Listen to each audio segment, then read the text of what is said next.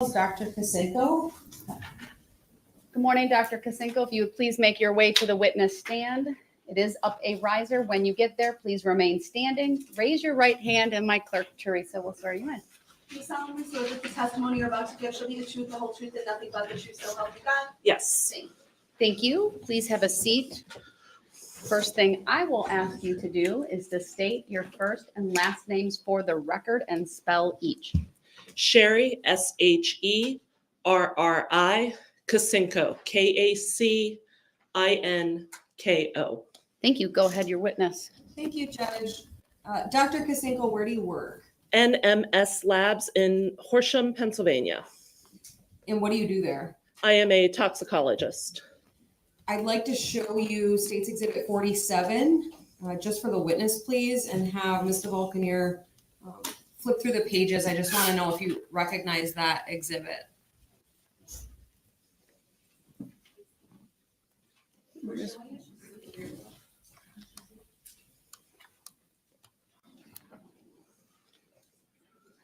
Sorry, one moment.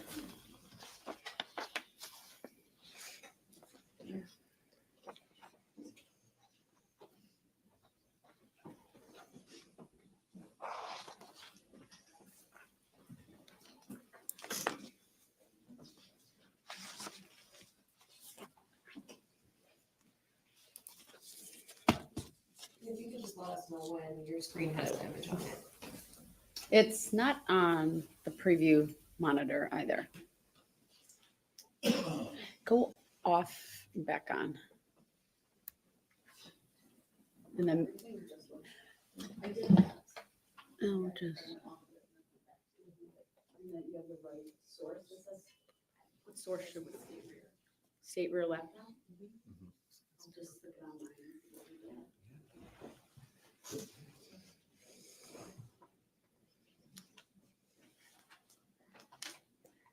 Nothing yet.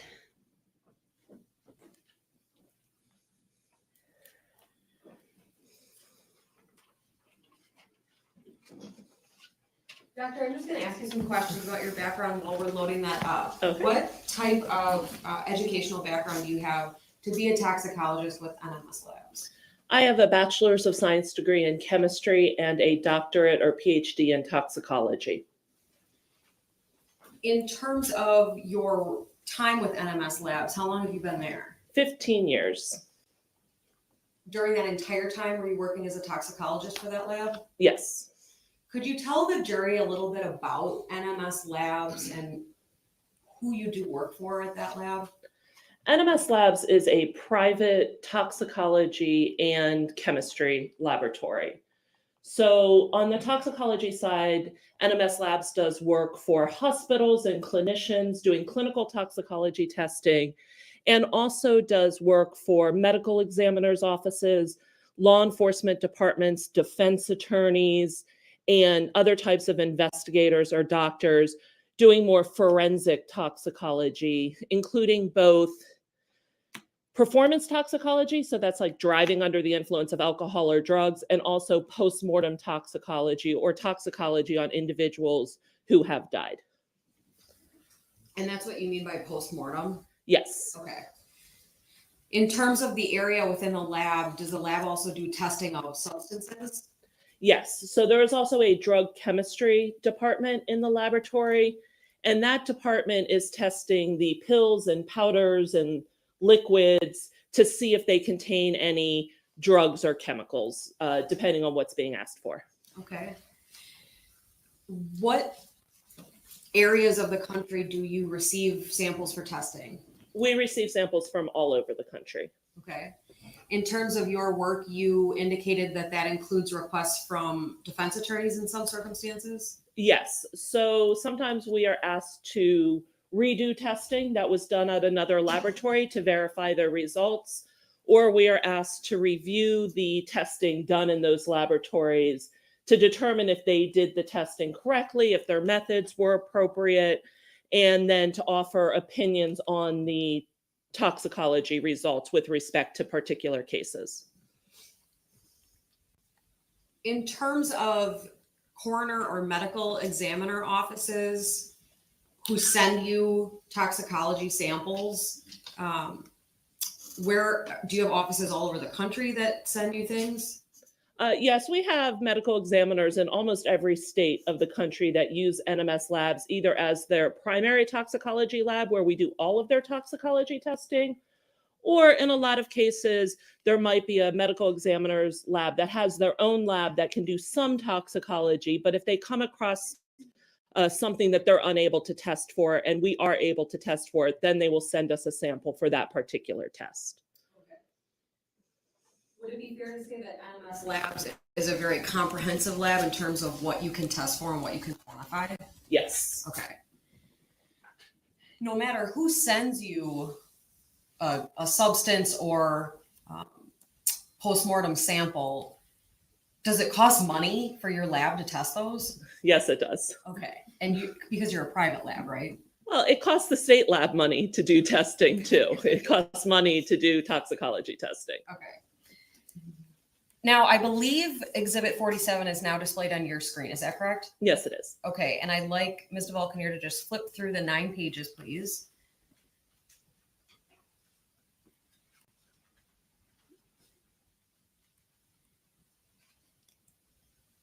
Doctor, do you recognize Exhibit 47? Yes, I do. What is it? It is a copy of my curriculum vitae or my CV. Okay. Is that a fair and accurate copy of your current CV? Yes, it is. I'd move Exhibit 47 into evidence, ask for permission to publish. No objection. Exhibit 47 is received. Permission to publish is granted. And if we could zoom in, please. And I'm not going to go through each line of this, doctor.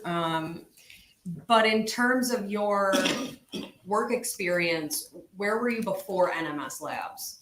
So immediately before NMS Labs, I was working on my doctorate in toxicology at the University of Maryland. While I was there, I did research at the National Institute on Drug Abuse. Prior to that, I was a forensic chemist for the state of Florida. Okay. I'd like to ask you specifically about, and I'm not sure which page this is on, but about boards or certifications that you have or groups that you belong to that are important in your field of toxicology. If you could just tell us when to stop.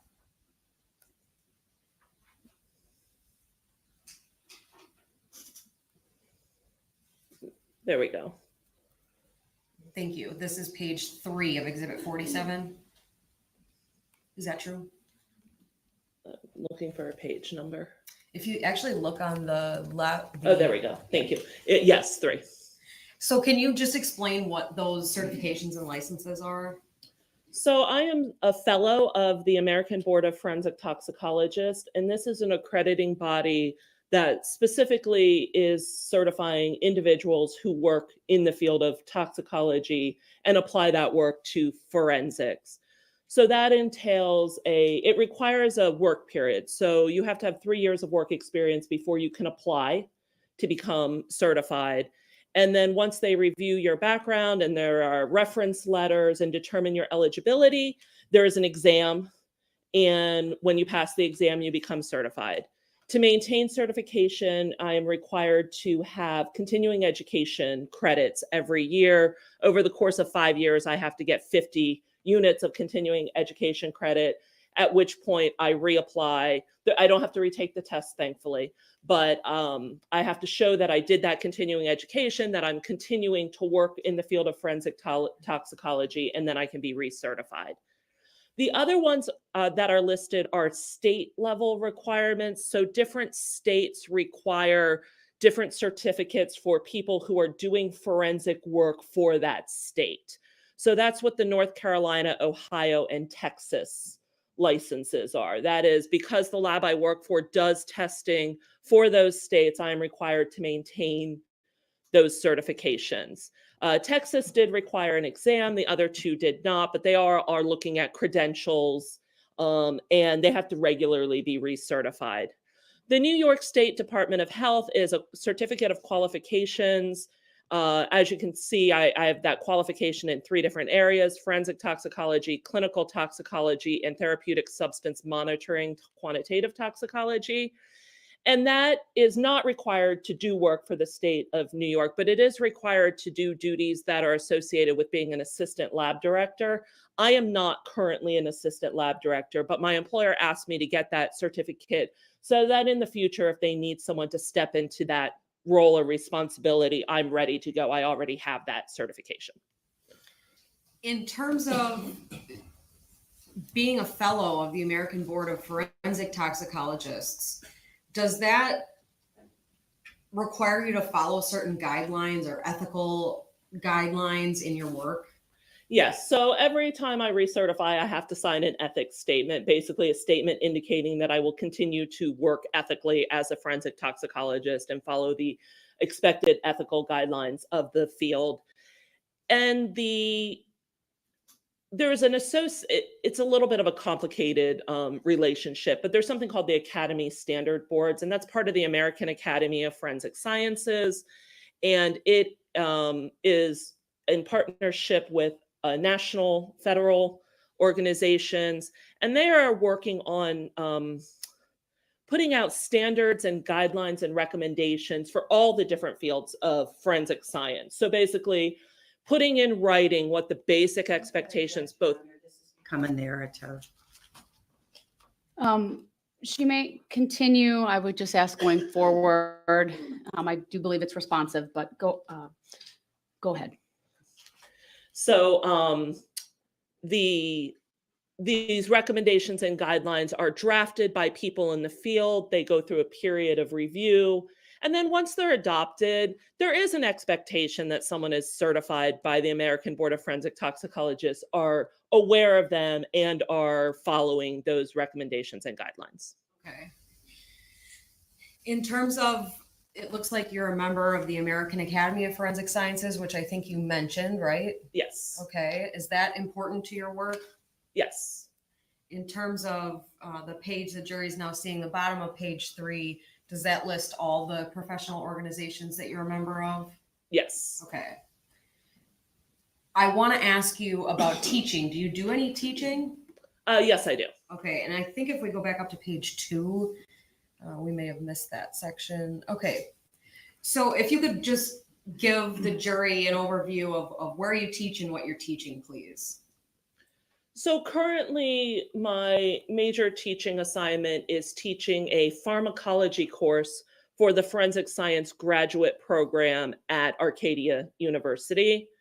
In the past, I have taught a forensic toxicology laboratory for the graduate program in forensic toxicology at Jefferson University. And ongoing, I participate in educational opportunities at the Center for Forensic Science Research and Education. This is a nonprofit organization that offers continuing education to people in the forensic science fields.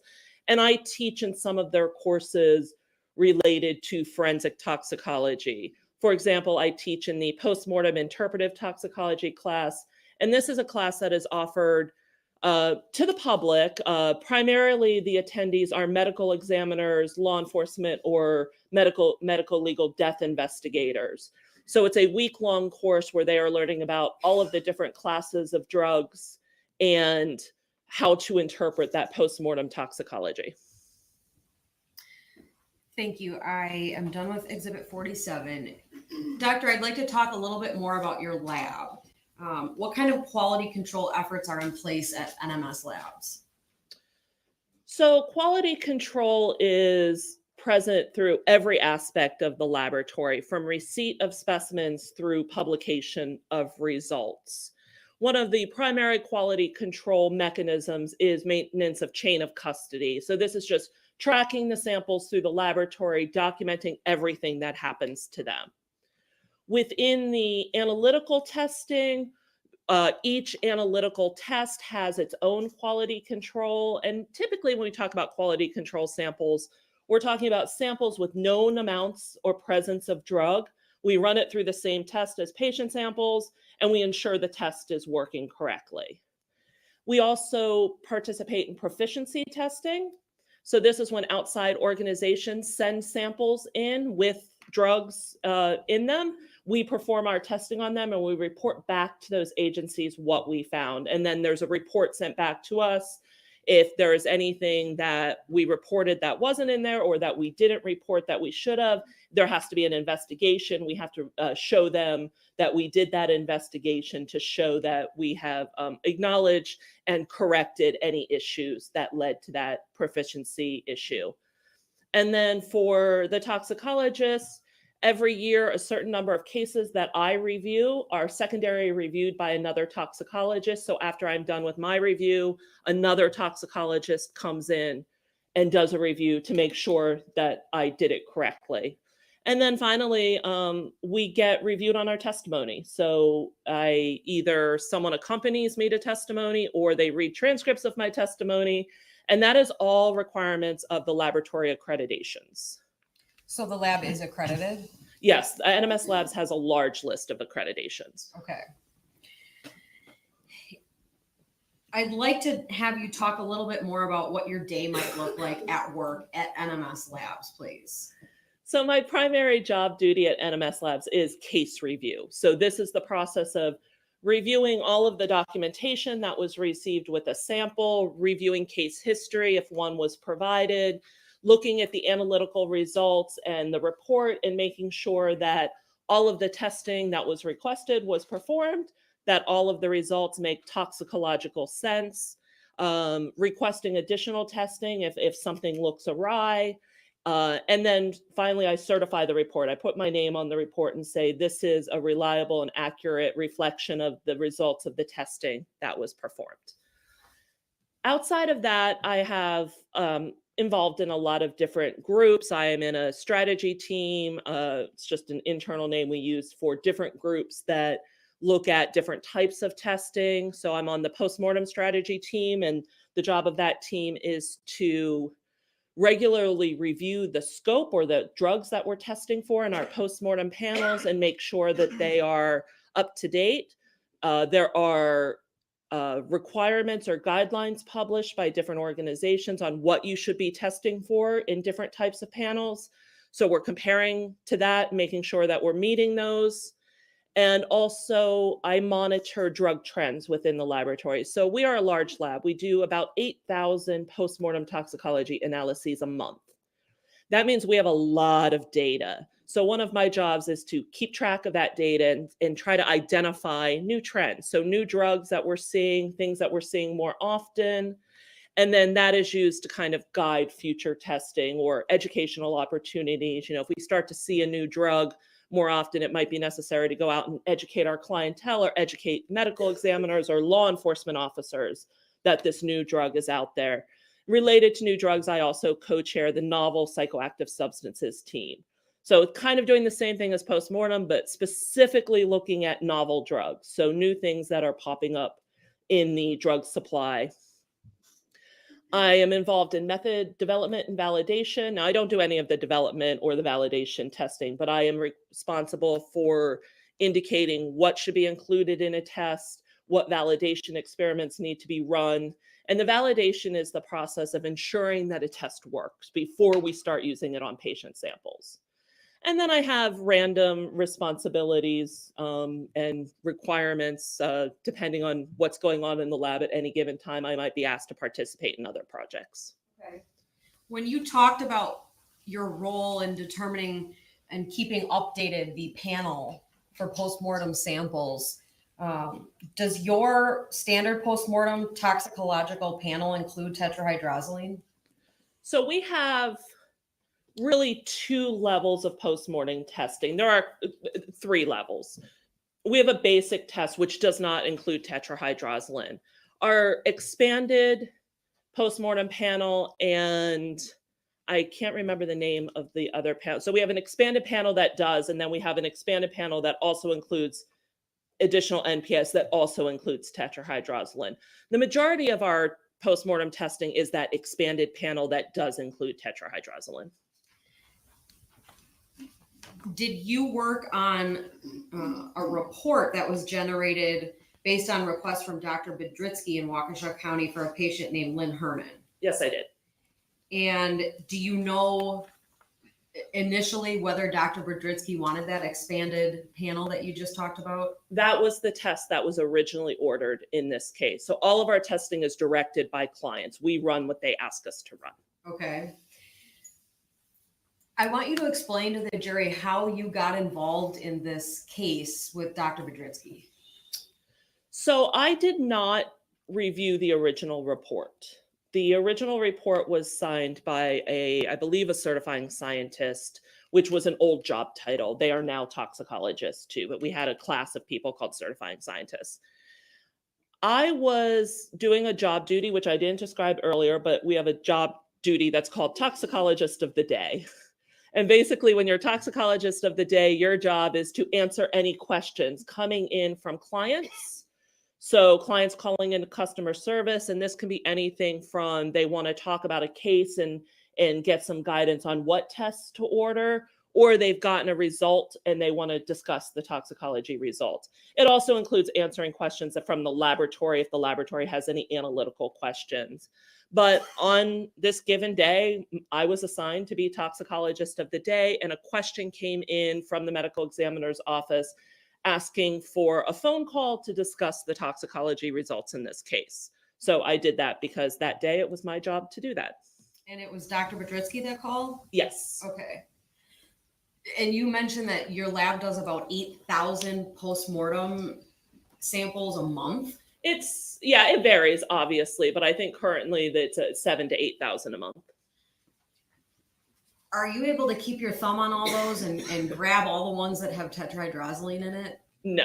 Okay. Who signs out a case is very random. Basically, there's lists of different cases that need to be signed, and we sign them first in, first out. So, and it depends on what you're allowed. I'm allowed to sign every type of case that comes into the lab, but as you move through this, like when you first start, you're only signing certain types of cases. Do you remember why Dr. Brodritsky called about this case? She called because tetrahydrozoline is an unusual finding, and it was the first time she had encountered it in a postmortem case. At that point, did you pull the toxicology results that had been done in your lab? Yes. So if I asked you if you personally did the testing that gave those results, what would you say? No. Okay. What did you do when you took a look at that panel, those results? The results for this case? Right.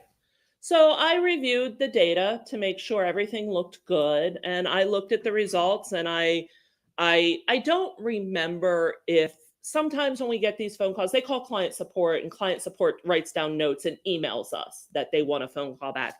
I cannot remember if it specifically said tetrahydrozoline was what she was calling about. But when I looked at the toxicology report, I was like, I bet you she's calling about the tetrahydrozoline because it was a very elevated concentration compared to what we're used to seeing. So I did just, before I call, I always try to do a little bit of research on all of the drugs just to try to be prepared for any questions. It's really hard because a lot of times you have no idea and you can spend a lot of time preparing and they have a question completely unrelated.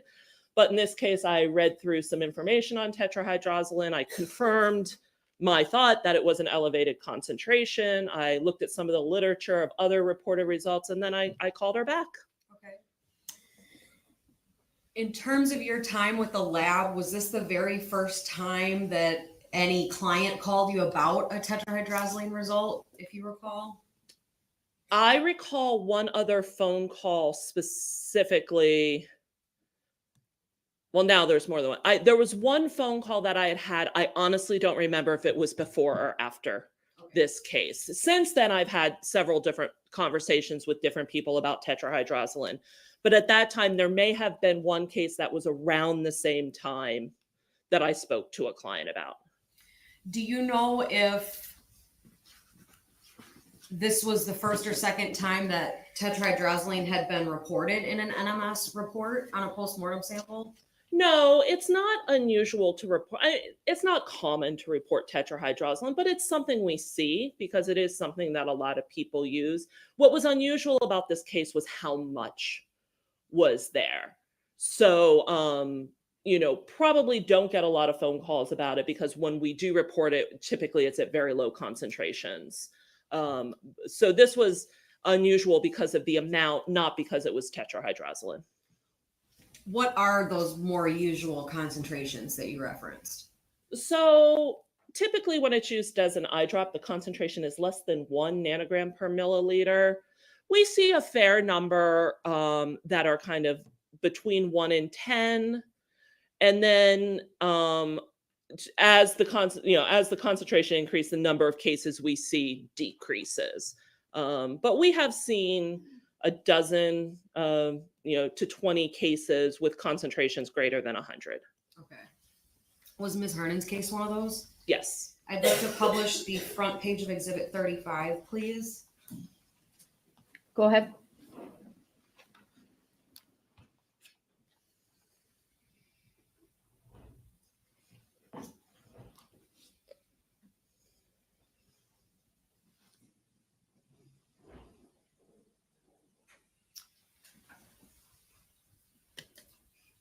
Dr. Kacinko, does this look like the first page of the NMS lab for Ms. Hernan? Yes. Okay.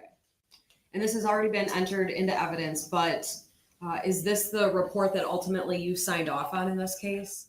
It is one of the reports that I signed. There were multiple reports after the initial report that I signed, but this looks like it was the final report that I signed in this case. Okay. And if we can please just zoom in on the top 2/3 of this page. So, Dr. Kacinko, if your lab issues multiple reports, do subsequent reports incorporate everything that's been done already? Yes. So as long as it says supplemental at the top, that means additional testing was done. So it's going to look the same as the original report, just with additional findings. If there were additional findings, sometimes we do additional testing and there are no additional findings. But each report will include the previous report's results plus the new results. And in this case, what was the tetrahydrozoline result in the blood? It was 160 nanograms per milliliter. Okay. In this case, do you recall, you already testified that there was more testing done after that initial panel, right? That is correct. Why was more testing done? So after my initial phone call with the medical examiner, there were a couple of drugs that were in the case history for some reason. I believe there were some pill bottles found at the scene or medical records that are not included in the testing that she initially requested, but were capable of doing testing for. So those tests were added. And then the decision was made to also test other matrices. So in this case, the gastric fluid in the liver tissue. And this happened over the course of several different phone calls. I don't remember each step what testing was added, but it was it's not uncommon to, in a complicated case, to slowly add additional testing to make sure you're getting the whole toxicological picture. And is that what was done in this case? Yes. In terms of the results in Exhibit 35, do you believe that they're true and accurate to a reasonable degree of toxicological certainty? So I have reviewed all of the analytical data in this case. So I have looked at all of those quality control samples, the calibrators, the individual patient specimen, and confirmed that all of the results are accurate and reliable. Ultimately, doctor, were you asked to put a report together in this case? Beyond the Yes. yes. So I issued the toxicology report, and I was also asked to write what we call an opinion report or an interpretive report, which just includes more information about specific drugs of interest and addressing some questions on interpretation. Okay. Is that report more case specific to this case in terms of what opinions you included? Yes. Okay. Before you finalized that report, did you talk to the team from the district attorney's office? Yes, I did. Was that because we had questions about this? Yes. Okay. Did you, in fact, talk multiple times with Dr. Bedritsky? Yes. Okay. I'd like to show you just the witness, please, Exhibit 48. And it is a 3-page exhibit. If we could just page down for the witness. And if we go to page 2, Dr. Kosinko, is that your signature? Yes, it is. And back to page 1, what is Exhibit 48? This is the interpretation or expert opinion report that I wrote for this case. Okay. Does it look like a fair and accurate copy of that report? Yes. All right. I'd move Exhibit 48 into evidence. Ask for permission to publish. No objection. Exhibit 48 is received. Permission to publish is granted.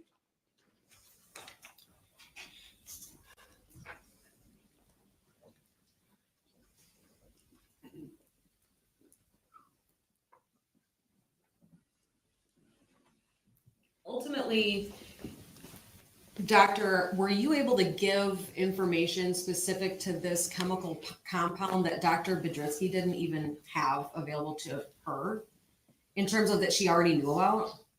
I believe that I think to say she didn't have available would be inaccurate. This is information that is available in the scientific literature, but it is, I did provide some very specific information on the pharmacology. So what happens when an individual uses tetrahydrozoline?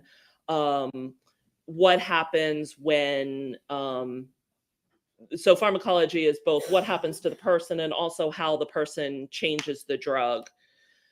I also was able to do some calculations to estimate how much tetrahydrozoline was in certain specimens, and also some information on what reported concentrations were after regular eye drop use of tetrahydrozoline.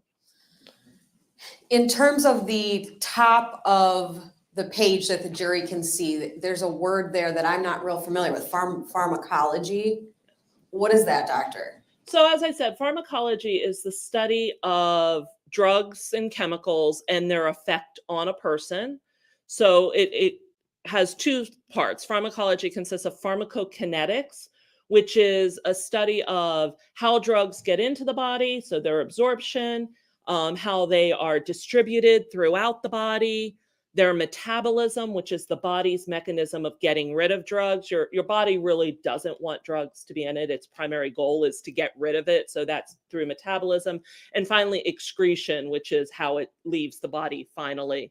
And then there's also pharmacodynamics. And pharmacodynamics are the effects the drug have on the person. So the symptoms, both the desired effects, so the reason why someone is taking a drug, and also the adverse or undesired effects of those drugs. Why would someone use a product with tetrahydrozoline in it? So tetrahydrozoline is the active ingredient in eye drops that are used to decrease redness in the eye. The most common trade name is Visine, and their tagline, "Get the red out." So it is intended to, it causes the blood vessels in the eyes to constrict, which makes your eyes look less red. It is also available in a nasal spray. It's less commonly used that way, but it works as a decongestant. So again, it constricts blood vessels. A lot of nasal congestion is actually caused by the swelling of the tissues. So it causes those tissues to have less swelling so that you can breathe easier. Is that type of product different from what might be called a lubricating eye drop? Yes. Could you explain that to the jury, please? So lubricating eye drops contain emollients or substances that are slippery and are used to lubricate the eye. Whereas tetrahydrozoline, as I said, is designed to constrict those blood vessels so that your eyes don't look as red. Is there any product in the US available for oral use of tetrahydrozoline to drink it? No, there is no FDA approved use for oral tetrahydrozoline. In terms of what can occur to someone if they do drink it, what are some of those symptoms? So when tetrahydrozoline is ingested orally, its effects are on are more central. So when you use it as an eye drop, it's a peripheral effect. It's acting on those blood vessels exactly where you drop the tetrahydrozoline. When it's ingested, it is acting at receptors primarily in the brain, and it is causing effects like respiratory depression, very low blood pressure. It can cause a very low heart rate.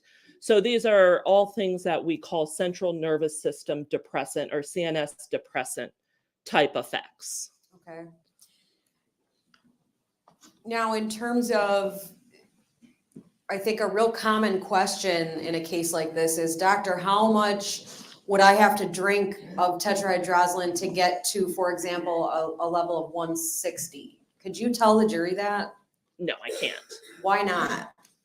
So the primary reason with a drug like tetrahydrozoline is we can't do that experiment. So how we determine that type of information, so this is part of that pharmacokinetics, is by giving people the drug and then testing their blood or plasma to see how much is there. So you give different doses, measure the blood over time, and determine what the concentrations are. But this drug is not used orally. We would never get approved to do a study where we gave people oral tetrahydrozoline and then studied their blood concentrations. Why not? Because of the serious adverse effects of the drug. You know, it can cause your respiration to decrease. It can cause unconsciousness. It can incapacitate people because of those CNS depressant effects. And because there's no FDA approved use, you simply can't do that study. But what if you took a look at your toxicology level and did some mathematical calculations? Can't you tell us that way what it would be? So there are calculations in pharmacokinetics and pharmacology that are used to estimate dose based on a blood concentration. These are generally quite complex, especially when you're dealing with an oral medication, because you need to know a lot of information about the pharmacokinetics of that drug. These are used, these are taught in clinical pharmacology courses. I teach it in my pharmacology course. I teach students that these calculations exist. We do a few examples of them, but they are not appropriate to use in postmortem toxicology cases for a wide variety of reasons. And even in clinical toxicology, there's not really a lot of practical use of doing the calculations. It's a lot of just helping you understand how drugs are absorbed and distributed and showing those processes. They're population-based. There's a lot of individual differences that would make it inappropriate to do on a specific person. And everything that you just testified about, does that kind of fit under the number 1 on the screen that the jury is looking at? Yes. Okay. In terms of the number 2, it looks like you formed an opinion about the level in Ms. Hernan's case, right? Yes. And what's that opinion? So there has been one study done on therapeutic use I'm of... gonna stop her right now. Please answer the question that's asked, and then Attorney Nikolai will follow up, okay? Okay. Thank you. I'm sorry, could you repeat the question? What is your opinion that you came to in this case regarding Ms. Hernan's concentration level? The concentration found in the blood specimen collected at autopsy was over 400 times higher than the highest concentration that's been reported following the use of tetrahydrozoline as an eye drop. And you began to explain to the jury about how that level was obtained, right? Yes. And is that a study? Yes. And what was that study about? There was a study done where they gave people Visine eye drops following the directions on the Visine eye drop package and measured their plasma concentrations at different time points throughout the study. Okay.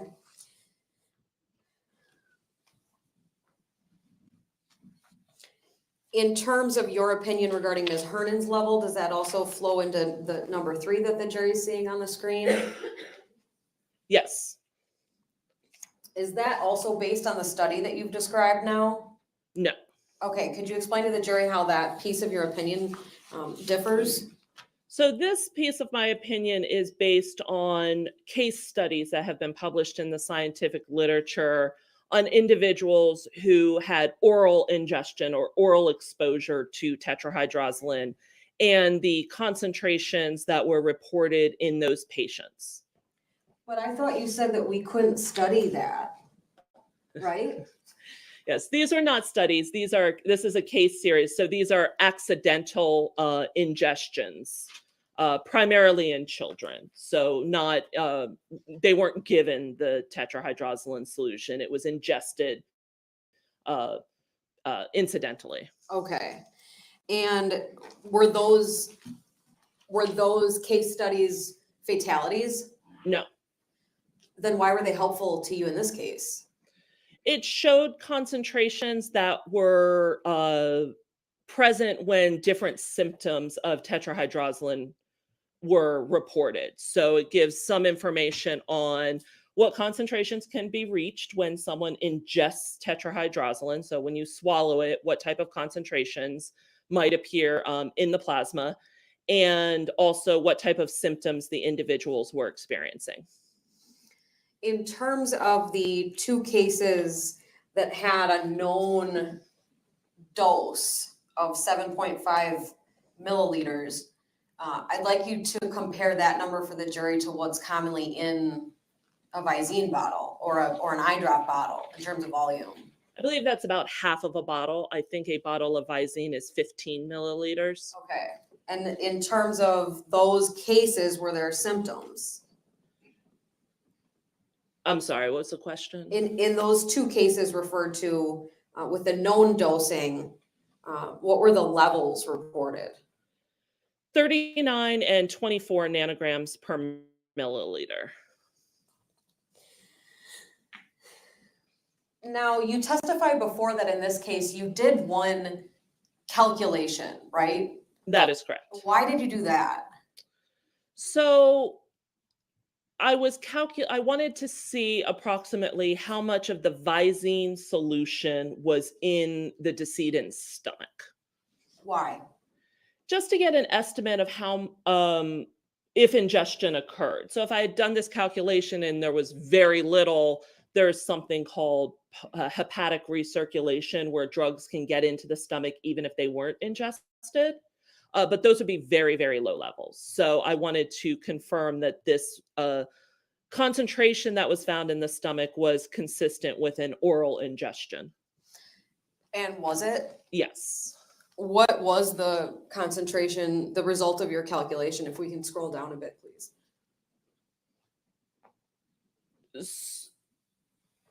So assuming that the stomach contents that I tested were homogeneous, so that means that the sample I received was a well-mixed representation of the total stomach contents, and based on a total stomach content. Judge, she just asked her what the number was, and she's going into a narrative again. Sustained. Please wait for a question. Could you please explain to the jury what assumptions you had to make when you did this calculation? So whenever you do a calculation, you have to make certain assumptions. And in this case, the assumptions I made were that the stomach contents were homogeneous. As I explained, they were well mixed, and the sample is representative of the entire stomach contents, and that the volume of 300 milliliters, which was provided to me by the medical examiner. And so those are the assumptions that I made prior to doing the calculation. Okay. Ultimately, did that calculation allow you to see the volume of tetrahydrozoline within that fluid? Yes. And what was the result? 5 milliliters. Okay.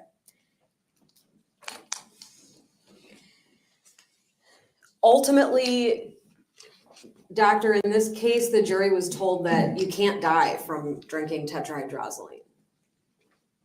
Would you agree with that? No. Why not? There are cases of deaths from tetrahydrozoline. In fact, have those cases come through your lab? Some of them, yes. Okay. The ones I am aware of, yes. Are you trying to compile that information right now? I am. Why? As I started looking at our data on tetrahydrozoline, I saw that there were quite a few cases with these concentrations that were higher than could be explained from eye drop use. So I became interested in those cases and I started reaching out to the clients who submitted those cases to gather more information to see if these are cases that, or to gather information on what concentrations might be consistent with fatalities or significant adverse effects. Isn't there any publication or articles that already have that kind of information in it? At this time, there are no publications on fatalities from tetrahydrozoline in the scientific literature. Why is that? Someone has to write the first paper, and writing a paper is hard and a lot of work, and you need a lot of time and information, and it's just something that most people working as medical examiners or toxicologists are doing when they have time, which is not a lot. So it takes a lot of work and it takes a lot of time. Okay. In this case, were you actually asked by the defense team for the raw data of some of these instances of high levels of tetrahydrozoline in your lab? Yes. Did you provide that to the defense? Yes. Okay, I'd like to show you what's been marked as State's Exhibit 217. And just the witness, please. Doctor, this is a multi-page exhibit, and let me know when you can see it. I can see it. Great. If we could just go through these 20 pages.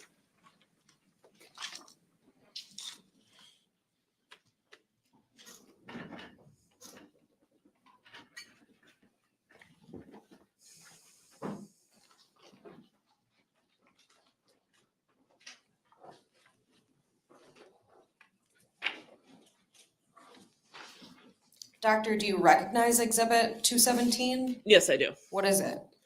This is just a subset of cases that have been tested at NMS labs that include tetrahydrozoline. And I had some type of information either from the requisition or from a discussion with the client indicating these were fatalities. Okay. Does this look like a fair and accurate copy of that data set? Yes. Are there some things blacked out? Yes. Why? We redacted client information and patient information for privacy concerns. Okay. I'd move Exhibit 217 into evidence, ask for permission to publish. I do object. I'd like to have be heard at sidebar. All right, let's see the parties at sidebar.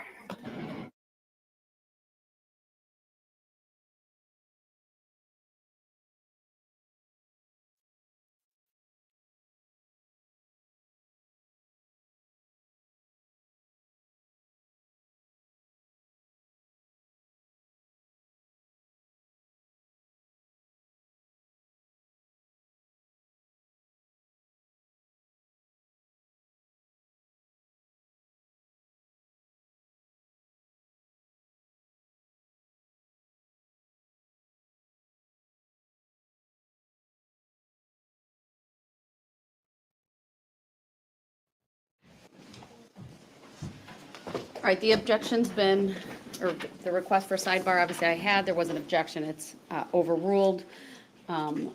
Exhibit 217 is received.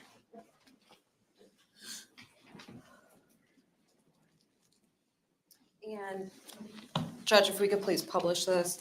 Go ahead. Doctor, I'm not going to go through each page of this with you, but I would like to ask you some questions about a few of them, starting with page 1. If we could just scroll to the bottom of page 1 and zoom in a bit. Doctor, do you see the exhibit sticker that says 217 at the bottom? Yes. And then there's an entry from your lab NMS below that. Yes. Under that, is there actually a new page number that you didn't put on there? Yes. And if we go to the bottom of page 2,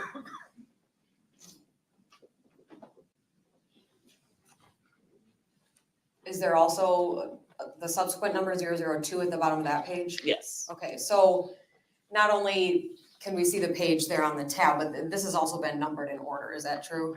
It looks like it, yes. Okay, so starting with page 1, I want to ask you about the tetrahydrozoline level. Is this a lab report that NMS produced? Yes. It looks a lot like the report that the jury saw of Ms. Hernan, right? All of our reports have the same format. Okay, so the things in that box are results in terms of what was tested? These are the positive findings. So at the end of the report, there's a list of everything that was tested for, and we only report positive findings. Got it. What sample was tested in this case? Cardiac blood. Okay. Was tetrahydrozoline a positive finding in this case? Yes, it was. And what was the level? 68 nanograms per milliliter. Did the subject in this case die? Yes. And remind the jury again why you chose the cases included in Exhibit 217. These were cases where I was able to obtain some type of case history, either through the requisition that was submitted, conversations with the client, or in some cases, publicly available information. What made you decide to include these 5 versus all other ones? The concentrations, and there was some sort of indication in one of those things I mentioned, the case history, discussions with the medical examiner, or publicly available information, that tetrahydrozoline played a role in the death. Thank you, Doctor. I'd like to move now to,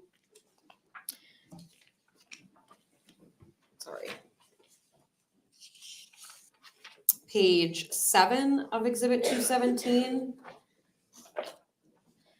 Doctor, are we at a new set of lab findings for a new client on page 7? Yes. How do you know? So I can see the client ID. I don't know who that client is off the top of my head, but that's a different client ID than was on the first report. Okay. It also has a different work order number. Okay. So are pages 1 through 6 all for the same person? I would need to Sorry, see them go through again to be sure.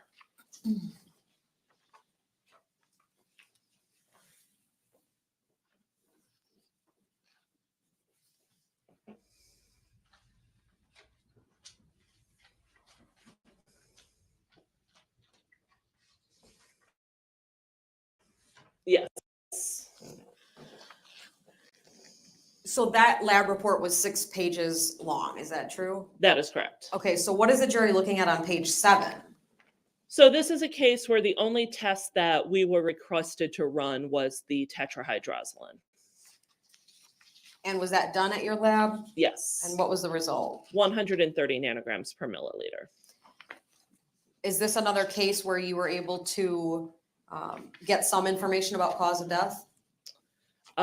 Yes, I do want to be clear though that I do not know what was listed as cause of death on the death certificates for most of these cases. This is just information from the requisition or a discussion with the medical examiner.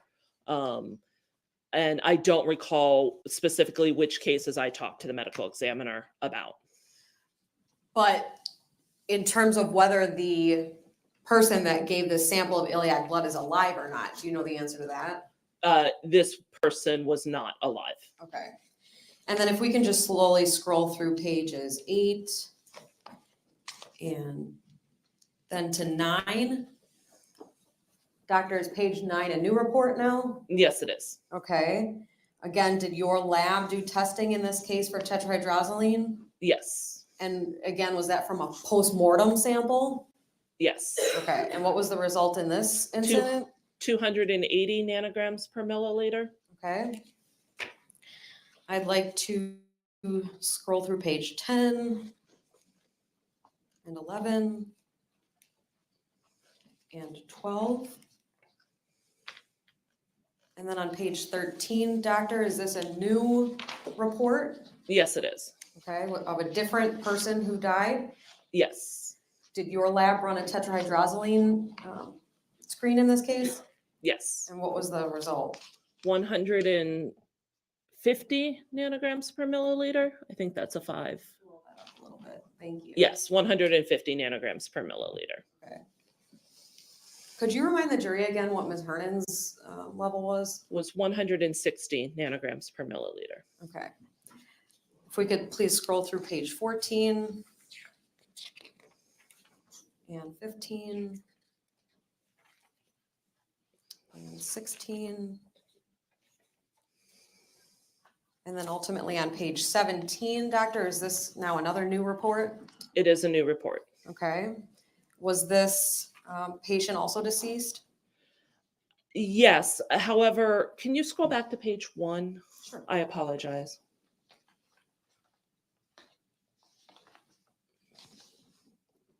Yes. So this is actually the same patient on page 1. So we did testing twice at different time points on different samples for the same case. Okay.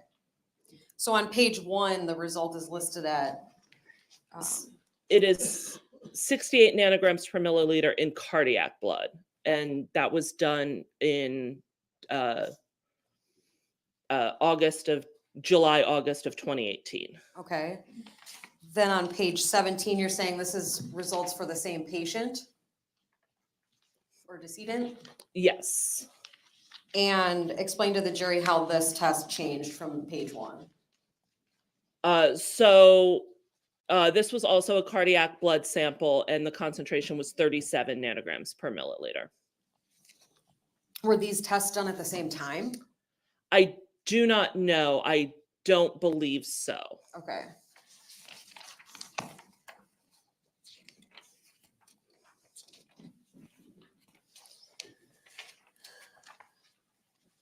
Thank you. I'm finished with exhibit 217. Doctor, did this data from within your lab help you form your opinions in this case? Yes, it did.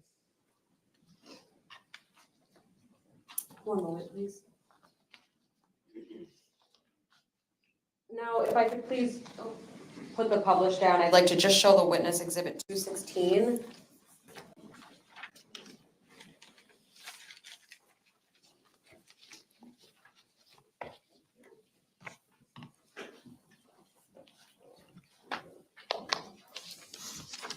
Doctor, do you see exhibit 216 on your screen? Yes, I do. Is that a 2-page document? Unwrap good vibes with Brazilian-inspired beauty from Sol de Janeiro. This is an abstract that I wrote for a presentation at the International Association of Forensic Toxicologists annual meeting. Where was that? If you know. It was in Versailles. It was in Versailles, France. Sorry, Okay. I was trying to remember what year it was. What is an abstract? So an abstract is a short research summary indicating the research that was performed, the reason the research was being performed, and the results of that research. Does this look like a fair and accurate copy of your abstract? Yes. I move exhibit 216 into evidence. I'm not asking to publish. Received. Doctor, did you present the information in this abstract in France at that event? Yes, I did. Could you please explain to the jury what information you presented generally? So generally, it was the information from those cases that we just looked at, where I had gathered some information about the cases. I talked about what tetrahydrozoline is, what it's generally used for, and then talked about these potential fatalities. In this set of data, there was one case that was not a fatality, but had an elevated concentration. But basically presenting the information that I had available at the time on these cases, just to make the forensic toxicology community aware of tetrahydrozoline as a potentially harmful substance when orally ingested. When you presented this in France, what year was that? That was last year, 2022. Okay. Did part of that presentation include whether or not tetrahydrozoline can be fatal? Yes. And is that also included in your abstract? Yes. And what's your opinion about that? Tetrahydrozoline can be fatal. Since that abstract and since 2018, have there been more cases through NMS labs that you've seen involving tetrahydrozoline? Yes. Have any of those cases changed your opinion about the lethality of tetrahydrozoline? No. In fact, have they reinforced it? Yes.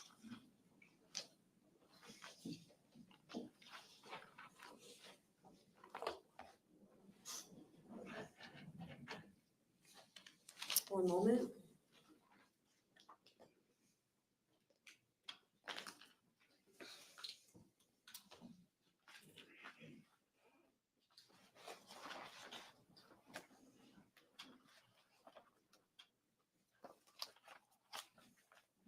That's all I have. Thank you, doctor. Thank you. All right, Cross.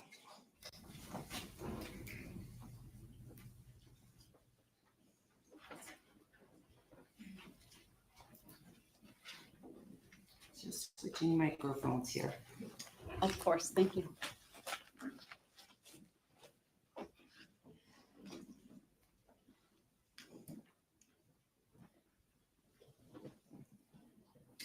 You're testing, can you hear me?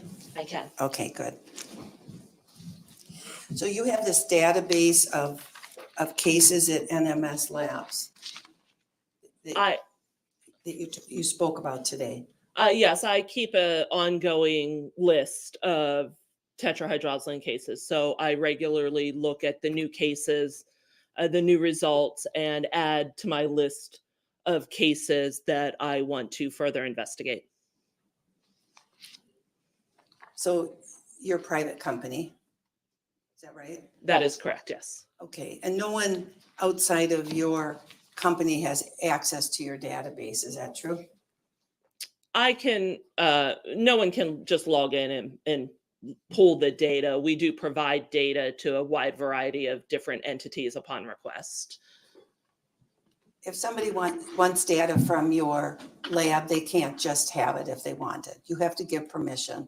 You'd have to authorize it, right? Well, not me personally, but the laboratory does maintain and control the data. So there would have to be a request for the data. And depending on what the request is, sometimes they do require a subpoena or a non-disclosure agreement to protect the information. What's the National Poison Data System, NPDS? That is a, to the best of my knowledge, it is a record of calls to poison control centers.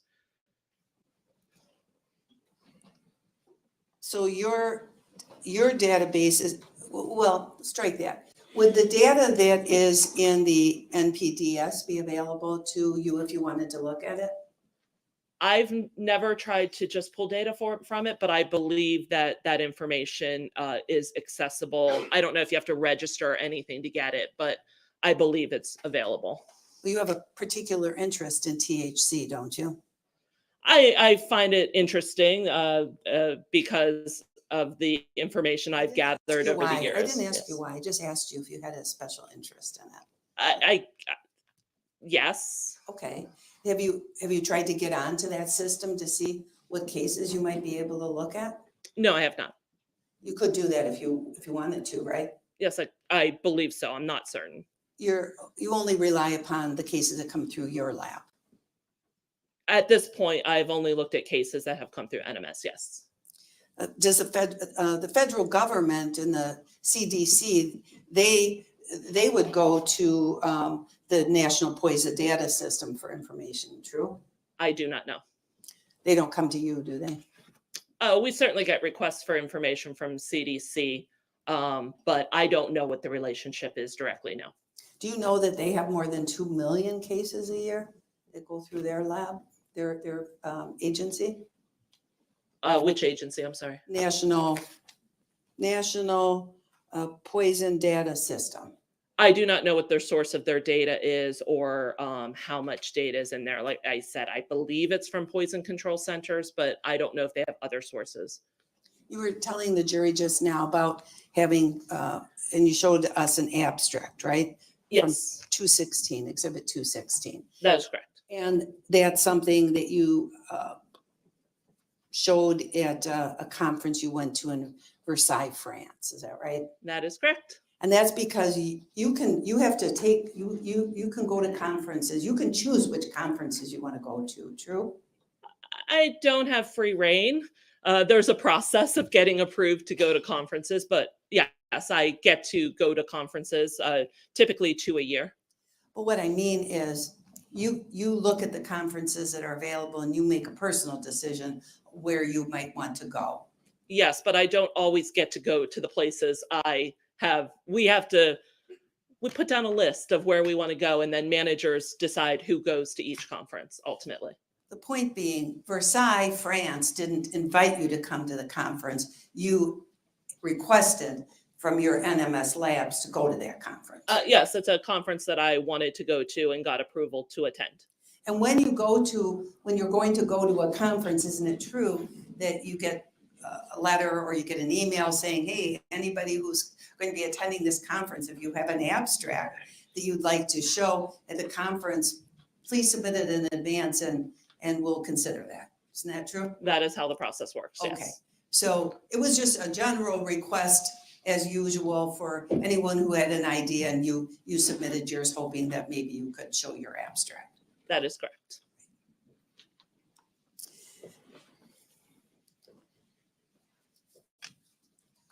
And so this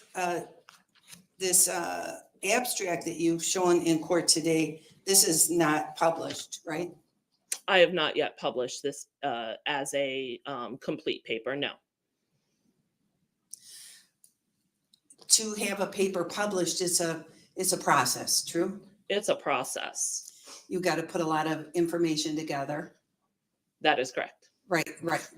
Put it in a format, a format to be published, right? That is correct. Then you have to pick a journal that you personally might like it to be published in. Yes, you submit to a specific journal. A journal that you choose. You decide the journal you're going to submit it to, right? Yes, Okay, and then you submit it, and then it's got to go through a peer review process, right? that is correct. And the peer review process is where your information, once you finish the paper, is reviewed by other people in your field and critiqued. That is correct. Yes. And you haven't gotten to that yet. The abstract was reviewed before it was accepted, but I have not published a paper yet. Correct. Well, you haven't even submitted it to a journal yet for publication. Correct. Okay, so you're just writing it now. I am working on, I haven't even started writing, but I am working on gathering and doing the research and putting the research together to be able to write the paper. So hopefully someday you'll be able to get that published. That is my goal. To get it published though, like I said, it has to go through this peer review process. Yes, there is a peer review process for scientific publications. And by members in your field, they'll take a look at what you've written and they'll critique it in some way and probably go back to you with questions or clarifications. Is that true? Yes, there's usually response from the reviewers with questions to address. And then you probably have to revise your paper or answer the questions for them to look at it yet again. That is correct. And that can be a process that can take several backs and forth. In my experience, there's usually just one, but I do know that there can be more than that. Okay. So you haven't done any of that yet with this tetrahydrozoline one-page paper that you brought in here today. That went through the review process for acceptance at the conference where it was reviewed by other toxicologists, but I have not published a scientific paper in the journals, the complete review paper yet. Correct.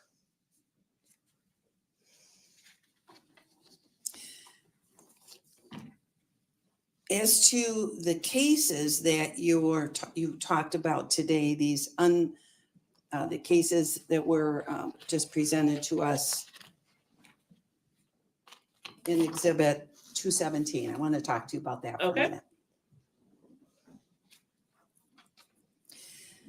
Did you have any of these cases in 217 peer reviewed? Have this been reviewed by anybody but you? I did not issue all of those reports. I don't know that I issued any of those reports. They may have been issued by another toxicologist at the lab. I can't remember, but I'm not sure what having a report peer reviewed would look like. Okay, so you brought in Exhibit 217, and these are not cases where you issued the report. I do not recall, to be honest. I don't believe that any of those were my original reports, but I can't say for certain. When I look at Exhibit 217, patient's name and age and gender is all blacked out. Is that true? That is correct. So you hand this into us in court today. Objection, that's not what happens. Sustained. You present this in court today, excuse me, you're presenting this in court today without any details that we could take a look at who these people are, right? These documents were, Is that yes or no? I can't answer that question, yes or no. Is there a way that I can tell from looking at this who these people are? No. Is there any way I can tell from looking at this what their age is? No. Or their gender? No. Can I even tell from looking at this where these samples came from, like what city or state or anything like that? No.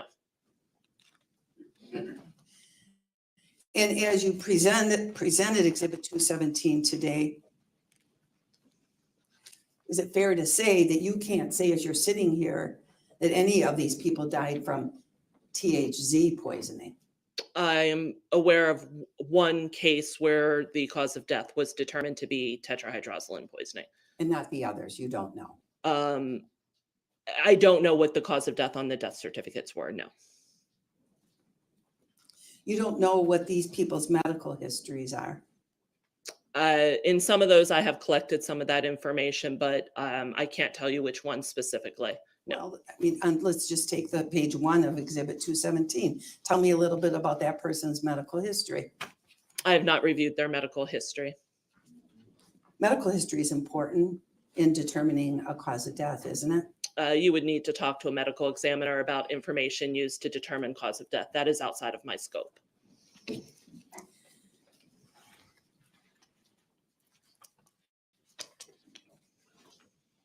You got cases in here of people with alcohol in their systems and marijuana in their systems, right? I would need to see the reports to know what the other toxicology were. But yes, I believe some of them had, I know one had a low amount of alcohol, and we see cannabis in a lot of postmortem toxicology cases. You included a case where the person had fentanyl in their system. Yes, there was a low concentration of fentanyl. Fentanyl is also, can be deadly, true? Absolutely.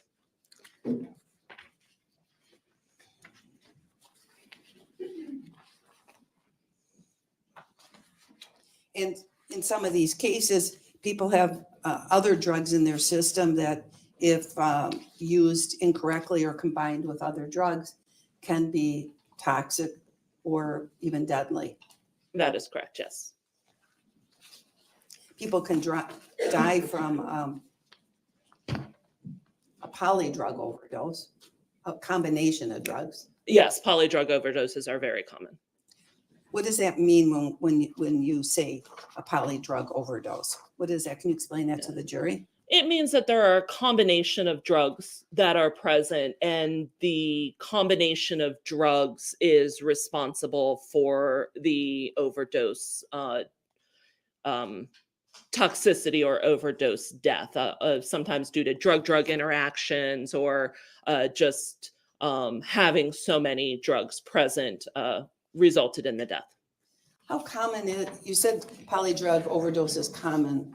When you say common, what do you mean? It's difficult. I probably shouldn't have used that word. I broke my own rule by using the word common because it's hard to define. But it's a lot of the cases, and I can't give you a percent of the cases.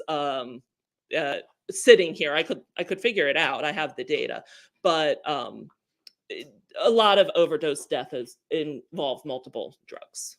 In the cases presented in Exhibit 217, do you know if any of these are suicides? I believe there are 2 cases in that set that were death by suicide.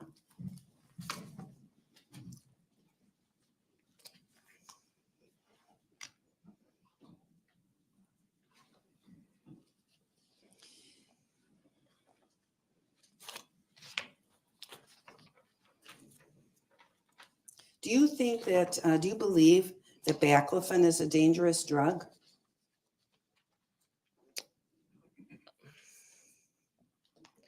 All drugs have potential toxicity. I don't know that I would classify as a dangerous drug. It depends on how it's used. Can be a dangerous drug. All drugs can be dangerous drugs, yes. Yeah, but I'm asking about baclofen. Yes, baclofen can be a dangerous drug. What about nifedipine? Yes, nifedipine can be a dangerous drug. There's in fact fatalities in the literature for those, for overdoses with baclofen and nifedipine. Isn't that true? Yes, that is correct.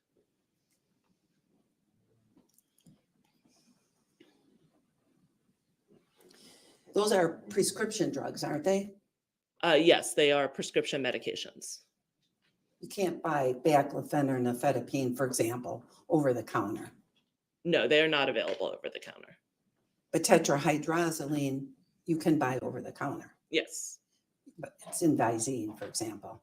Yes.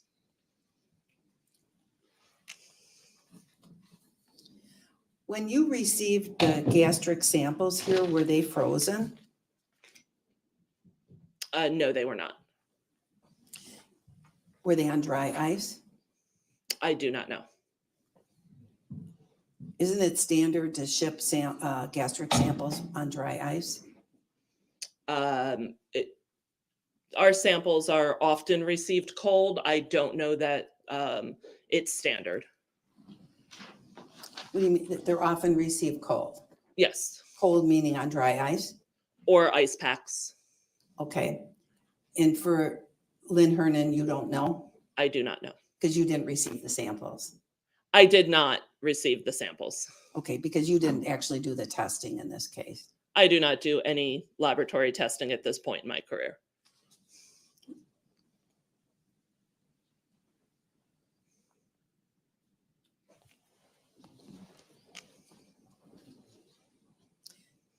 Is one of the cases that you're writing about or including in the unknown names of Exhibit 217, the case from Aurora, Colorado with the dentist?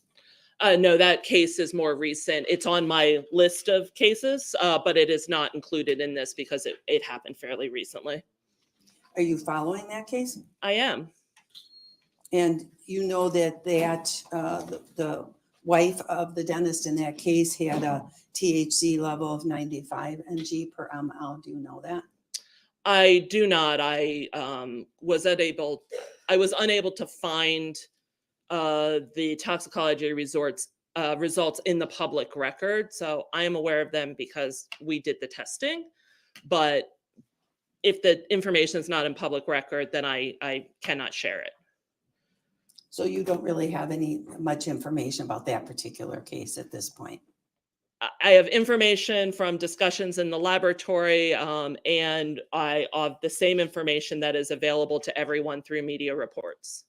Well, you know that despite having her high THC level, she was actually fine at the hospital, drowsy, blood pressure was normal, heart rate was normal, respiration was normal. Her Glasgow Coma scale was 15. That's the highest, right? I do not know. Well, so she had a level of 95 and she's awake and talking. Did you know that? I did not know that.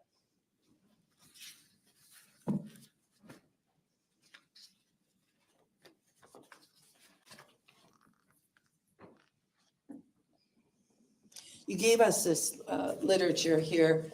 You said 2 of them in here are duplicate cases. That is correct. Is that right? So do we have 4 cases here? I don't recall. Well, then let me bring it up and let's see how many cases you have.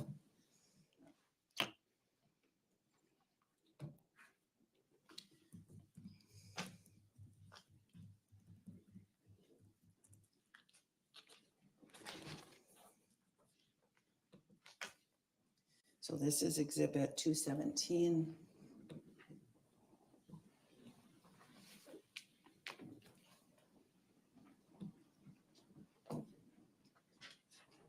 I don't have it on, can I have my copy?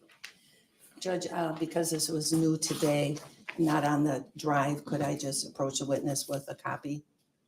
And have her take a look at it and see how many cases she has? Sure. We also have a document camera, but it's not set up, but in the future, if that arises. Excuse me, But go ahead. okay, I'm gonna approach the witness. I'm just gonna give you what's marked as 217. And I'll, Thank you. yeah, you're welcome.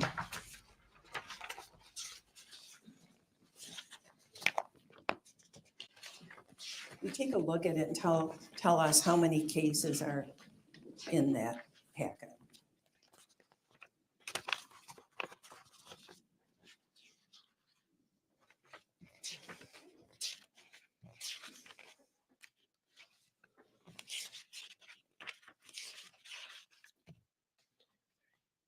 There are 4 cases. Can I take that back from you? Thank you.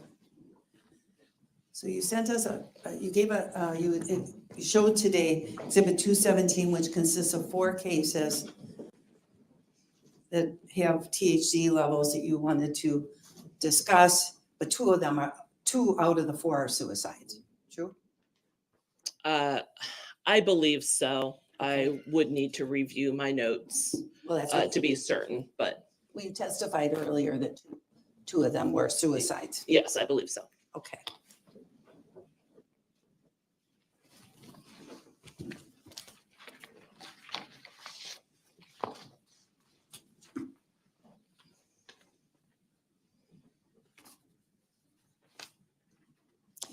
And when you prepare this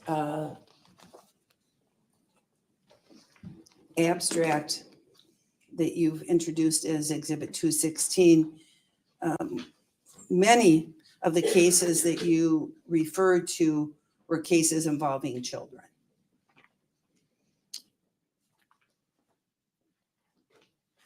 I believe you're referring to the cases that have previously been published in the scientific literature. Yes. Yes, the cases presented or that have been published in peer-reviewed scientific literature are generally involving children. And then you did mention earlier that there was one study where levels were checked with voluntary subjects who were putting Visine drops in their eye sacs, right? Yes, that is correct. And then those levels were tested at certain periods of time, That is correct. just to see how the level was progressing. Yes, That study though only involved 10 people, right? it was a very small study. I mean, 10, that's the totality of that kind of research, 10 people. That is correct.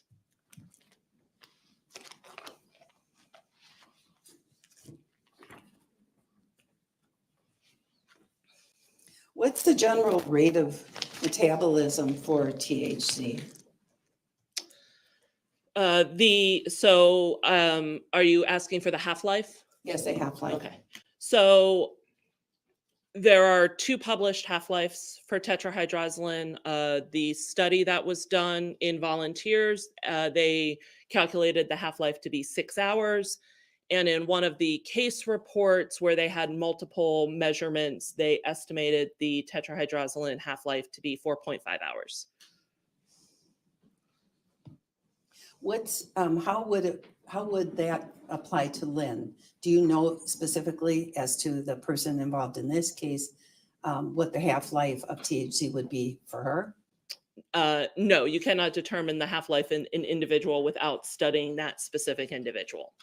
Now, if you're, when a person takes a substance, they metabolize it, is that right?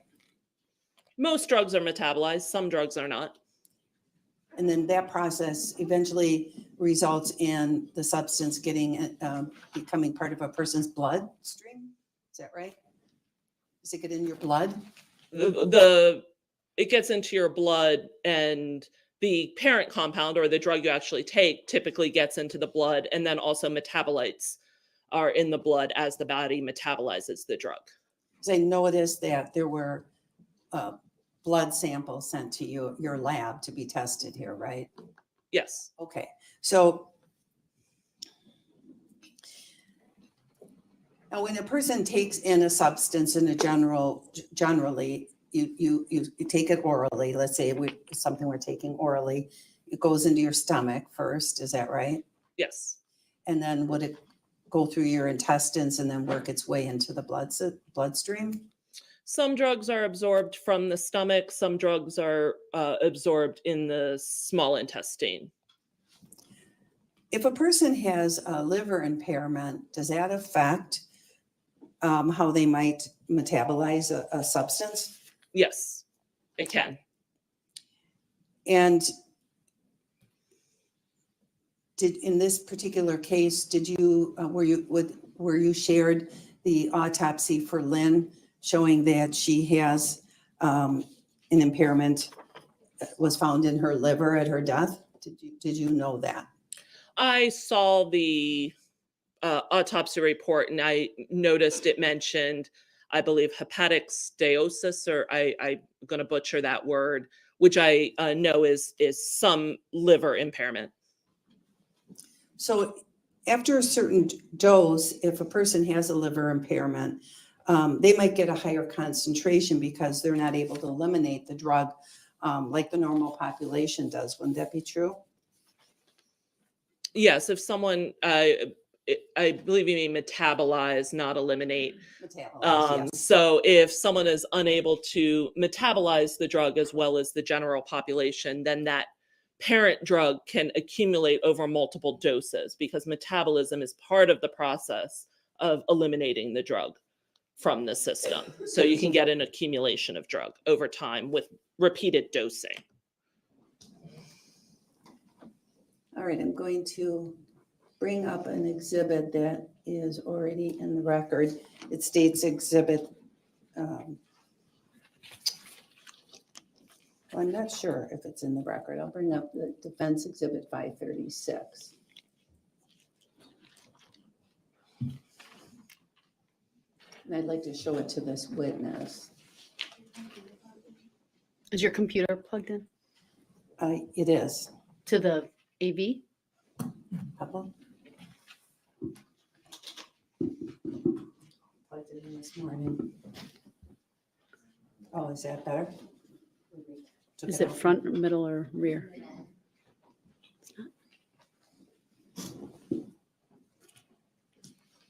Is it working, Teresa? No, you see on your Can you get that up? Sure, do it again. Why don't we do this? It's 10:02, be a good time for a mid-morning break, and then we can figure that out, and we'll come back and you can continue. All rise for the jury. Okay, I saw a notification that there was an update on the search for Robert Card. So let's take a look and see what we can find out about that.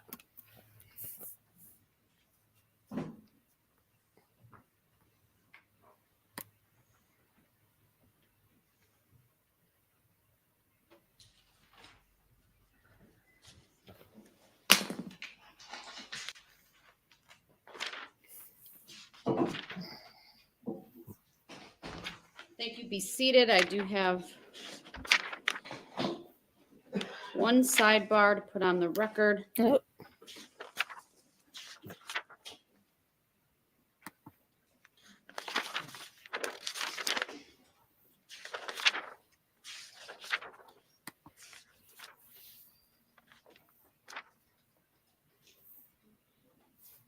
I believe this was related to Exhibit 217, the 20-page exhibit that was received through the testimony of Dr. Kacinko. My understanding is this is a this is a compilation of reports that was provided to the defense, or at least at their request, which then the state obtained, and then the state marked it as 217, having to do with the 4 additional cases, in the words of this witness, regarding findings with THZ in a person's, I believe all have blood of one form or the other. The objection was based upon the redactions. And I indicated at sidebar that that would go to weight, not admissibility. I'd also note, I mean, I wasn't aware of this exhibit until it came in today. I was given a paper copy, but I also never received a request to order an unredacted version to be provided. I'm not aware of any requests to the lab requesting that. It was just a general objection today that it was redacted. Obviously, there's been some cross on that, and I stand by that. I believe it goes to weight, not admissibility. Some of this, of course, was the subject of the prior hearing that was held in this case, where there was an objection. I think there were some motions in limine as well, where I previously ruled on its admissibility, but I also wanted to make that record. Anything about that sidebar I didn't cover from the state? Judge, I'd just like to indicate that we did email that exhibit along with 217 to your clerk, as well as both defense attorneys yesterday at 10:23 a.m. Thank you. Attorney Kukler, anything from you on the No, sidebar? thank you. Anything else we need to take up? Nope. Is that the only sidebar? That was the only sidebar. Okay. Then no. All right. Thank you, everyone. Let's take a 15-minute break. You may step down, Dr. Kacinko. We're in recess.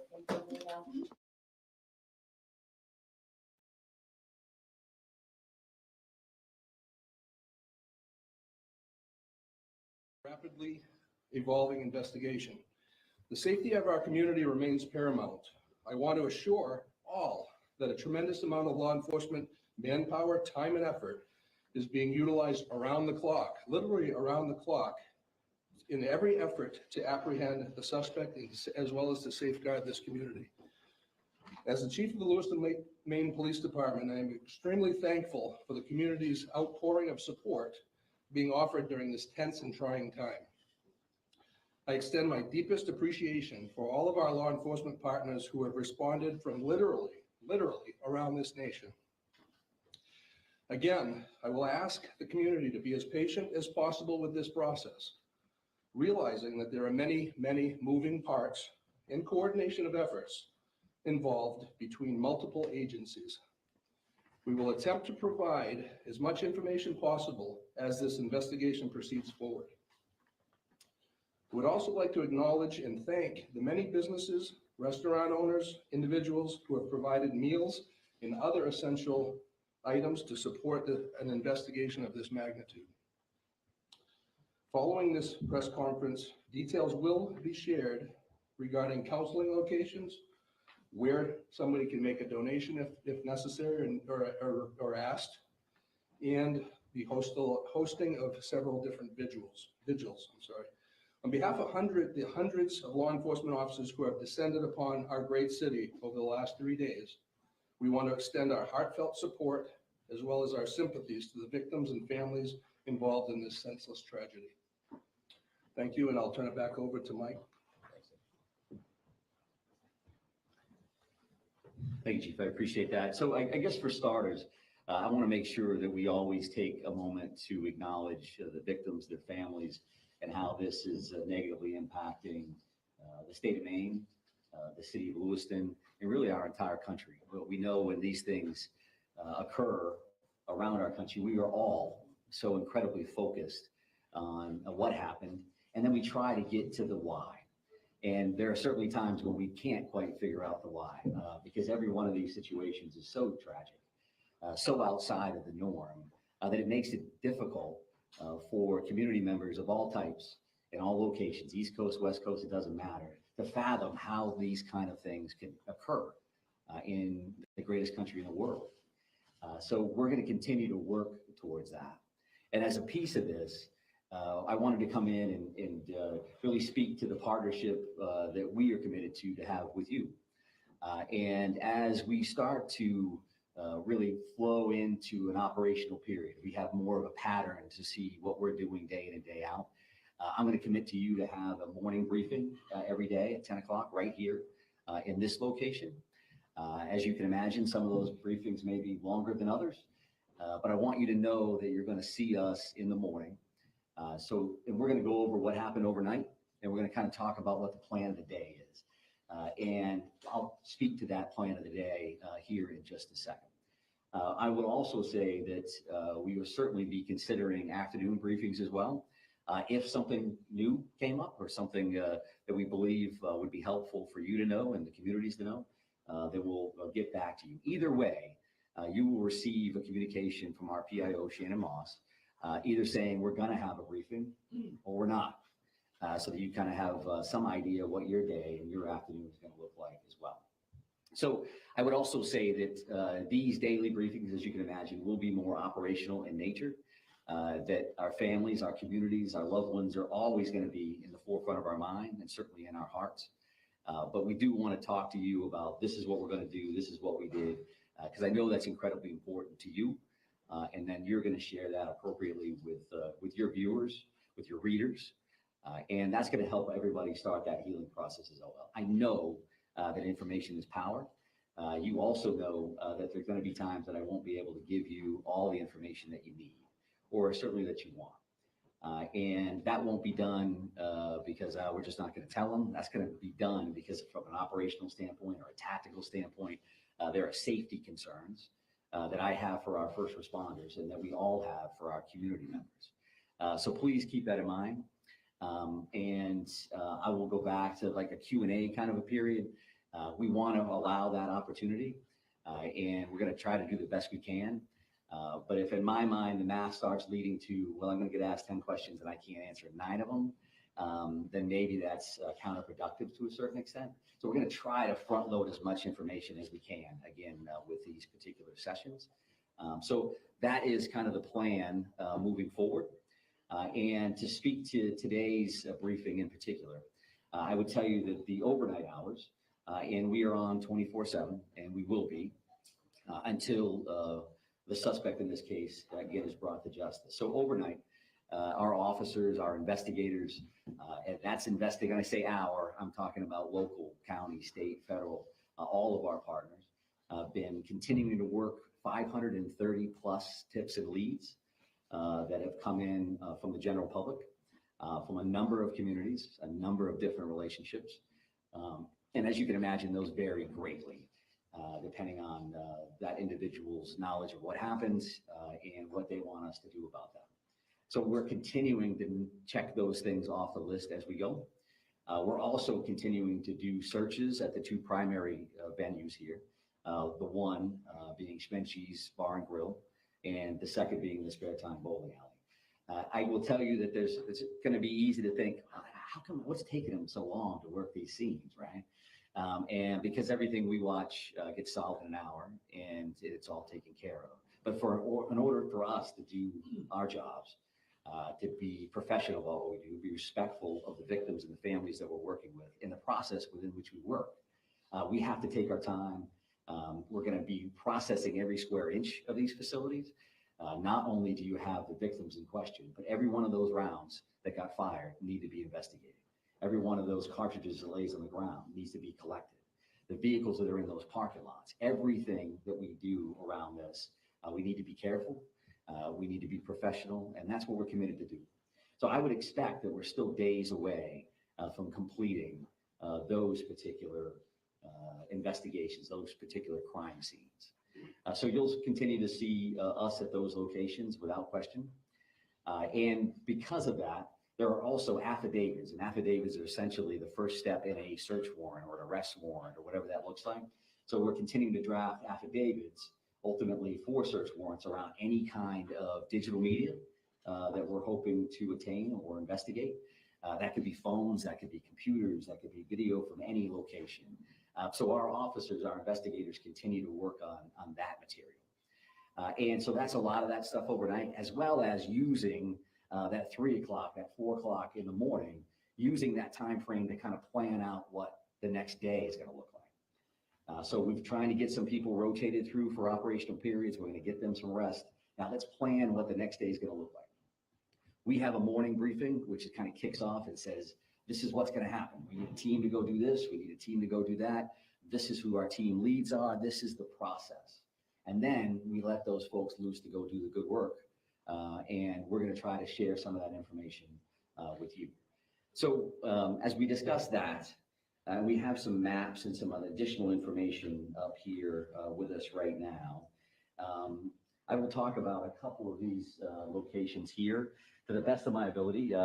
Obviously, there's a lot of us here, and this isn't ideal as far as these maps go. But if you look at this boat launch overview as an example, this dot here is that Lisbon boat launch area that we've discussed. That's where the suspect's vehicle was located ultimately, that white Subaru station wagon. And I will also say that we'll have these 3 primary maps, but this QR code here, and whether you can get it from your seats or come up after the fact, will give the digital version of those, so you have those readily available. You certainly understand how all of that works. So we talk about that boat launch area, and that particular location is 501 Lisbon Street. Pewaukee Landing. Pewaukee Landing is at this location. I believe we have some of our friends from the media that are out in that area now. And what will happen in this general location today is that we will be putting divers in the water along that Androscoggin River, which you see here. And that's going to look like a couple of different things. So the very first thing that you're going to see out there is you're going to see some air resources that will fly over this particular area. And they're looking to see what can we clear from the air. Do I have to put divers in that particular area, or can I tell from the top, based on the current and how muddy the water is and all those other things, can I see to the very bottom here? So that's going to start this entire process. Then there's going to be some screening and some divers that are actually in the water that may start on this side by the boat launch and will continue on this side. I would envision at some point that we'll be moving over to these particular locations here for ground searches as well. So that's gonna look like a bunch of different things. So they could be dragging a diver behind them, literally, while that diver is checking for evidence, checking for potential bodies. And I would also say that while this is going to look like a major focus today with a lot of people, we have a lot of other irons in the fire. So I'm not saying that the suspect, we know the suspect is in the water and this is what we're doing. What I'm telling you is you're going to see a lot of activity here. And I'm going to tell you that in advance. We've got nothing to hide in that regard at all. So then you're going to have some sonar as well that's going to be utilized here. And that can look like a couple of different things. A remote operating vehicle, an ROV, is divers could use that. And that will look like a pod under the water. And that is looking for sonar. So picking up shadows, if you will, of what does that look like? Could be a log, could be anything under there. And our divers, that dive team, and that, when I say, again, our divers, that's going to be teams from all over the place. Our Maine Warden Service is heavily involved in this. We work with them all the time.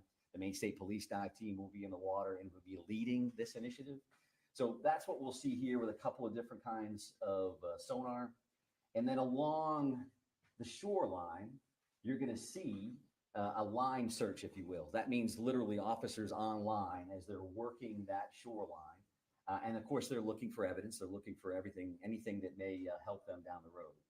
Now, I say you'll see this because for us, we want to make sure that we're working with you. So there is a church parking lot across the road here. And there's also some parking available on this side of the road. Mark Laddie, who is the PIO from the Maine Warden Service, and some officers will be in this area to assist. So if you decide that you want to go to that location to pick up video and see what they're up to, then I think there's some parking opportunities here. This 196 can be busy. This area here happens to be pretty low speed. At least that's what the speed limit is. So we're going to be around there to try to keep that as safe as possible. But we want you to be mindful that we may ask you not to stand on a railroad trestle, or, we want you to get your coverage. We want to be partners with you. However, you're not going to be able to have full access to that site. I think that's common sense. And we want to make sure that you can do your jobs and we can help you facilitate that. So you're going to see a bunch of people in that area, that 531 Lisbon Road. A couple of these other locations, if we start here, this is the bowling alley scene. This red dot is actually where that is. You all understand that. We will have some additional officers there checking this wood line and continuing to do those sweeps, those searches. There was a lot of shots fired in these locations. We want to make sure we have all the evidence humanly possible. And then this is far from ideal, considering it's directly behind the podium. But this is, can we do that? We're jammed in here with the wall. Yeah, we may lean towards that QR code. If you can't see that, I apologize. We'll have to take a look at this particular option in the future if this works for us. But the bar and grill here, there is a red dot, and you can see some wood line around that. Each one of these locations is going to have lots of police officers there, as you imagine. A piece of all of these things will have a QRF, or a quick reaction force. So we're going to maintain security here because clearly, as you realize, the suspect in this case is not in custody. That continues to be our focus. And I think if you look at these two things, we have an investigative bucket with a great deal of resources that are investigating the crime, what occurred. And there's clearly an apprehension team here with a lot of folks that are involved in that. And of course, they're going to intermingle. That's a given. But I think in this scenario, I want you to keep those two things in mind because even though we're going to be active with this search and the investigative side, always in our mind, we're going to be looking for the suspect and making sure that the people that are involved in these various searches, to include yourselves, are safe. So that is clearly another focus that we have in mind. I would also like to talk about, if we talk about procedures, you talk about practices. There was a lot of activity last night from members of the media in Bowdoin. And what I would tell you is that I'm showing you these three locations. There's a bunch of others that we're going to be working on. And that's not, so we don't have 50 maps up here. We're just going to be working on other locations. And that's not meant to be secretive. That's just to tell you that we're going to be all over the place. That's not saying that we know that the individual is in this house, or we know the individual is in that house, or they're in that swath of land, this acreage. That's not what we're doing. But we do look at all these situations as if the individual could be in there. And if that's the case, you'll see tactical teams at some point. A lot of folks are just dressed in a more casual manner, or a BDU, or battle dress uniform, just because they're going to be out in the woods and they're going to be out crawling around. So that doesn't mean just because we're making announcements on over a PA system that the individual is in there and we have an armed standoff and there are police swarming. There's just a lot of resources that it takes to work these scenes, right? I mean, I think that part of it, again, is common sense. And we want to be as forthright as we can around that as well. We won't be able to say every time we're hitting a location, hey, we're going to be at this spot, and because that's just not practical. And it's not safe for a lot of folks. So if you hear announcements in PA systems, as an example, a piece of that is us just giving notification that, yes, in fact, we are the police. We are going to be knocking on this door. We would like you to come out if you're in there. Some of that is case law oriented. Some of that is best practice. And some of that's just standard operating procedures from our end. So keep that in mind. If you have a question, you can certainly reach out to Shannon Moss. Many of you have, and if we can answer it, we will. And it may not be immediate, but we're going to do the best we can to do that. And I think we'll be better at that again, as we kind of get into this flow. Now we know what we're working with. It's starting to settle in as much as a tragedy like this can. And again, we want to be good partners with you across the board. So let me just take a look to make sure I've covered everything that I wanted to cover. I would also say that this is a big deal here, this particular link, and Shannon will be sending that out through her media list. So this is a digital tip line. And what a digital tip line would mean is anybody, yourselves included for whatever reason, if you've got a photo, if you've got a video of what happened, or something that you think is evidentiary in nature, you think that it would be valuable for us to have, you can upload that information through that link. And that link stems from best practice in other communities where tragedies like this have occurred, that a lot of people have a lot of information. Where does it go? Maybe this is the key. I don't think they know that, or they probably do know that. 75 other people sent it to them. Send it to us anyway. And we want to see that information. So that's pictures, that's video, that's any of that kind of material to that particular link. And again, the QR code is something that we already talked about from a mapping perspective.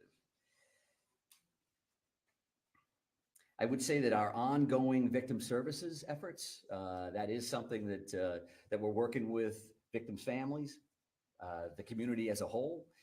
And we are working with families that have currently been notified. We're continuing to identify victims in this case.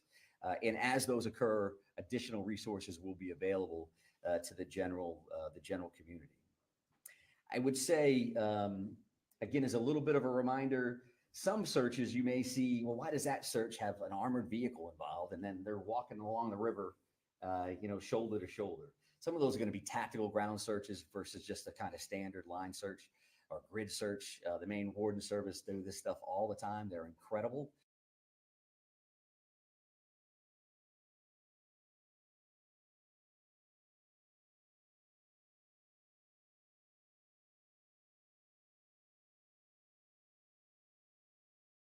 Okay, we heard her, but they haven't moved the camera. Sounds like it's not going to be very long, though. Let's take a look and see how far in. We got 19 minutes into the press conference, so they're overdue.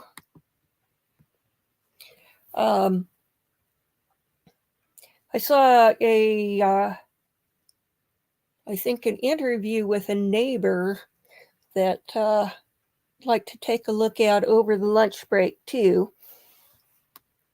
So, let's see.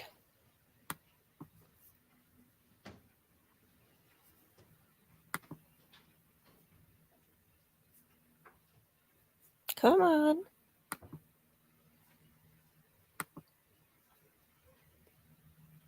Maybe we'll go back and listen for another minute. I'll just leave the audio on without switching the image, then I can turn it off. Everyone, please be seated. Okay. Attorney Kukler, when you're ready, you may continue with your cross. Very good. Now, this ongoing tetrahydrozoline study that you're doing, would you agree with me that our office requested your notes from those ongoing studies and you objected to giving over your work product and mental impressions? Yes. And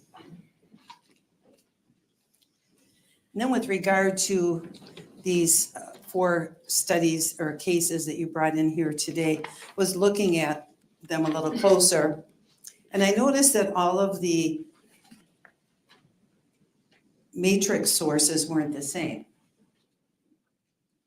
I believe that is correct. So in our case, you've been talking about cardiac blood when you're talking about Ms. Hernan's THC level. Is that right? I believe it was iliac blood. Oh, iliac blood. And so you've got cardiac blood as your first example here in your packet. I don't have it in front of me, but if that's what it says on the report, then yes, it was cardiac blood. I see peripheral blood on one of them, Yes, probably. heart blood on another. Heart blood and cardiac blood are the same thing. Okay, well, one says cardiac blood, one says heart blood. It depends how the client labels them when they submit them to us. We use whatever labeling they supply. So that's blood from, heart blood isn't the same as the blood that you received in Lynn Hernan's case. They were both blood samples. It's just a difference in the location that the blood sample was taken. Well, you didn't receive heart blood from Lynn Hernan, No, the sample was iliac blood.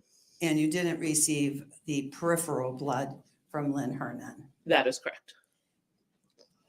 And I don't believe you ever got a vitreous sample from Lynn Hernan either, true? That is correct. I want to show you what, do you see on your screen an exhibit? I do. And if I scroll down a little, do you see an exhibit 536 sticker on there? Yes, I do. And this is a 2-page document? Yes. Okay.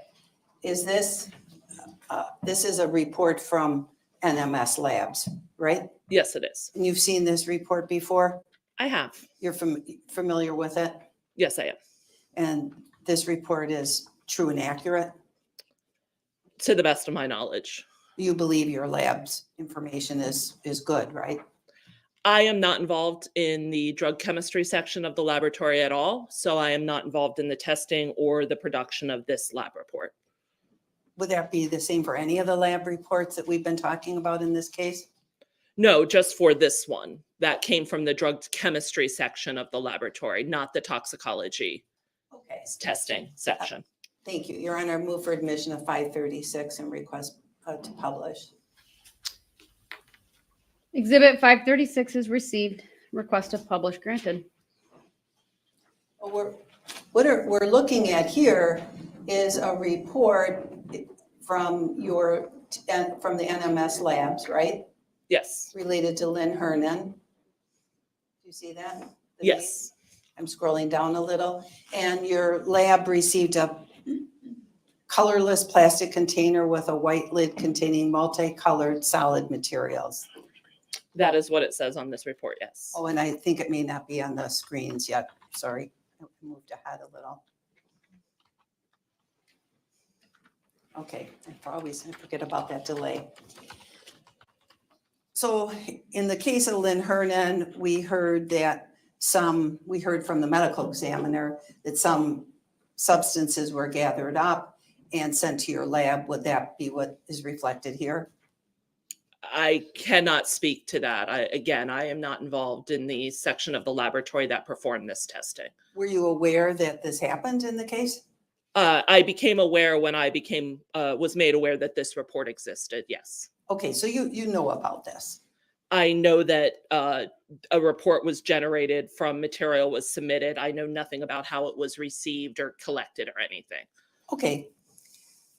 And this was, whatever was received at your lab was tested by the lab and results were put into this report. True? Yes. And what was found in the sample?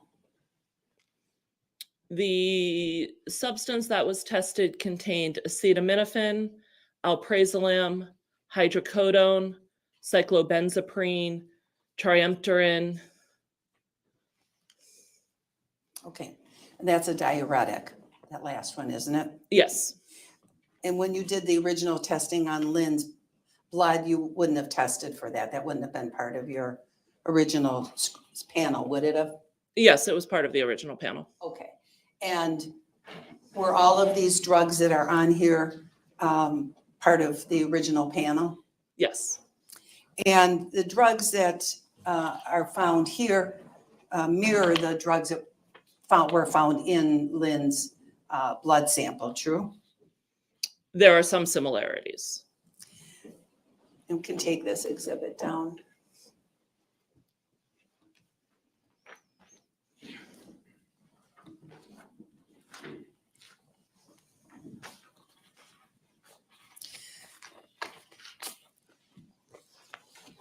I'm showing you what has been previously been introduced as Exhibit 35. Do you see that in front of you? There's nothing on my screen right now. I'm not sure. There it is. Okay. Do you see that? Yes, And the state introduced this as Exhibit 35. Do you see the number there? I do. Okay, and this is a lab report involving the testing of Lynn's iliac blood, gastric fluid, and liver tissue. Is that right? That is correct. And this is, I guess, what you would call the final report. Yes, this is the final toxicology report. Was there another report after There was this? that drug chemistry report that we were just looking at. Okay. This is the final toxicology report. That is correct. Now, you put the lab, when they tested her blood, they gave results for everything they found in her. Is that right? Any compound they found in her that at least reached a threshold level in your testing equipment was listed here. That is correct. And so as we look at this list, these are all the drugs that were found in Lynn Hernan, right? That is correct. Including baclofen, ropinirole, triamterene, alprazolam, hydrocodone, nifedipine, tetrahydrozoline, cyclobenzapine, baclofen. Is that right? Those are some of the drugs that are listed, yes.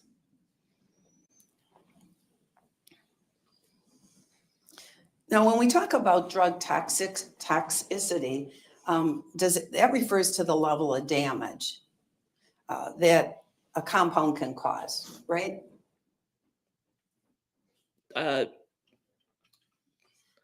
don't know if I would describe it as the level of damage, but toxicity is referring to the adverse or unwanted effects and potentially harmful effects of drugs. And the effects depend on the dose that a person took. That is one factor, yes. There's several factors, right? Yes, Okay, but the dose that a person taken is one of the factors. It's true. yes. And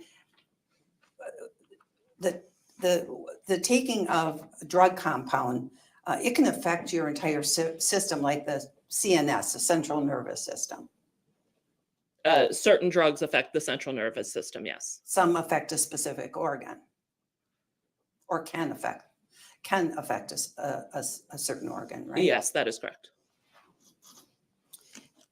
And would you agree that acute drug toxicity deaths can be called an overdose death? Yes, I believe so. I believe overdoses can be used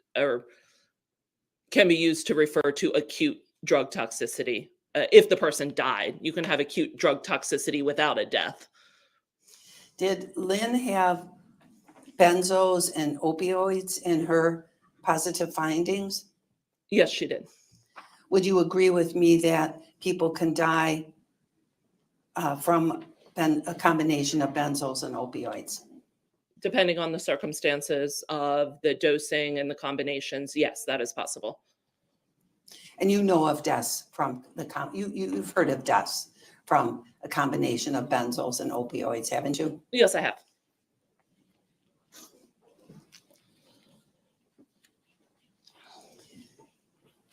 Now, Judge, if we can show, this is already admitted into evidence, so if we can just display Exhibit 35 to the jury. Sure, go ahead. Oh, thank you. We have something on the edge that needs to come off. So when you prepare your report, or not you prepare the report, because in this case, you didn't prepare the NMS report, right? I prepared this report. Okay, you prepared this report. Yes. Even though you hadn't done the testing yourself?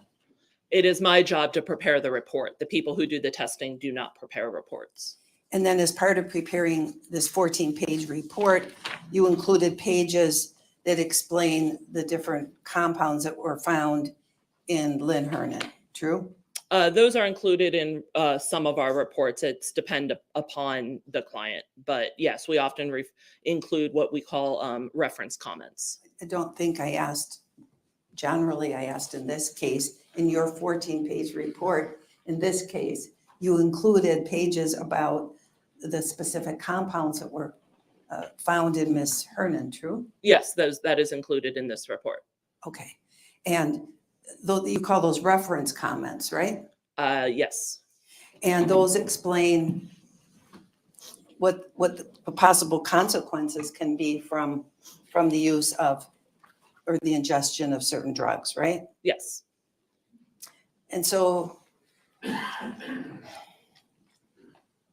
for example, we see arsenic first, but this is just organic arsenic. There's no concern with this level of arsenic. And Lynn, true? To the best of my knowledge, there was no concern about this arsenic concentration. It can be from just environmental exposure. That's right, including from eating food. Correct. Okay. So the first drug that I'd like to draw your attention to is baclofen. And if I go to your page 5, I can see that number 9 talks about baclofen. Is that how we would look it up? Yes, the reference comment number 9 is referring to baclofen in iliac blood. And according to the information that you provided to us, the adverse effects of baclofen overdose may include vomiting, drowsiness, seizures, and death. Is that true? That is what is in the reference comment, yes. And Lynn's level was 1.1. Is that right? Yes, that is correct. And you have toxic blood concentrations from 1.1 to 3.5. True? That is what it says, yes. That is what's in there. Well, and you prepared this report, right? I prepared the report. I did not write this reference comment. But I agree with the reference comment. Okay. Yes. It's correct. It is correct, yes. All right. And when we look at page 1, we see with respect to ropinirole, is that how you say that? That is how I pronounce it, yes. We can look at page 7 of your report to see what you have to say about that drug. Here we go, page 7. Ropinirole, do you see that number 23? Yes. And there are also adverse effects potentially from this drug, including nausea, somnolence, insomnia, dizziness, hallucinations, tremors. Is that true? That is true. And you have also in Lynn's positive findings, alprazolam. Do you see that one listed? Yes, I do. And when we look at page 4 of your reference materials that you provided, here's 4. Would we look at number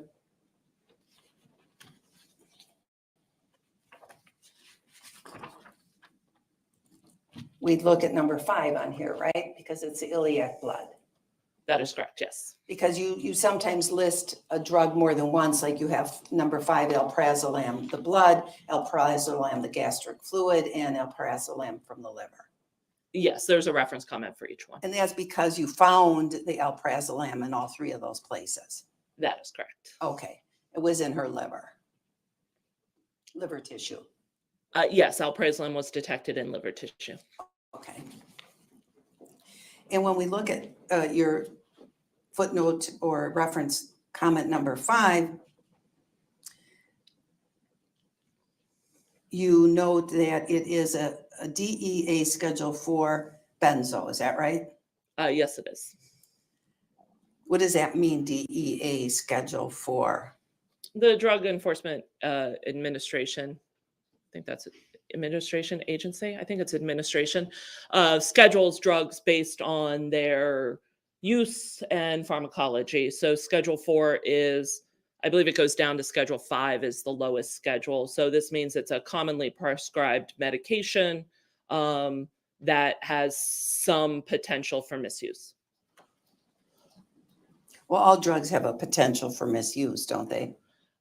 The DEA is specifically saying, like, that's what Schedule 4 means. But yes, I I imagine they all have the potential for it. But that's where the DEA says that we've seen that this drug has been misused. Yes. All right. And you'd agree that in combination with other drugs, other central nervous system drugs, it can be toxic at low concentrations. Yes, that is correct. And then on your first page of the exhibit, I see hydrocodone free.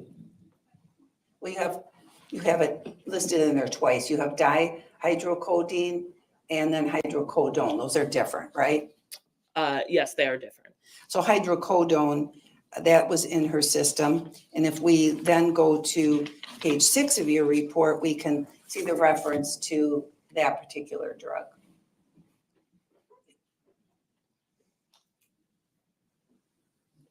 Do you see that on your screen at number 17? Yes, I do. Now, this one is a DEA Schedule 2 narcotic and analgesic, That is correct. so more dangerous of misuse than the Schedule 4.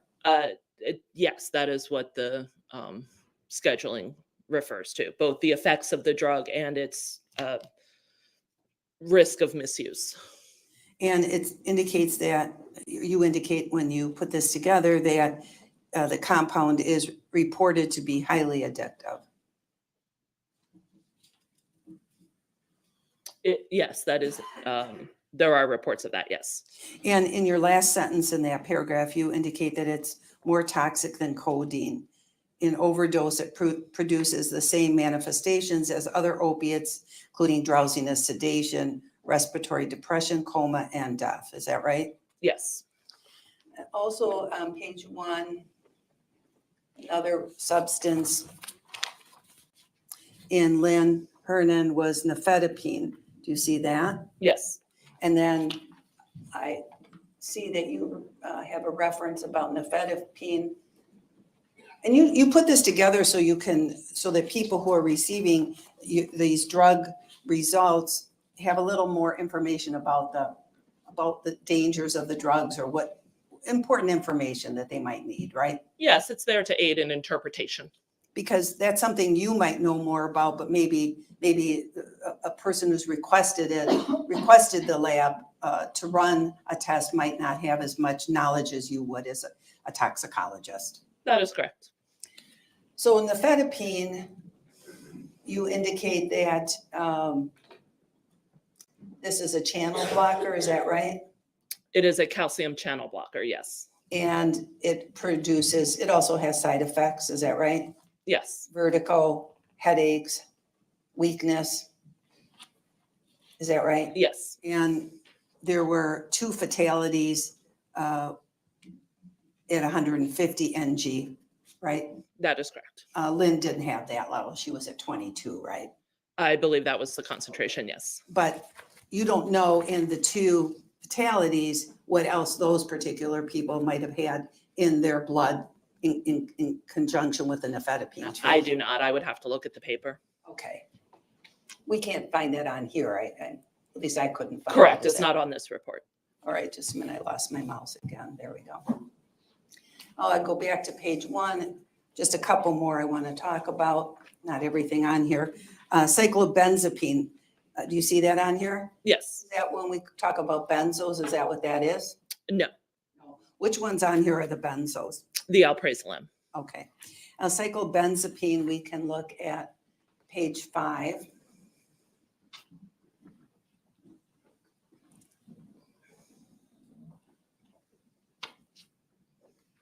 Here we go. And we would look at number 12. Is that true? Yes.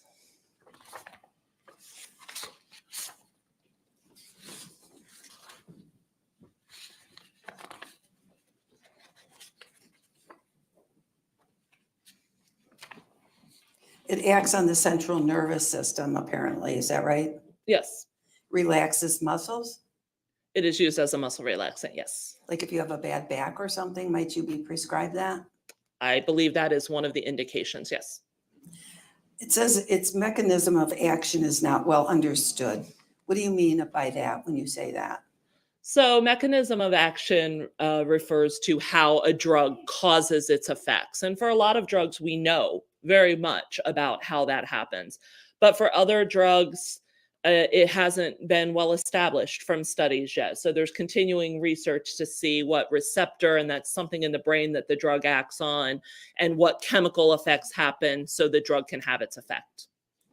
Okay, and this, if you have an overdose of cyclobenzapine, apparently some of the side effects are drowsiness, tachycardia, nausea, paresthesia, hypotension, convulsions, cardiac arrhythmias, and coma. Is that true?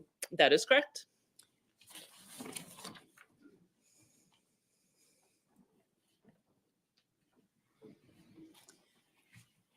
Could take that off the screen, Madam Clerk, please.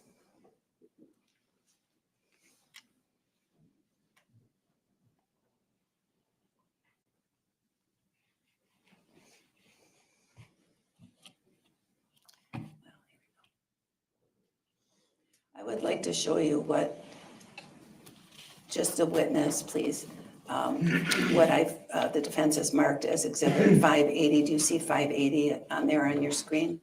Not yet. Let me know when you can see it. Something shows. I see it. Do you see the 580? I do.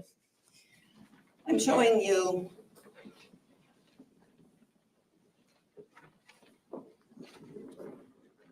a package insert from alprazolam Xanax. Are you familiar with that drug? I am familiar with the drug, yes. And can you see at the top, I put it at the top, or I'm highlighting at the top that it's for alprazolam. Yes. I sent in the flash drive. It's 580.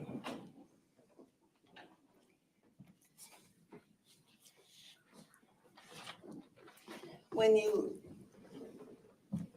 you receive drugs at a pharmacy, oftentimes they have a package insert in them, right? They should always have a package insert in them.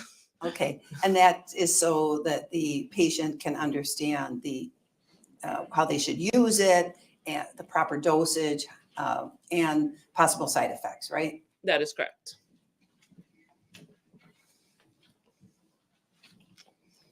And there are lots of warnings for this drug. Would you agree? There are warnings. I don't know if it's lots compared to other drugs, but there are warnings listed, yes.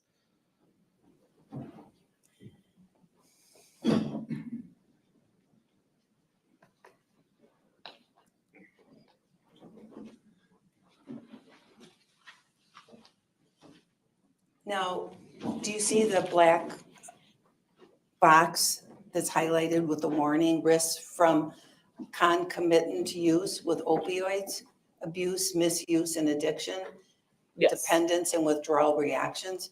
Yes, I do. Can you just look at that yourself and let me know if that is accurate information from your knowledge of the drug? I'm not involved in writing of the black box warnings, but I have no reason. I agree with what's in this warning. Yeah. Okay, then with that, Judge, I'd like to publish 580. I will receive 580 I'm offering 580. Thank you. and permission to publish is granted.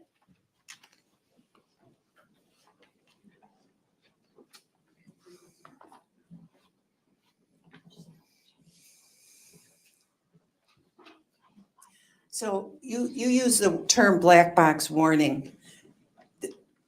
That's, what does that mean when a particular drug has a black box warning? I did not use the term black box warning. I'm not quite. I mean, a black box, I can tell you what it is. I just don't recall having mentioned it. So a black box warning is just a highlight of some of the information that prescribers and patients need to be made aware of regarding a drug. And in the case of alprazolam, also known as Xanax, right? Is that true? Yes, Xanax is one trade name for the drug alprazolam. All right. Is it true that, so if they say concomitant use of benzodiazepines and opioids, is that what we call benzos when we say benzos?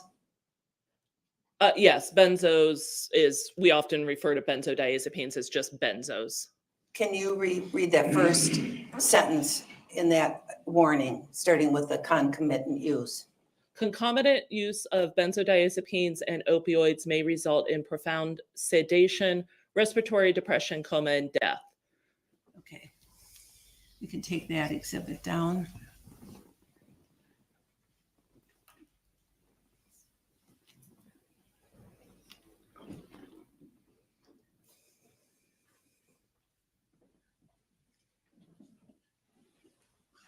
Can the witness see the next exhibit, Madam Clerk? I'm showing you, do you see a sticker 578? I'm showing 578 now. I do. I'm going to go to the top.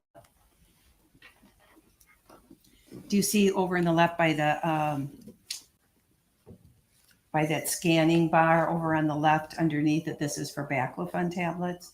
Yes. Okay, so we're looking at the pack. Would you agree this looks like a package insert for baclofen? It's either a package insert or provider prescription, provider information. There's two different forms that come with prescription drugs. So I don't know if this is the package insert or the provider information. They typically contain the same general information.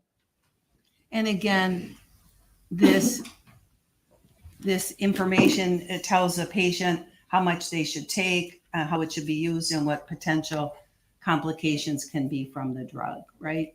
The package insert doesn't tell a patient how much to take. The prescriber tells the patient how much to take. But yes, this includes information on doses that are available, the type of pills that are available. It's a little bit of information on its pharmacology and potential adverse effects. Move for admission of 578. No objection. Exhibit 578 is received. Request to publish. Granted.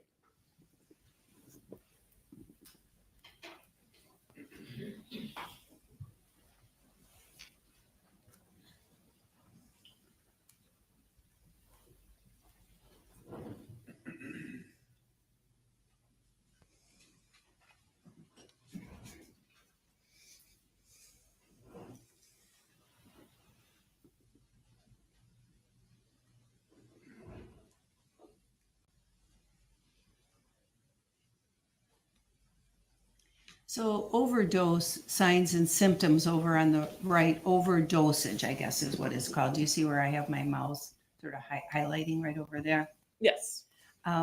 What are the signs and symptoms of overdosage? Vomiting, muscular hypotonia, drowsiness, accommodation disorders, coma, respiratory depression, and seizures. Okay, we can take this down.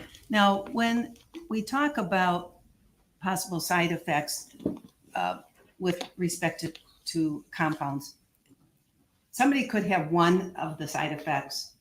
If there's 10 possible side effects listed, somebody could have all 10 or 8 or 4 or 2 or 1. Or Or 0. none. Yes. Right? Yes. Okay. So when they list the possible ones, it doesn't, if you're having an adverse reaction to the drug, it could just be that you have one of those adverse possibilities present in your own body. Yes, of course. Okay.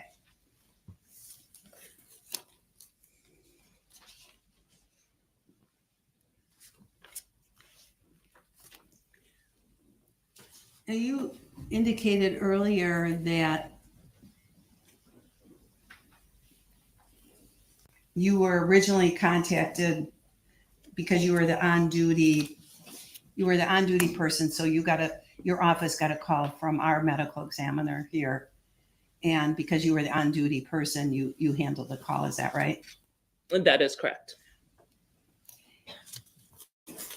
So I'm showing what's marked as Exhibit 562. Do you see that in front of you? I do. Are you familiar with this? Yes, I am.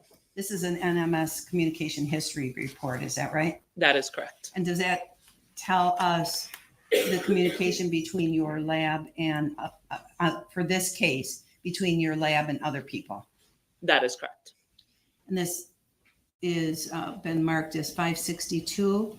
Do you see that? 562 there? Yes, And it looks to be 2 pages. Would you agree with that? that is correct. Okay, I would like to move for admission, Your Honor, of 562. No objection to admission. I do object to being published. I'd like to publish, so I'd like to be heard about that. It's hearsay.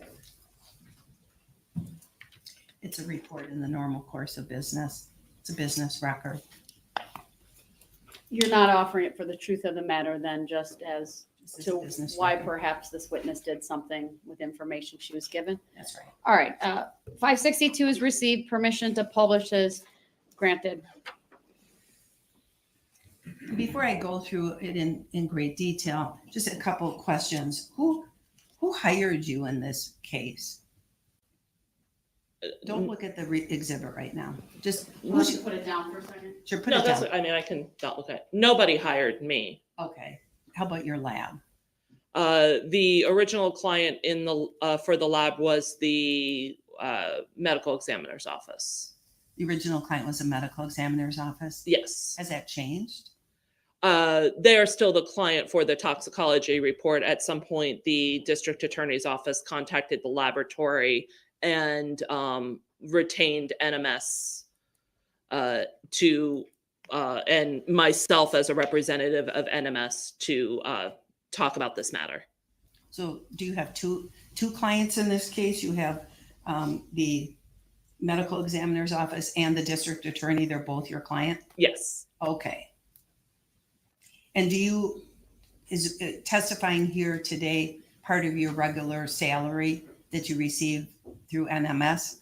Yes, it's just my regular salary. Okay. And you said that when you testify, somebody observes you. Is somebody here observing you from NMS Labs? No, they did not send someone with me to observe this stuff. It only happens once every couple of years at most. It's not like every time we testify. I see. And do you know what the medical examiner has paid your office? No, I do not. Do you know what the district attorney's office has paid your office? No, I do not. You don't have that information? I don't even know how to access that. I maybe know where to find a report with that information, but it's not something I look at. It's not my job. So you don't have a fee schedule or anything like that we could see? A fee schedule exists. I don't have it. So it's fair to say that your lab is being paid some money from the district attorney's office to testify. Yes. You just don't know how much it is. I don't know how much they're being paid. No.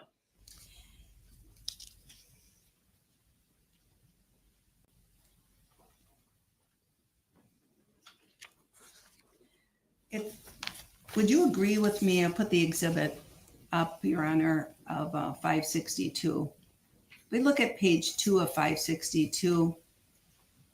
Would you agree with me? Can you see it? I on can. your screen? Yes. Okay, great.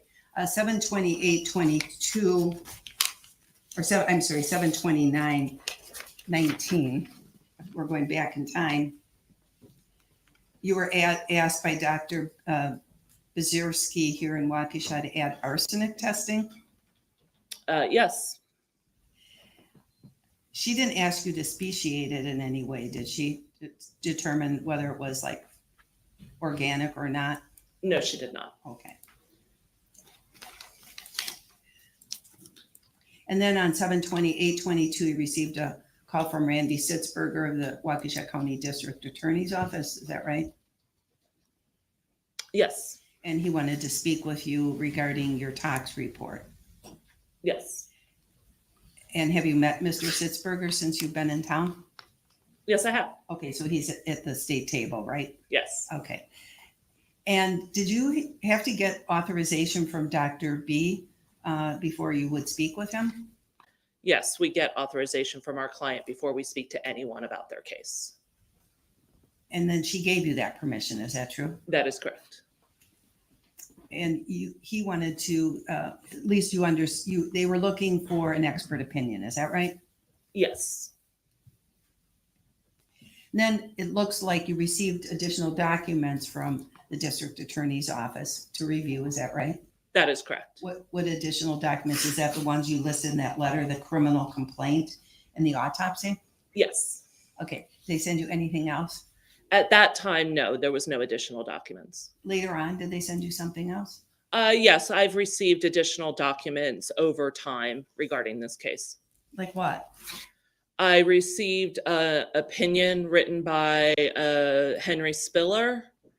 I received the report written by another medical examiner. I apologize, I don't recall the name. Okay. Those are the two I can remember off the top of my head. I would need to look in our log to see what other documents were received. All right. And once the medical examiner gave you authority to speak with Randy Sitzberger at the DA's office, did their office then become a client? Yes, So then you're able to have three-way conversations between your lab, the DA's office, and the medical examiner to talk about the case. Is that fair? yes, And that happened, right? yes, it did.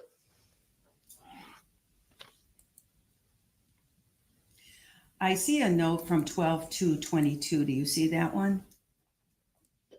Yes, It looks to me from that note, at the end of that note, that you were going to provide information on a fee schedule with a breakdown of additional testimony expenses.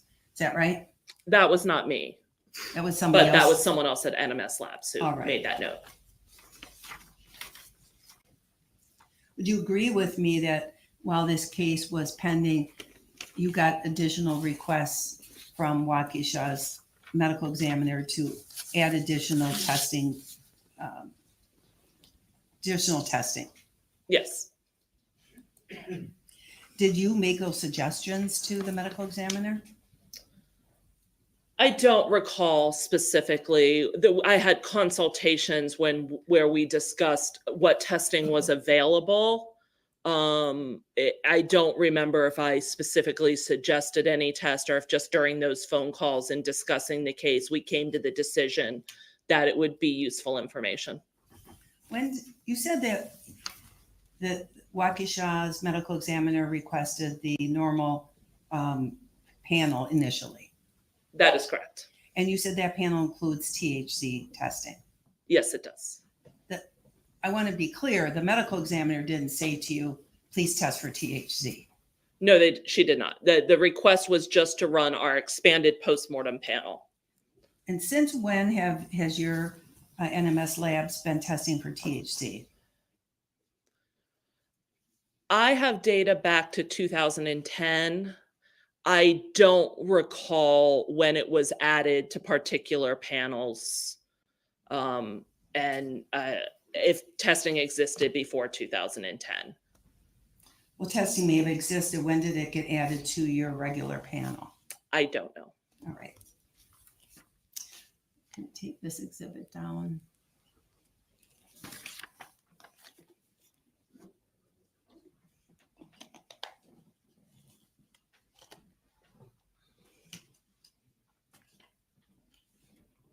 When you this morning showed your opinion letter, Exhibit 48, you agreed that you can't tell the amount of tetrahydrozoline that was ingested by Lynn Hernan, true? That is correct. And you don't know when she ingested it, No, I do not.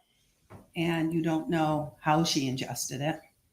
Just that it was an oral exposure. You don't know if she put it, what she might have put it in, or if she even put it in anything, right? There's no way toxicology could tell you that. No. And you said that you received or that you took her stomach contents and you determined that there was 5 milliliters of THC in her stomach contents, right? 5 milliliters of the Visine solution. Yes. Of the tetrahydrozoline, right? It's tetrahydrozoline hydrochloride in the Visine solution, and other stuff. There's other stuff in Visine, like the liquid. So 5 milliliters of Visine. 5 milliliters of Visine doesn't mean 5 milliliters of tetrahydrozoline. It means 5 milliliters. You know what? I would need to look at the report. I can't remember what conversion I did there. I believe it's 5 milliliters of tetrahydrozoline HCl solution of 0.05% solution. Which would not be the same as how much just tetrahydrozoline is in her, true? Well, no, that would be a weight, not a volume. 5 milliliters is a teaspoon, is that right? It's about a teaspoon, yes. It's a third of a bottle, right? Of a standard, yeah, I believe Visine comes as a 15 milliliter bottle. Right. So that would be a third of a bottle, 1 Yes, teaspoon. yes, that is correct.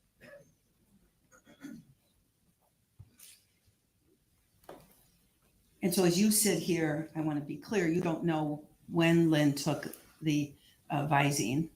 No, I do not. You don't know if she mixed it with anything. No, I do not. When you talk about the amount in her stomach, in her gastric contents that were sent, were the entirety of the gastric contents sent to your lab? No. Oh, just a little bit of it? The volume is listed on the report. So yes, a portion of it was sent. So when you say that there was in your report that her stomach contents contained 300 ml of an tan opaque liquid, you actually don't personally know that. That came from the medical examiner report. I see. What I want to be clear about is your lab didn't receive 300 milliliters. No, they did not. Received a little cup. I didn't see what was received, but yeah, typically it would come in like a urine cup that you would give a urine sample at the doctor's in. That's typically what's used to submit gastric fluid. You don't know on that 300 milliliters that was at the ME's office if it was mixed up and shaken and definitely evenly distributed before a sample was taken and sent to you, do you? I do not. Because you made an assumption that the drugs that you're going to find or that you found were equally distributed within the 300 ml. Yes, I made that assumption. But you don't have any actual knowledge of that. I do not. Did you ask Dr. B how if she mixed them? I don't believe I did. When you prepare this opinion letter, and I'm going to bring this up, it's already been admitted as Exhibit 48. 1 minute, please.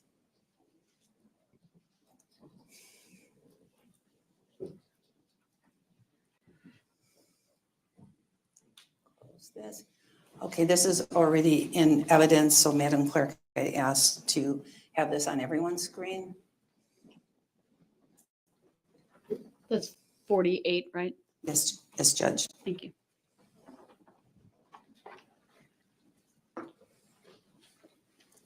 We have a little delay in the courtroom while we wait for things to appear on the jury screens. That's why No problem. Okay, it's on their screen. This is that opinion letter that you spoke about earlier this morning, right? Yes, that is correct.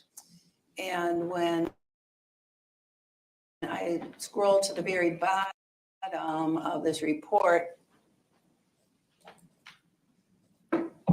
I see to date, at least when you wrote this report, October 21st of 22, there are no reports of tetrahydrozoline overdose resulting in death in the scientific literature. Is that right? That is correct. That's all. Thank you. All right, thank you. Any redirect? Thanks, Judge. If we could please publish the same screen. Sure. I guess I was premature in turning that off. Doctor, can you read the next line from that paragraph, please? A review of internal NMS data revealed multiple cases where the cause of death was ultimately determined to be tetrahydrozoline overdose. Great, thank you. That can come down. So I just want to ask you a few things to clarify, Dr. Kasinko. The exhibit that we went through 217 that we paged through with the jury with the redacted patient name. Do you recall that exhibit? Yes. Do you remember it being suggested that Attorney Kukler has never seen this before until today? I Object, that's mischaracterization. I don't think it is. It is.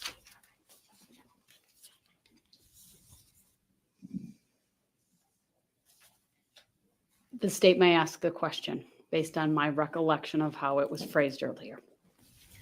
Would you agree with the suggestion that Attorney Kukler has never seen this document before today? I don't know if she has or not. Why did you make Exhibit 217? It was requested by the defense. And who is the defense attorneys in this case? I apologize. I've heard your name multiple times, so I'm afraid I'll butcher it if I try to pronounce it. But the attorney who has been questioning me. Judge, the state did prepare a new exhibit based on this line of questioning that I'd like to just show the witness. It's Exhibit 218. Has this been provided to us? Nope. This is a rebuttal witness. I mean, a rebuttal exhibit. Correct. Do you have a copy for the court? Right. You can hand that to Madam Clerk, please.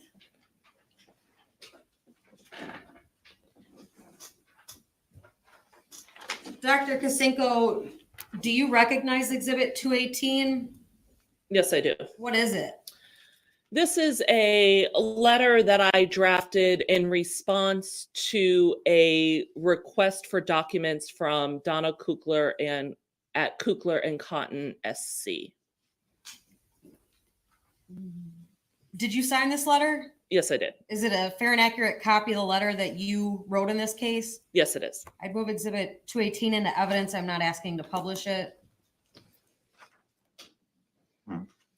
Exhibit 218 is received.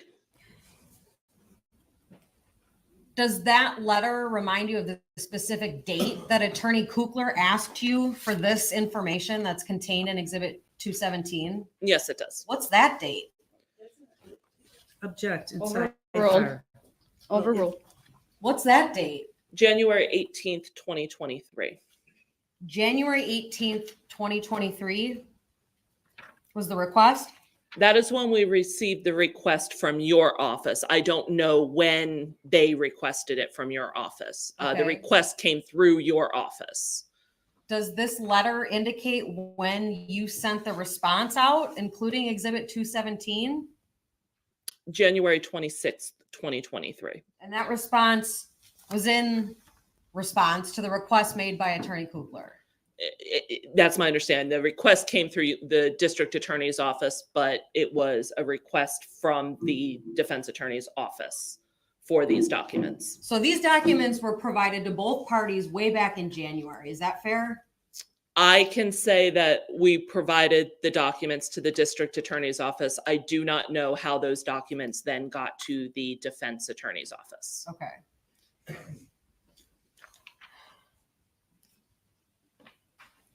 You were asked some questions about a case, a poisoning case from Aurora, Colorado. Do you remember those questions? Yes. And in fact, were you able to hear some of those questions being asked yesterday of Dr. Bedritsky? Yes. Do you follow that case? I've been following it in the media. Like I said, it's a high profile case that was tested at NMS Labs. So there's internal discussion about cases. And I've been following the media like a lot of people. Okay. Do you recall it being suggested that the victim in that case actually died from a cyanide poisoning? Yes. And that happened yesterday? Yes. And there was a discussion that the husband had a failed attempt with eyedrops and then used cyanide in the hospital. Do you remember those questions? Yes, that is my recollection of yesterday's testimony. Is cyanide poisoning been reported as a cause of death for that victim?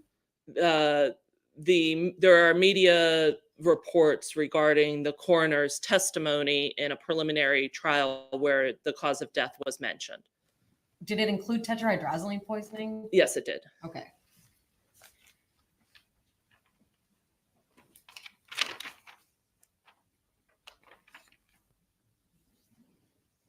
You were asked a lot of questions about our office being a client of yours. Do you remember those questions? Yes, And you were even showed the entire communication log that your office keeps in this case. Is that right?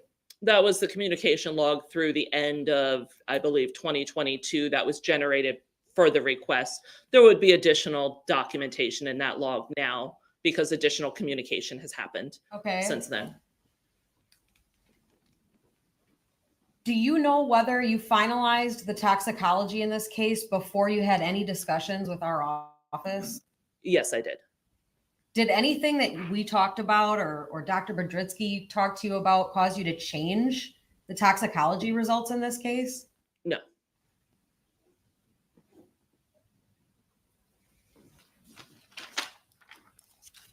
The defense walked you through.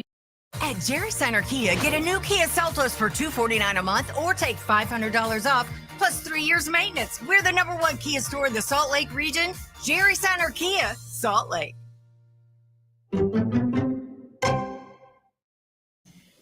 If someone has a toxic level of a substance, does it mean that they're going to die? No. Is toxic and fatal different things? Yes. When you signed this report, States Exhibit 35, did you compare those reference notes included with Ms. Hernan's results in this case? Not at the time I signed the report, no. Have you since? Yes. Okay. Would it be fair to say that the reference notes in that report include fatal levels for all these substances except tetrahydrozoline? I believe so, yes. Do you know whether Ms. Hernan had any level consistent with a fatal level as reported in those reference notes? None of the individual drug concentrations are consistent with what has been reported in fatalities.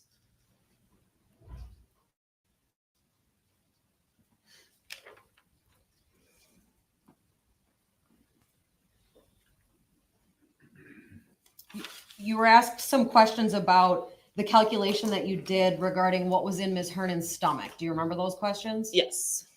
If there is a compound or a substance in someone's stomach, has it been absorbed into the blood yet? No, it has not. That's all I have. Thank you, doctor. One last question. If it's on Exhibit 218, you may. Otherwise, you may not. It is on. 218 is the additional exhibit that was received, the letter. If that's what it's on, you may. Not under 90611, you may not. It's not on that exhibit. All right, then, thank you. You may step down. Thank you. I asked the doctor to be released from her subpoena, which I believe is just from our office.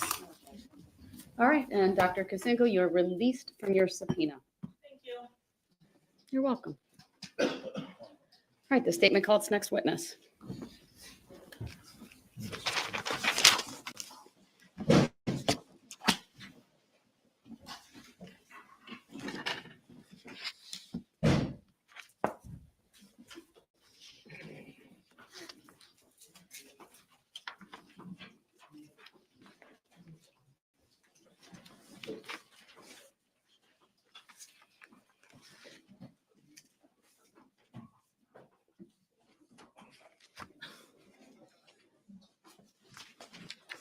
The state by Attorney Sitzberger is going to call Corrine Poza. All right, thank you. Good morning, Ms. Poza. If you would please make your way to the witness stand. It is all the way up to the front of the courtroom. There is a riser. Please come up on that riser. When you get there, please remain standing, raise your right hand, and my clerk, Teresa, will swear you in.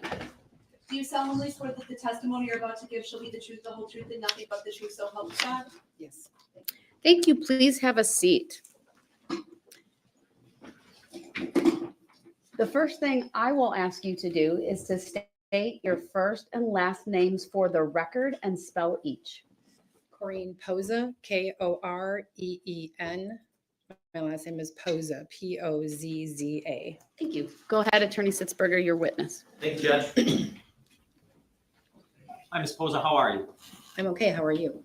I'm good, thank you. Ms. Poza, what is it you do for a living? I work at a financial.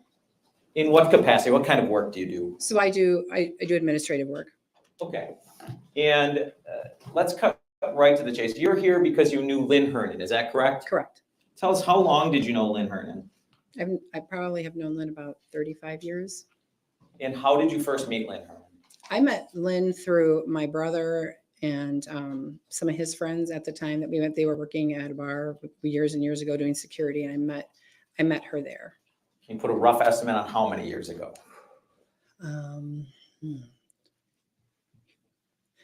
That would probably have been about 35-ish years ago.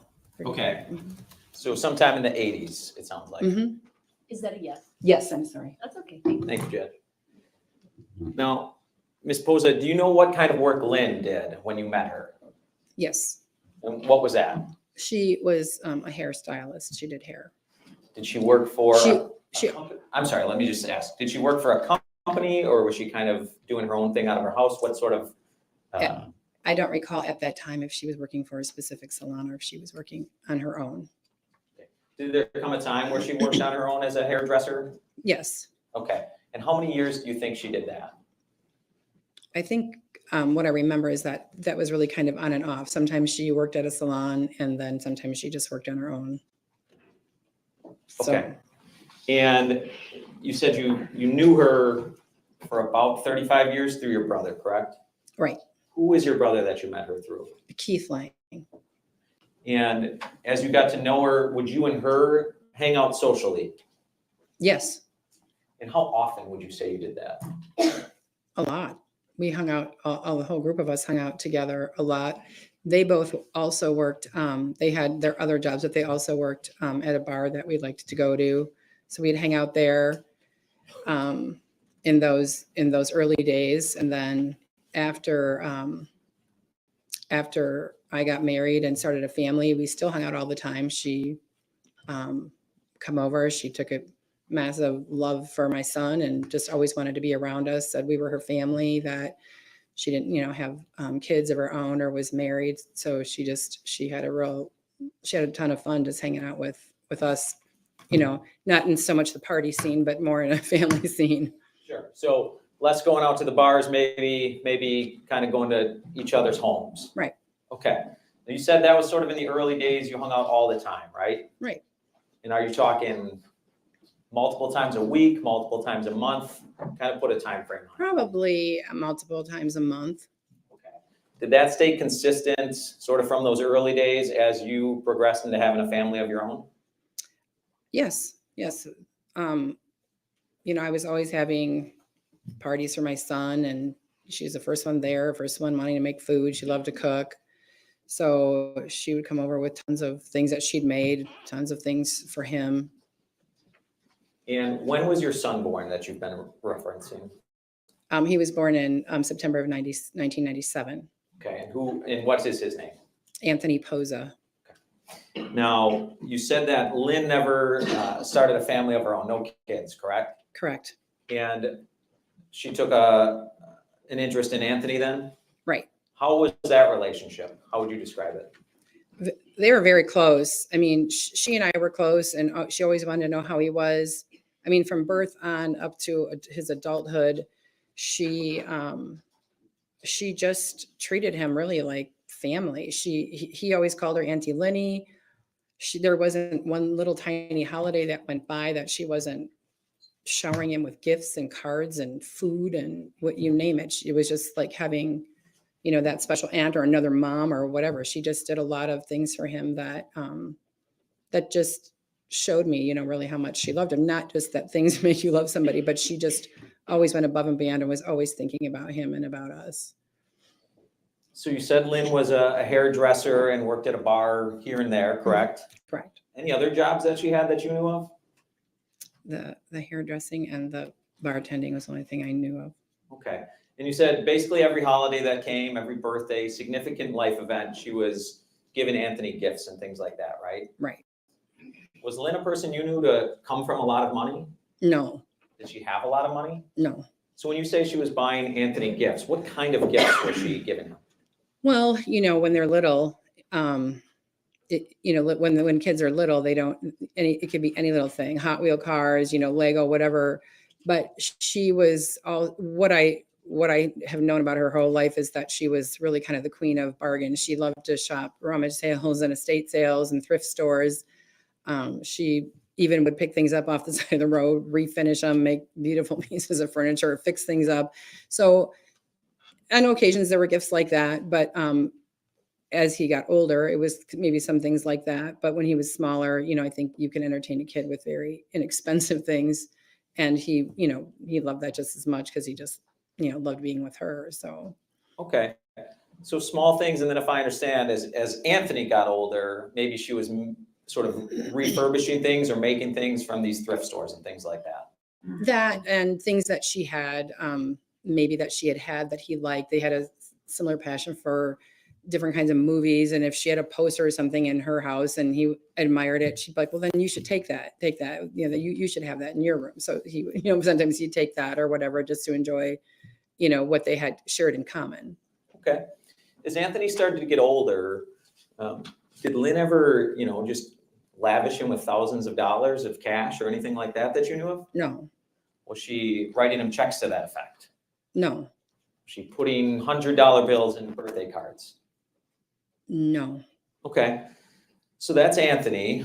Did she do the same for you on birthdays and things like that? As far as gifts or recognizing your birthday, things like that? Oh, sure. And how did she recognize it? Well, she knew kind of what my whole family loved as far as like baked treats, things like that. So she'd make my favorite things like Rice Krispie bars, and she'd bring stuff like that over. Or she and I had a passion for shoes. Sometimes she would, had shoes. She and I wore the same size shoes. So sometimes she would give me a pair of her shoes, like just whatever, like she would find. She just would find things, again, probably thrift stores, rummage sales, things like that. Did you ever go thrift store shopping with her, for example? Oh, sure. Sure. And you said that was sort of the constant. Was that up until her death in October of 2018 that you maintained that level of contact with Lynn? I would say probably the last year of her life, I didn't have as much contact with her. There were times that I would call her and say, hey, I'm in the area. I'm going to stop by and say, hi, I haven't seen you in a long time. And she would tell me not to come, that she was not feeling well. So up until that time, I mean, I have St. Patrick's Day was always a big, big deal in my family, and she loved that as well. And so the 2017, she came out for St. Patrick's Day with a whole group of us and had a ton of fun. And so it was probably sometime shortly after that I wasn't seeing her as much. Talked to her a little bit, trying to kind of connect with her, but she was not. She would just tell me she was not feeling well. Okay, so that would have been about March of 2017 until her death in October of 2018. That's probably roughly. It might have been after the St. Patrick's Day when we were out, but yes, it was probably some in that time. Okay. And am I understanding that's sort of when the coming to each other's homes and sharing personal time in person together stopped? Right. You still talk to her by phone though? Mm-hmm. Not as frequently, because she just sometimes maybe she wouldn't answer the phone, and I would just think that maybe she wasn't feeling good still, and then sometimes she would call me back, if she was feeling well. Okay. And she would tell you that she's not feeling well, correct? Correct. Did she tell you that she was taking steps to try and address her not feeling well? I don't know if she told me that she took steps. I think out of, caring and worrying, was like trying to help her understand, we could go to a specialist or go to a doctor if she had certain, whatever it was that was bothering her. And, she just said, oh, no, I've already done that. And so, I just kind of left it alone and just thought maybe she wanted to be private about it. Okay. In those phone conversations though, when you and Lynn were discussing her health problems that year and a half or so, did you ever get the feeling that Lynn was just giving up?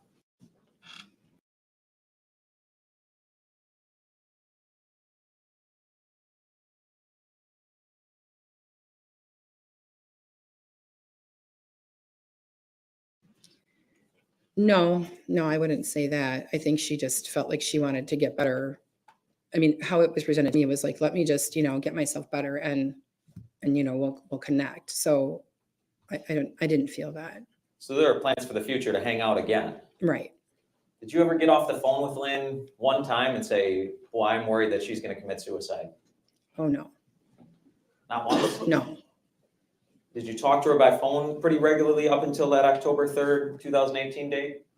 I'm not sure if I would say regularly, like as in weekly or anything like that. I know from February when I had seen her up till October, we had, I would say, minimal conversations. Again, going back to her, either her calling and talking for just one real quick minute, and then she'd have to go because she didn't feel well, or my calling and her saying I can't talk, or just her not answering. In all that time, did you ever send Lynn an email to see how she's doing? Email? No, Yes. Lynn didn't have an email. Didn't have an email. No. Did you go on Facebook and try to send her a message on Facebook? Lynn was not even a little bit technical. She didn't want to have anything to do with any of it. She had a flip phone. She was always looking at my phone because I'd have a lot of pictures of Anthony, and she'd point out the ones she wanted, and then she'd tell me to print them, and she'd go pick them up. And I remember one time saying to her, I could show you like that. I could still send probably these pictures. You might still be able to see them on your flip phone. And she was like, I don't know. This is an emergency phone. I don't want it for nothing but that. And we just giggled because we thought it was funny. And I know that, I know one of the salons that she worked at, there was a computer that she was required to use for like scheduling appointments, where previously she had always done her scheduling in like in an appointment book, handwriting.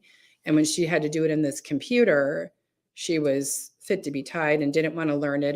And so she wanted to have nothing to do with any of that. She did not have an email. She did not have anything on social media. And we communicated via phone. And that was usually her house phone. Oh, so she still had a landline. Mm-hmm. Is that a yes? Yes, I'm sorry. Did she have a computer at all? No. Did she have a laptop hidden away somewhere? No. When you would show her photos on your phone, were you able to just kind of hand over your phone and she could go from there and look at photos? No, I would show her the photos. And then, if she wanted to look at a group of photos, I would tell her, you can swipe, or I can like make it so you can see a whole bunch at one time. And then she would look at it. She would like not even want to hold the phone because she just didn't know what to do with it. So I would just show her one by one a lot of the photos. And they were 9 out of 10 times of Anthony, or Anthony with one of her cats, or just, Anthony put his sunglasses on her cat. We took a picture. She wanted that. So she would just tell me what she wanted, and then I would print it at Walgreens from my phone, and then she would go pick it up. Okay. So she didn't even know how to scroll through photos on a smartphone. No. And she was the one person still using 1 hour photo, basically. Right. Okay. Now, in all this time that you were just communicating with Lynn through that landline at her house, do you know if Anthony was still seeing her? Anthony would go to see her if he was in the area. And when Anthony started college, he started out at UW Waukesha, and that was quite close to her condo. And so there were many times he would just go over there in between his classes and just hang out with her and visit her. Okay. And was that during that time frame where you maybe weren't seeing her in person yourself, but still in communication with her? Correct. Was there ever a time that you and Lynn had some sort of falling out or a feud that you thought she was mad at you for? Never. And you said she would send birthday cards or come over in person and give birthday treats and cards and things like that. Mm-hmm. She didn't miss a beat ever. Was that true on your birthday in 2018? In 2018, oh boy.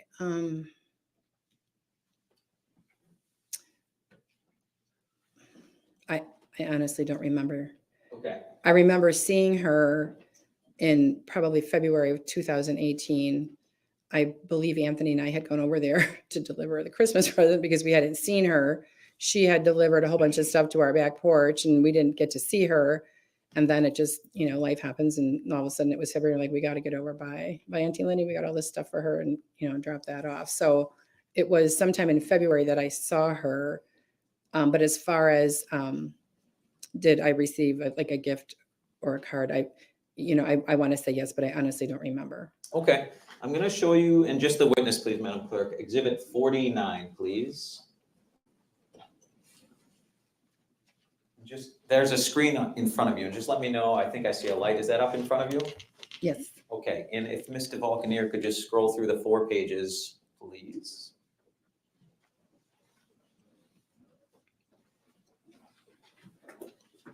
All right, and back to page 1, please. Ms. Posa, did you have a chance to look through those 4 pages? Yes. Do you recognize what those are? Those are birthday wishes. And birthday wishes to whom, ma'am? To me. And who are they from? They're from Lynn. Lenny. She called me Corini. I called her Lenny. And Ms. Posa, if you do need some, there's water in front of you and there's tissues in front of you too, okay? Thank you. So, Ms. Posa, I want to start with page 1. There's quite a bit of writing from Lynn in those cards, isn't there? Yes.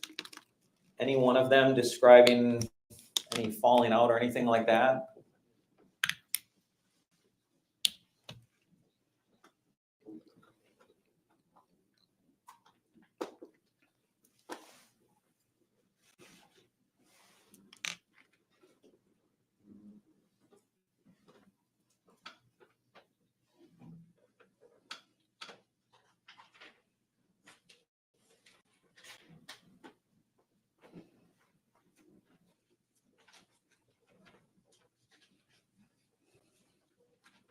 No.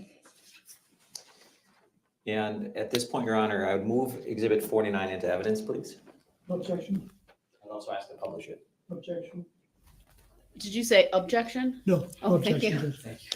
All right, Exhibit 49 is received. Permission to publish is granted. Thank you. And Mr. Vulcan, if you could go to page 2, please.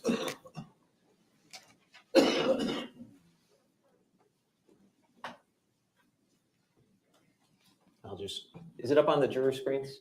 Oh, it's going fast today. Great. Now, Ms. Posa, if you could just look at the writing from Lynn, not the pre-printed message on the card.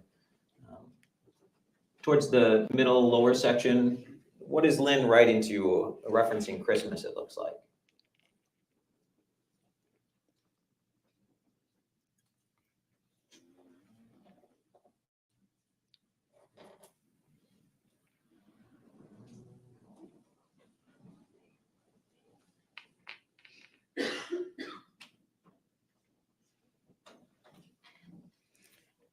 I'm sorry, but you repeat the question that you just asked me? I was reading. Sure. Do you see a reference to Lynn thanking you for a Christmas in January? Yes. Okay. Do you know what she was referencing there in that card? I really don't remember. Maybe we got together. Maybe she came over. I don't remember. I'll be honest. Is that sort of like you were describing earlier, where sometimes life happens, but you would still get together with Lynn? Correct. At some point for Christmas? Correct. Okay. And if we go to page 3, please.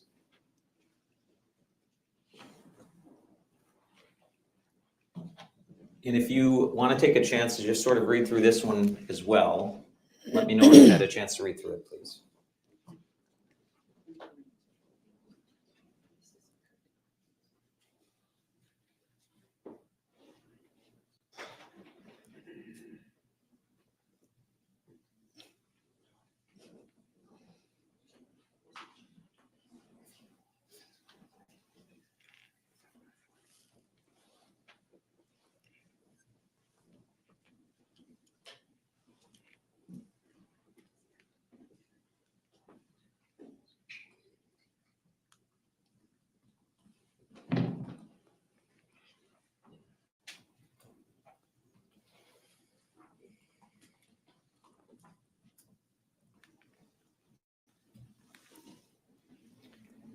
Have you had a chance to look at that? Yes. Okay. In fact, in that card, Ms. Hernan was referencing how you and your family were her adopted family, correct? Correct. Okay. And if we scroll to page 4, please.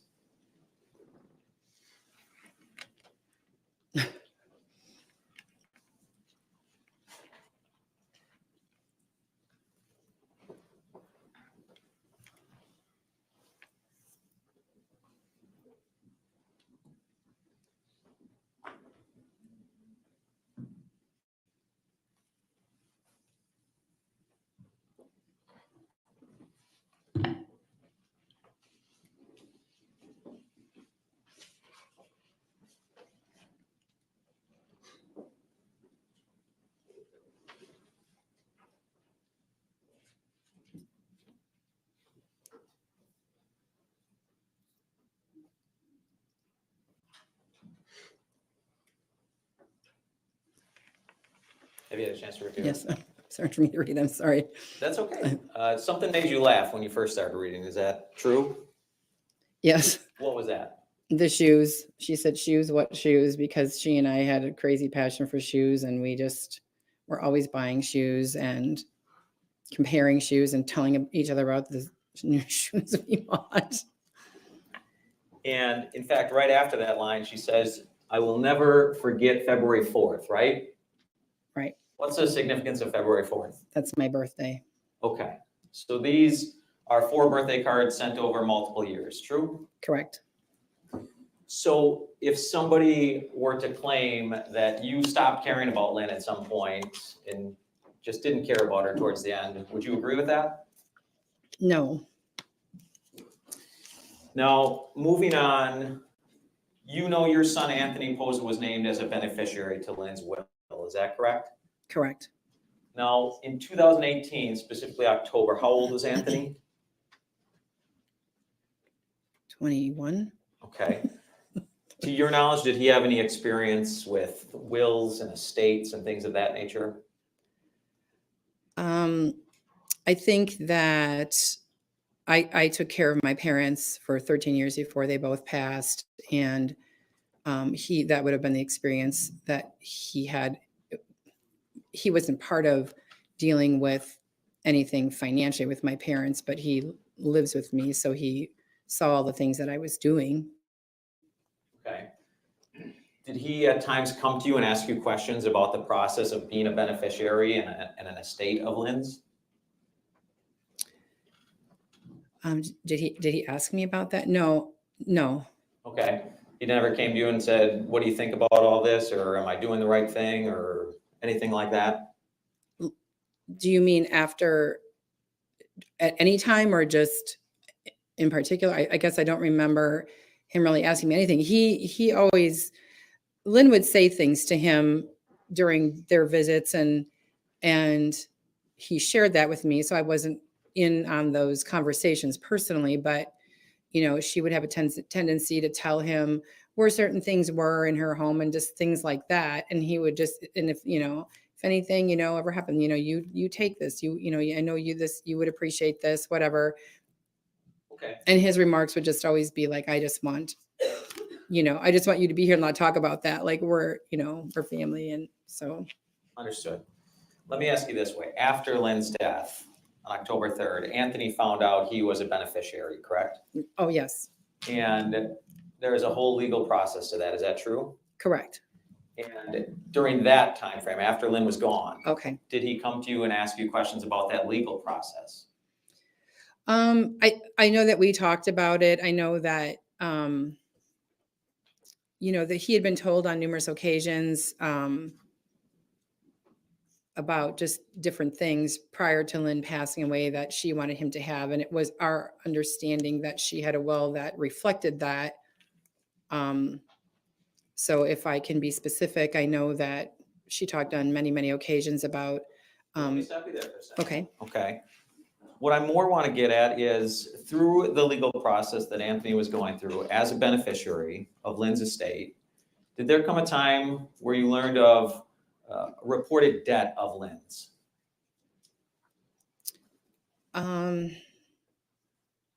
Well, yes. I mean, it just kind of came to us all. We were provided with like a copy of a will after Lynn had passed away, and we were, looking at that, and Hold on. Can you repeat the question? Sure. And what I'm asking is, did there come a time where you and Anthony learned that Lynn was reported to have a lot of debt at the time of her death, specifically credit card debt? Yes. Okay. Did that strike you as unusual knowing Lynn? Yes. Why? Because she never had any money, and she didn't really have credit cards. I think at one point when she had inherited some money, had gotten a credit card, and she would use, what she told me was that she would use that and then pay it off so she could build credit, because she never had credit in like her whole life. You said earlier that she was not a woman of great money, right? Correct. She would go thrift store shopping, things like that. Correct. Times you went thrift store shopping with her, would she use credit card or how would she pay? Cash or a check. She still wrote checks out. Okay. Was Lynn somebody that constantly had cash with her? Not a lot, a little bit, and then she'd have her checkbook. Okay. In times she didn't have cash, did you ever see her go to an ATM to get cash out? No, How would you see Lynn get cash out? she would go to a bank and take money out. Okay.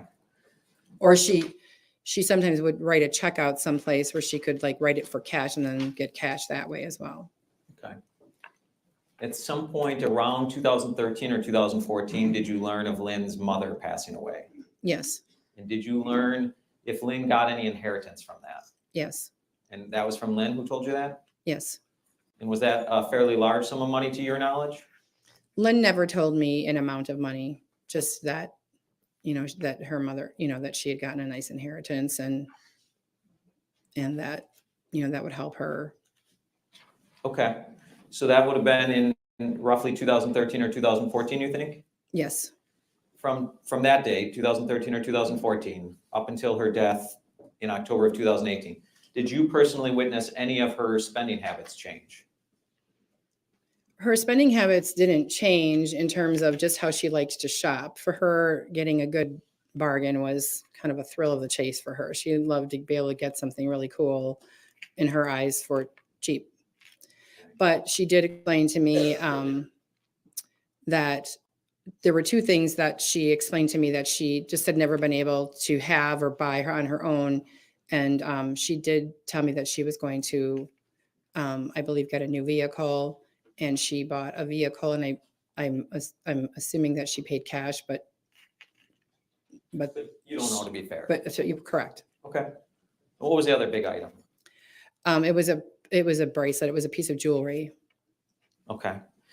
Beyond those two things that you were aware of, did you see her start buying lavish things?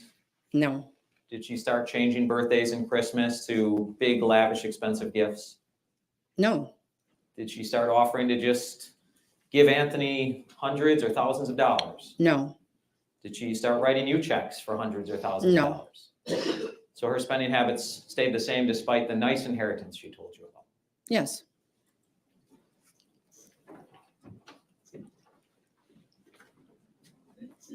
Thank you, Ms. Poza. That's all the questions I have. Cross. Please. Thank you, Judge. Ms. Poza, can you hear me? I can. Why don't, yeah, we had to turn the microphones off because of the typing on both tables. We'll turn them back on. Do you want the lapel? No, Judge, thank you. Okay. Ms. Poza, if you can't hear me, just tell me to speak up louder, okay? For sure. Thank you for being here. Sure. Now you, Okay, hold on. So the typing is interfering. I can hear it. I'm trying to get an exhibit together. I know. Move away a little bit from the, maybe I'll. move the microphone over or where the lapel. It really helps. I'm done. I'm done. Thanks. Sorry. It was both sides in all fairness. I had Teresa turn off microphones on both tables. So go ahead. My apologies for the interruption, Attorney Galaviz.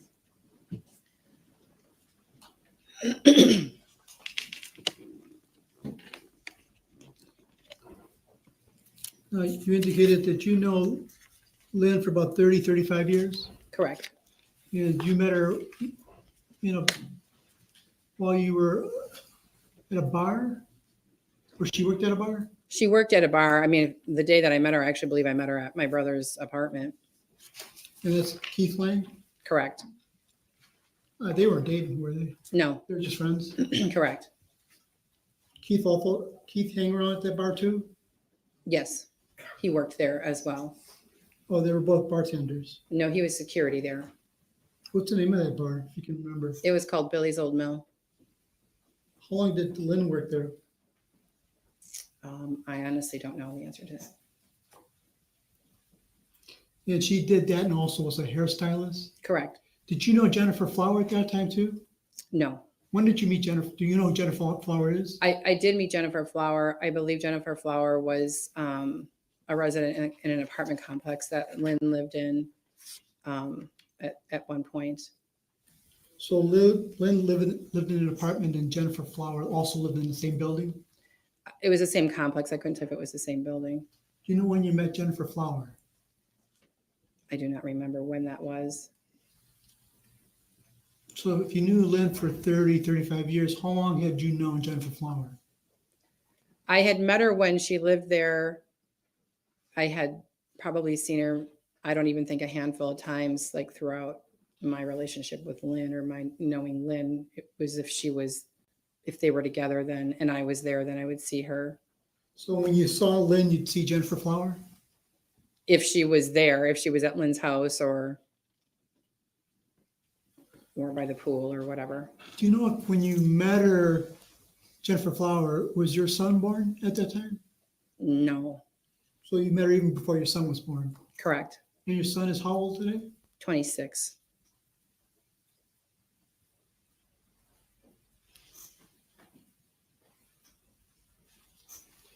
Did you hang around with Jennifer Flower too, or it was just No, I Lynn? did not.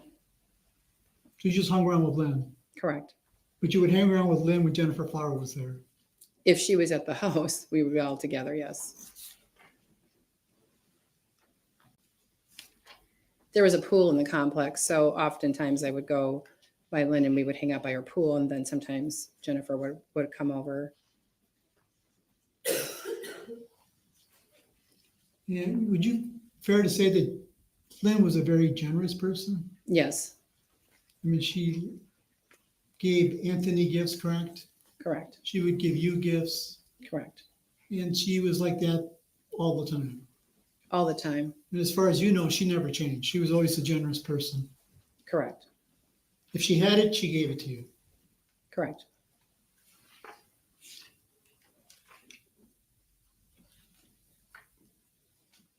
And did she do that with people that she did not know, or just people that were close to her, as far as you know?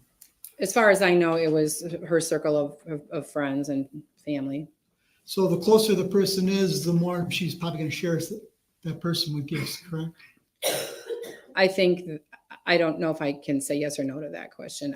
She had a passion for certain things, and then she could be very giving, very generous with gifts during special occasions. It wasn't typically like for no reason at all, other than maybe like food things that she made or whatever. Did she give your brother gifts, Keith? Yes.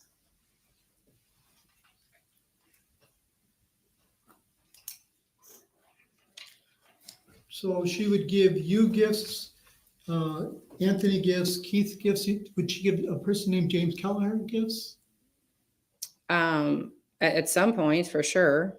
Do you know who James Kelleher is? Yes. Who's James Kelleher? That was a boyfriend that she went out with for a long time. And you say she gave him a gift for gifts for sure. Why are you so positive of that? Because they dated for many, many years. So Lynn was one to make a very big deal about birthdays and special days like that. She made a big deal about those days. So when I say that I'm referring to specifically like holidays and birthdays, not just for no reason. As far as you know, holidays and birthdays, but she could be giving people gifts for other reasons, correct? Sure. Maybe because she loved them. Right.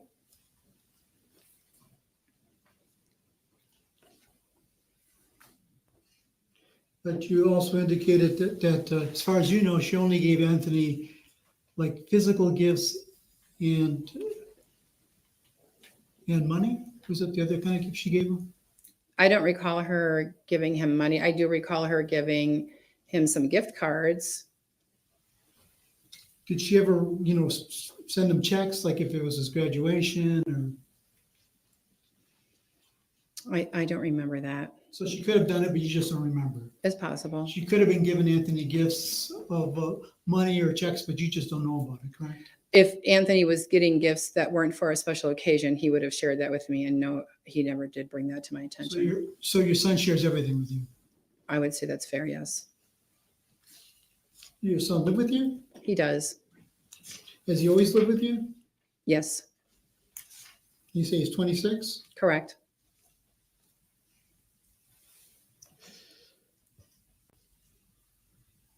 And when Lynn's mother died, Do you know Lynn's mother's name? Lorraine. Did you attend Lorraine's funeral? I did not. Did you know Lynn's father's name? Robert. Did you attend his funeral? I did. When did he die? I could not recall that date. I do remember my son and I driving up to Madison for the funeral, though. So Robert, as far as Lynn's father, lived in Madison. Correct. When Lynn's mother died, did you help Lynn? Well, strike that.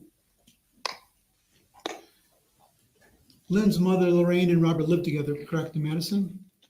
Correct. And when her mother died, did you go to Madison to help Lynn clear out the house? Anthony and I did go up there. I remember one time for sure that we were trying to offer to help bring things back because I had a bigger car and I figured we could help her because she was pretty distressed about all the stuff in the house.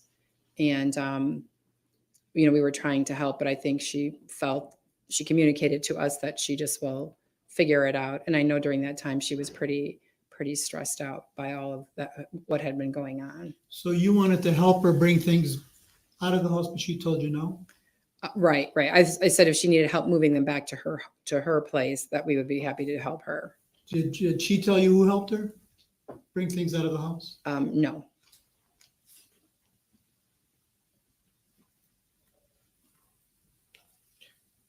When Lynn moved into her, when Lynn passed away, she was living in a condo in Pewaukee, correct? Pewaukee. Is that what you said? Pewaukee, Yes. correct. Yes. Did you help her move into that condo? No. Did Anthony help, as far as you know? I don't recall. But if he helped you, he would have told you. If he would have helped you, he would have told you, correct? Right. As far as you know, Anthony didn't tell you he helped Lynn move into the condo, correct? That's correct. Prior to living in the condo, did Lynn live somewhere else in Waukesha? Yes, she lived in an apartment building. Did you and Anthony go visit her then at that place too? Yes. So you and Anthony visited her at the apartment in Waukesha and the condo in Pewaukee? Correct. How often did you go visit her at the condo in Pewaukee? In Pewaukee? Yes, ma'am. I would say really as often as she would let us. If she was not feeling well, obviously we just had the respect to say, okay, well, we'll see you soon and get better. And so there were not a lot of times she didn't live there super long. I know I remember having conversations with her about the place and things that she had to have fixed and different things, but it was not as frequent just because she would ask us not to come. Well, approximately how many times, if you could put it in a number? I'm sorry, I couldn't give you a number. And you indicated sometimes you wanted to go visit her, but she would say, no, I'm not feeling well. Correct. How often did that happen?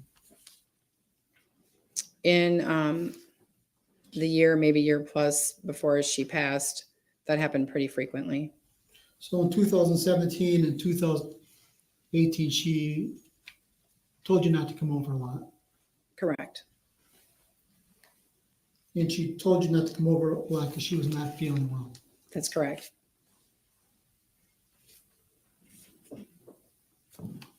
And when was the last time you went over there? In 2018?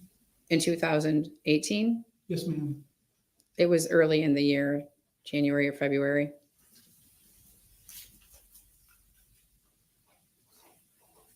And when you went over there in February 2018, was it just you or you and Anthony? It was myself and Anthony.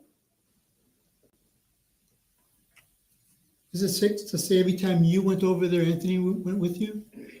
Often. I mean, I'm sure that I went at times without him, but I knew she always wanted to see him. So if we were in the area or if we were going to be out and about, we do a lot of stuff together. So.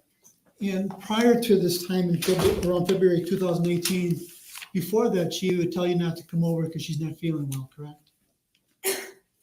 Correct. And the day you visited her in 2018, what was she like, her demeanor? In 2018? Yes, ma'am. That early. We talked a little bit about, her health, and I tried to offer some suggestions of what she might be able to do to, Let me stop you there. Why did you talk to her about her health?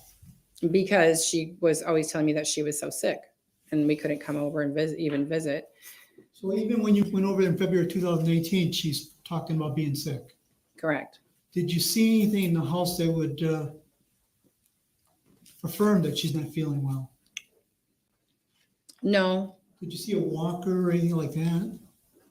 no, Did you see any prescription bottles laying around? no, Did you go into the kitchen and see any prescription bottles? no, Did you ever go into her bathroom and see if prescription bottles? no, nothing out that would be out just for anybody to view. No. Would she let you go into the bathroom? Did you ever have to go? I went to the bathroom. Yeah, sure. But I didn't go in her drawers or cabinets. But when you went over there, as far as you can remember, you didn't see any prescription bottles out. Nothing out. No. But you remember her complaining about being sick. Correct. Did she tell you what she was sick? What was causing her to be sick? She said she didn't know, and she just would tell me what would happen to her because she's been so sick. And so What did she tell you was happening to her because she was sick? she told me she just had really bad stomach problems and she just had diarrhea all the time.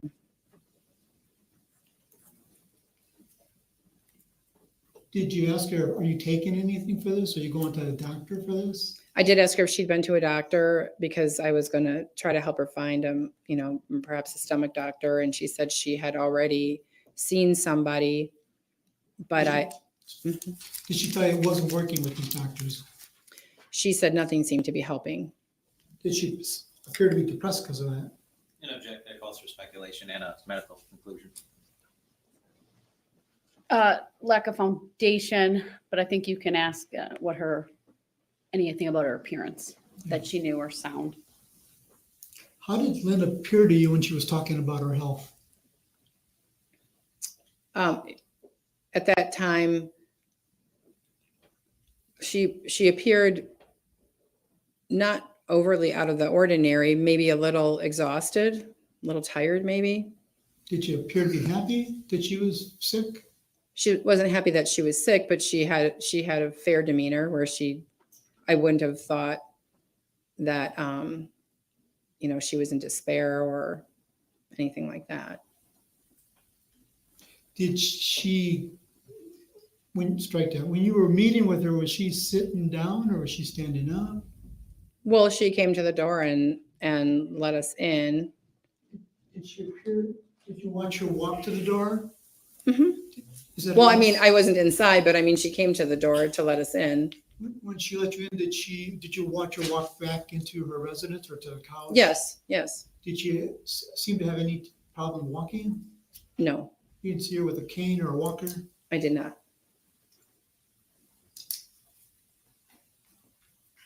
Did she ever tell you that she had eye problems or eyes were sore? Or no. Did she tell you that she had been to a lot of doctor's visits? Well, one of the arguments she and I had was her going to the ER when she was sick versus having established doctors. And so I was always trying to encourage her to connect with either a specialist or a doctor, like a primary doctor. I said, because if you go to the ER, they're just going to try to deal with your immediate issue and then they're going to send you home. So I think she had a lot of frustration that she wasn't getting help, but she also didn't have herself established with doctors, and I don't think she could afford to go to the doctors or, to go to a doctor. So when you were speaking with her in 2018, as far as you know, she couldn't afford to go to a doctor. Her whole life, she didn't really go to doctors because she couldn't afford it. So. And that's what she was telling you. I can't tell you that she told me that day or the day that she confided in me about her, because the conversation she and I had with regard to her health, whether they were in person or over the phone, were still relating to my hoping she would get established with a doctor versus going to the ER because I thought she would get better help if she was, if she was so sick. So because you last visited her in February 2018, I take it you didn't go visit her on her birthday. I did not. Did you send her a card? We did not. Did you call her? I believe we probably called her around that time, told her we'd connect, and that was probably all. When you say we, I mean, did you call her as far as you I called her. called her on Yes. her birthday? hmm Is that a yes? I can't tell you if it was exactly on her birthday. I mean, it might have been the end of June or the early part of July. I can't confirm if it was exactly on her birthday. Well, do you know when her birthday is? Yes, it's June 30th. Okay. But you don't remember if you called exactly on her birthday? I do not remember that, no. Do you recall how long that conversation took? When you spoke with her? I do not recall. Do you know if she was still complaining about being sick? 2018. I don't know if in that conversation that was even discussed. I'm being fair when I say I just don't really remember that. Do you know she was in the hospital, correct? I did not know she was in the hospital. So when she was in the hospital in September, you were unaware of that? Correct. And it wasn't until after she, I believe, was out of the hospital and we had a conversation, realized that both she and I were in the hospital at the same time and never knew it. So it was, I had been sick and she had been sick, but we never knew each other was sick at that time. Did you know if Anthony knew she was in the hospital? I do not know if he knew that. So it's safe to say you didn't visit her when she was in the hospital? Very safe to say that, since I was in the hospital as well and didn't know she was there. Yeah. Oh, you were in the same hospital? We were in the same hospital. So I take it she was in the hospital. She never called your house to let anybody know she was in the hospital? I could not confirm that. I mean, nobody from your house told you, hey, Lynn's in the same hospital you're in? No, but my family was with me because I was in the hospital. I forgot, again, when was Lynn's birthday? Her birthday's at the end of June. I know what day. June, I believe June 30th. If I told you June 26th, would you 26th. Okay. refresh your end of June. memory? Yep, that refreshes my memory.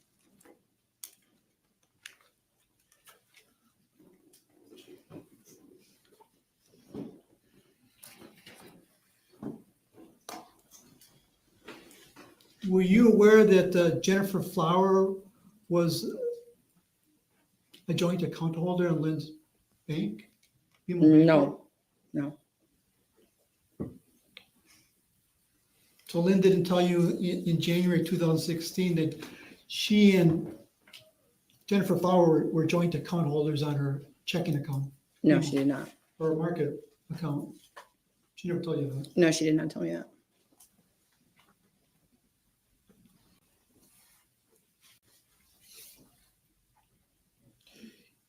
And around August 12th, 2019, according to the police reports, you were interviewed by Detective Hoppy in this case. Do you remember that? Yes. Would it be safe to say, to strike that, today's about October 27, 2023, correct? Correct. And you were interviewed by Detective Hoppy August 12th, 2019. Would it be safe to say your memory of Lynn and what was happening during this time is fresher when you were interviewed by Detective Hoppy in 2019? I would say that that's fair. And according to the police reports, he interviewed you at your home, correct? Correct. And when he told you during the interview that he was recording you, correct? I believe so. And in the recording, because I listened to it, you said that Lynn had a lot of demons, no secret about that. What did you mean by that? Objective relevance. And vagueness.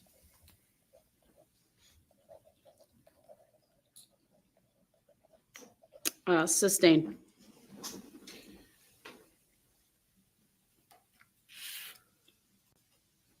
Well, you also said that you really didn't hang around with her at the last part of her life. Is that safe to say? We didn't see each other as often, correct? I mean, you were sick, as you just told the jury, correct? Correct. You were dealing with sickness in your own family? Myself, my family. So that caused you not to be in connection with Lynn, correct? I would say that our connections, our visits were less than they had been. I was taking care of my parents. I had my own health issues. So life happens and you take care of things and you prioritize. You said that Lynn, in your interview, appeared to have mental breakdowns. Is that true? Mental breakdowns. I don't remember saying that. Mental breakdowns. Did she have mental breakdowns?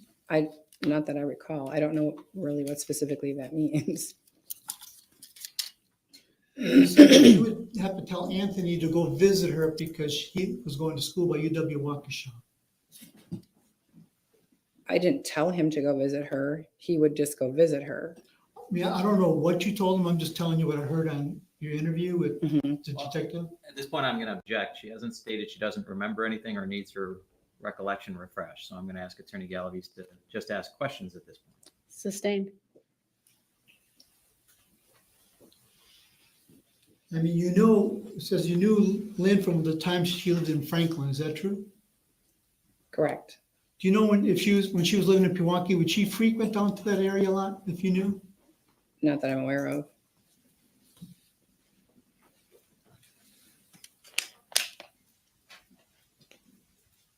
Did you ever meet Jessy at all, Jennifer Flower's daughter? I don't recall ever having met her until after this, until after Lynn had passed. So it's safe to say you weren't really close with Jennifer Flower at all. Correct.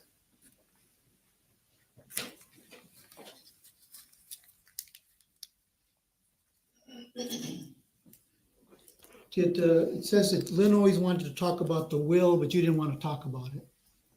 Is that true? Again, I object. He's referencing something she hasn't stated she can't remember.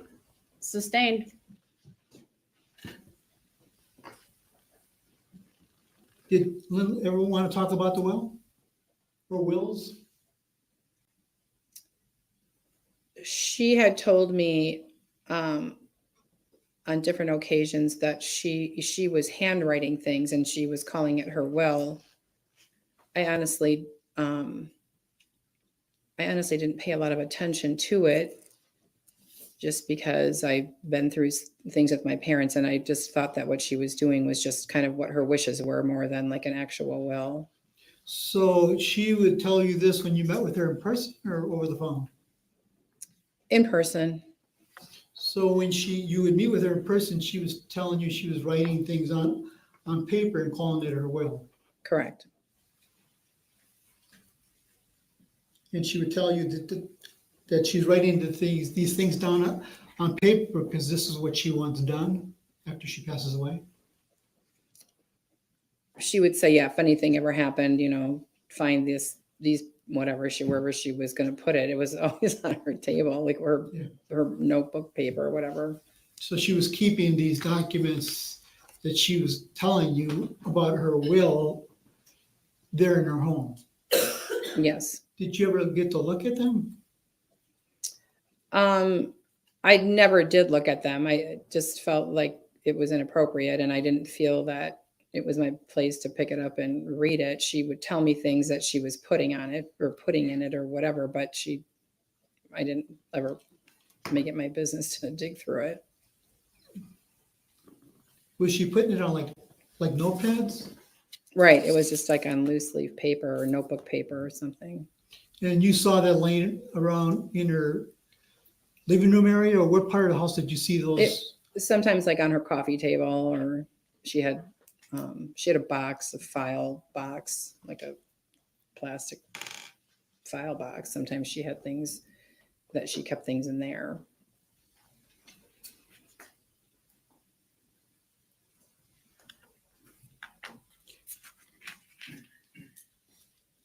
Did, you know, when you saw these wills laying around, was Anthony with you? I would have to believe that there may have been times that he was with me when she would talk about that.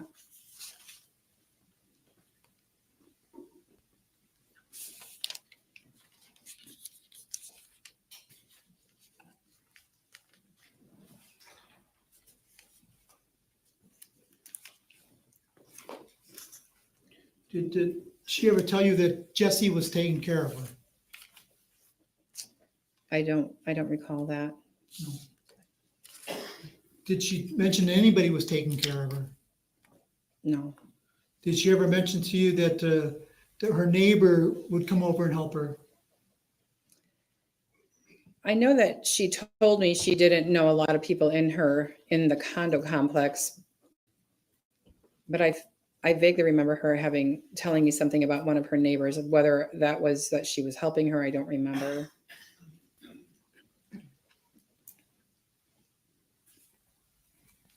When you would talk to her on the phone or visit with her, did her medical issues seem to increase as far as the problems that you would bring up? When I would talk to her on the phone, did it increase? Is that what you just asked Yeah, me? yes. I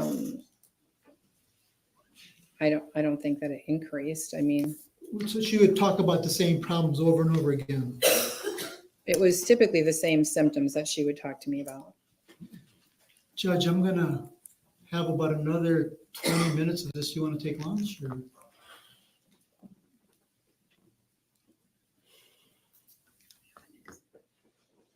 How's my jury doing? Would you like lunch?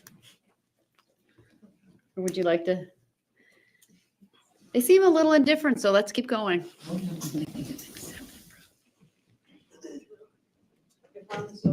Eventually.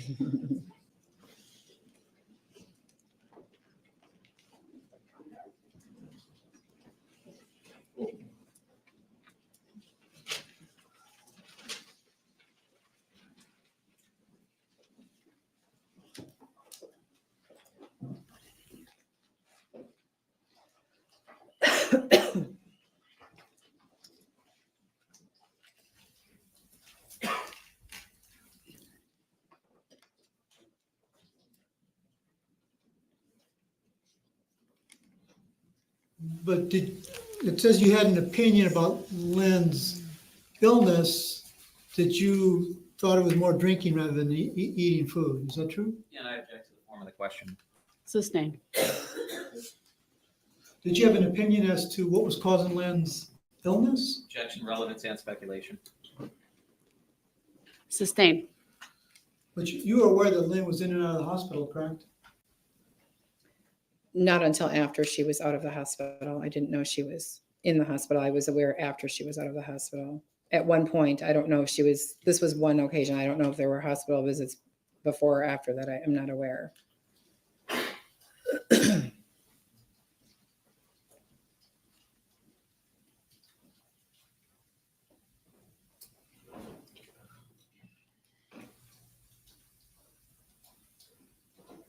Did Lynn ever mention to you that she had put $50,000 in a lockbox in the bank? She did. Did she mention to you when she put this $50,000 in the lockbox? I believe that she told me this sometime after she had gotten money after her mother passed away, but I could not specify when specifically.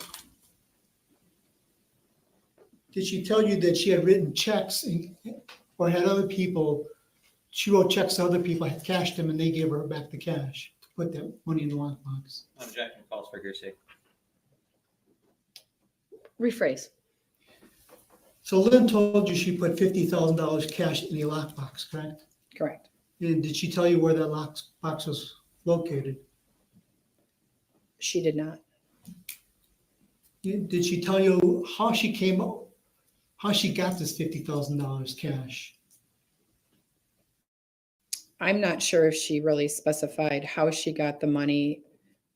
If she told me, I don't remember, but I think at the time, I probably just would have gathered that it was inherited money from her parents or her mother, because that was all right around the same time.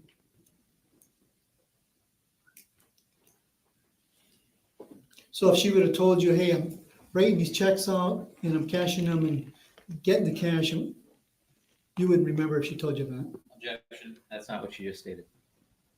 Sustained as to the form of the question. Assumes facts not in evidence.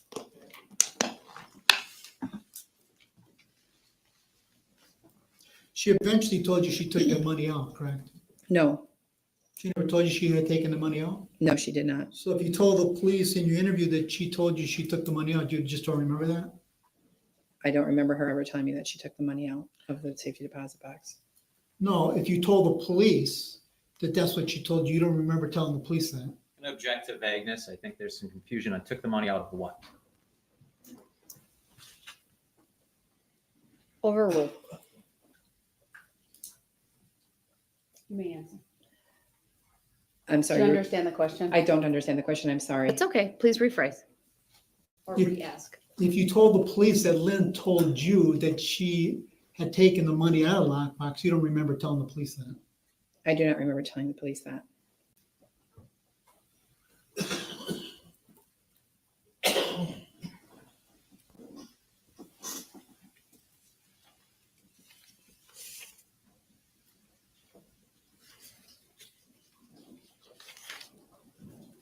As far as you know, Lynn with her finances, was she organized with her finances? Lynn and I didn't discuss each other's finances, quite frankly. I just know that when she was doing her hairdressing, she lived her, to survive, and at that time, she would, share lightly things like that, but we didn't really discuss our finances. That wasn't part of our relationship.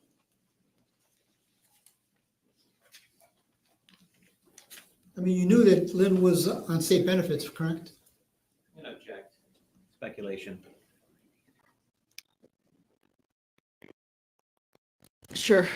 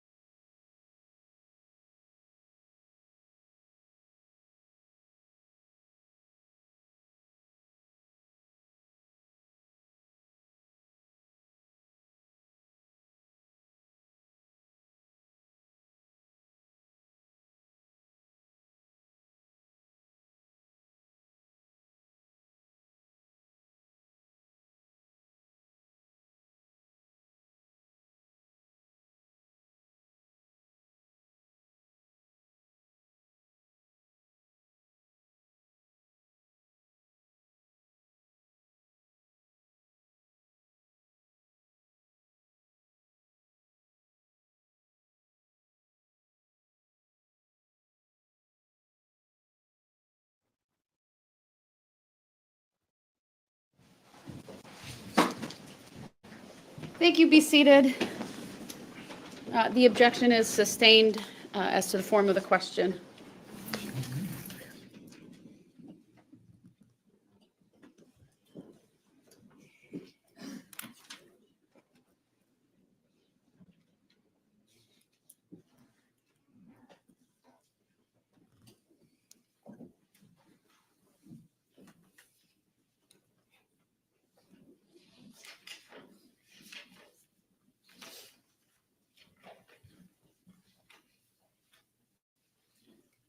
Ma'am, did Lynn ever talk about state benefits with you? She did not. She ever talk about social security with you? She did not. Anything about food stamps? She did not. She talked about her healthcare insurance? It appeared to me from conversations that we had that she didn't have insurance.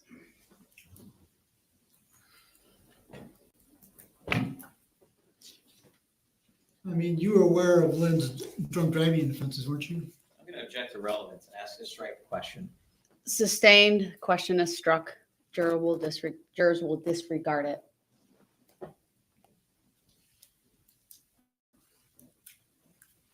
Did Lynn appear to be very happy when she inherited that money from her mother?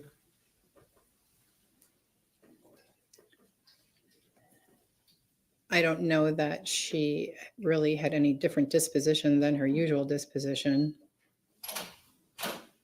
Were you aware whether or not Lynn got credit cards when she inherited the money from her mother? I was not aware. Were you aware that Lynn had any credit cards? Throughout all the time that I've known her, I know that she had like a Kohl's credit card. She would get like small store credit cards here and there. That was all I was aware of.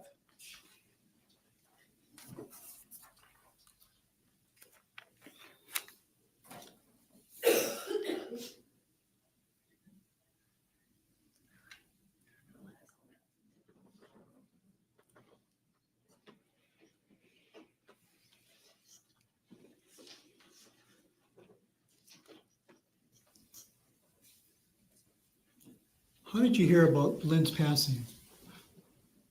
Jessy called me. And is that the first time you've ever heard from Jessy? Yes, So prior to that, Jessy had never made contact with you, correct, nor you contact with her? correct. And what day did she call you? Strike it. How did she contact you? She contacted me by my cell phone. Were you surprised that she knew your cell phone? Yes, And do you remember what day that was when she contacted you? I do not. Well, Flint passed away on October 3rd. Do you know when, in relationship to that Jessy called you? I'm sorry, will you say that again? If Flint passed away on October 3rd, in relationship to that being October 3rd, when did she contact you? The next day? It Next week? was fairly, I believe, immediately, if I remember correctly. And did you eventually go to Lynn's home? Yes. Did you go to Lynn's home that day? No, I believe when Jessy called, I believe it was maybe sometime, like maybe after I worked. I was working and then maybe it was, I don't want to say for sure what day it was. I just know it was sometime soon after she had passed. We had gone out there. Did you go with yourself or with somebody else? With my son. And I take it Lynn wasn't there when you went. Correct. And what was the reason for you going there? I believe that Jessy invited us to come over to meet and, I think talk about what had happened.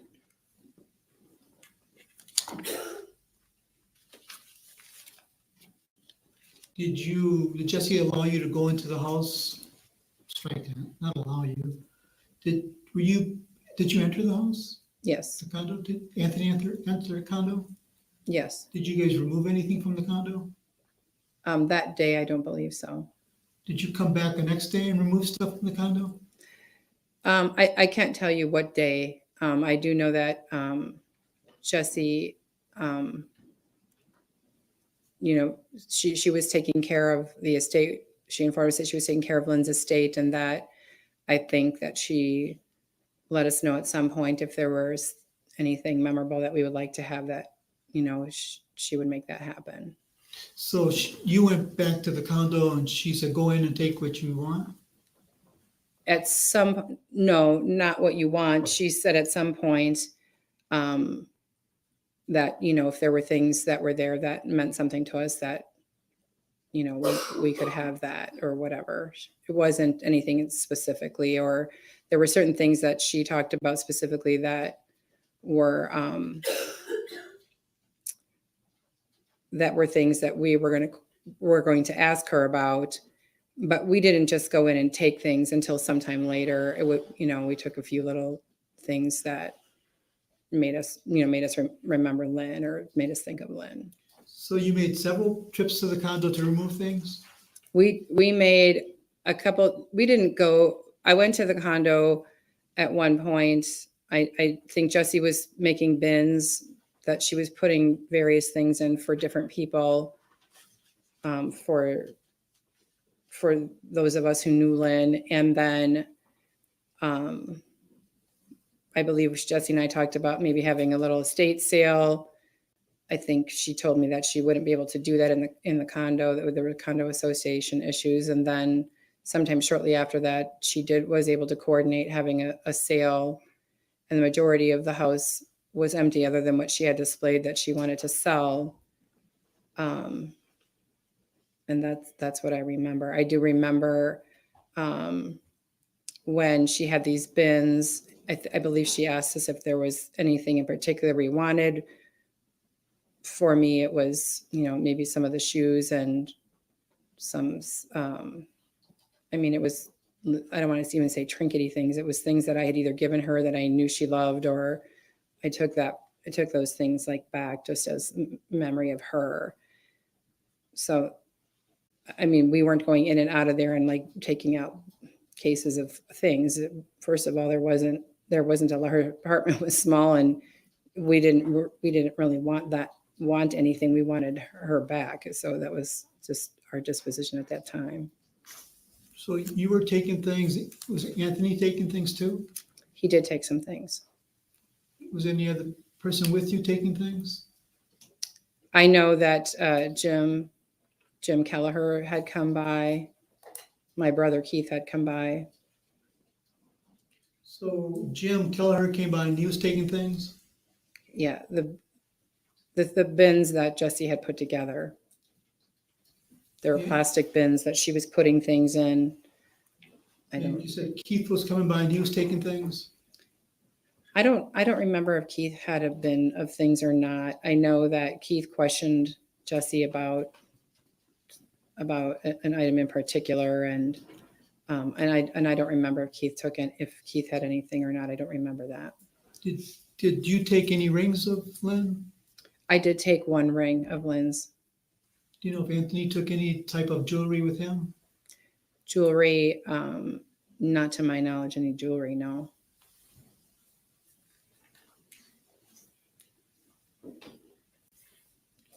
Do you remember how long you were in the house looking for things?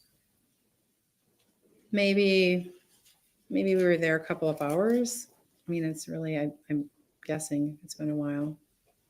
So you were there for a couple hours looking for things, and Anthony was there for a couple hours looking for things. Is that true? That's probably fair. And this was shortly after Lynn's passing. Right. And per Jessy's basically invitation, she wanted to go through the house and get things organized and sold and whatever. Per Jessy, she seemed like she wanted to get everything out of the house. Right. So she could sell the house. Correct.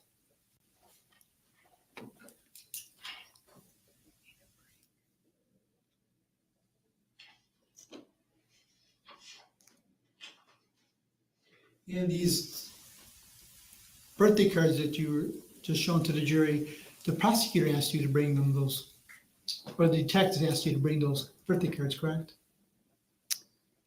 I believe so.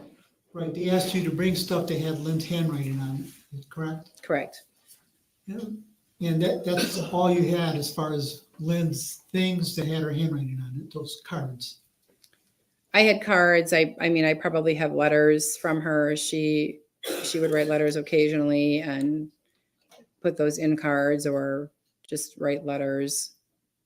Right, they asked you, could you bring us everything you have that has Lynn Hernan's handwriting on it, correct? No, not everything. I think I have kind of a card saver, and I just grabbed the box of cards that I had and I dug through there there was a handful right on top of the box. And so I just grabbed those and I gave that to them.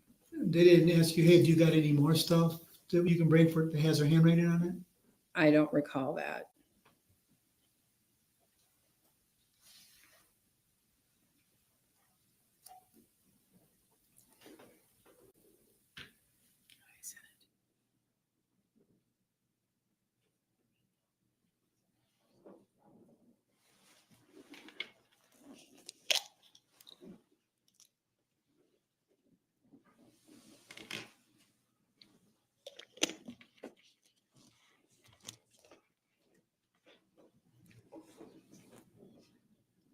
Anything else?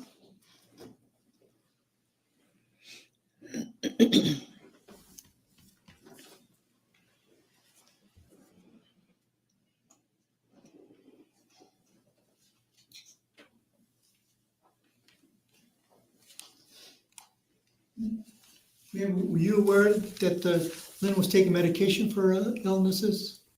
Objection asked and answered. Overruled. She may answer. I was aware that Lynn, for the majority of her life, had a thyroid problem, and I know she took thyroid medication. I know.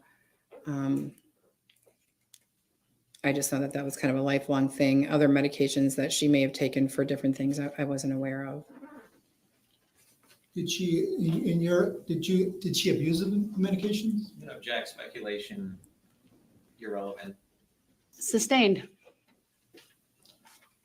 You told the police that Lynn abused the medications. Why did you find that relevant? Object to the form of the question. Move to strike it. Sustained. The jury will disregard that last question.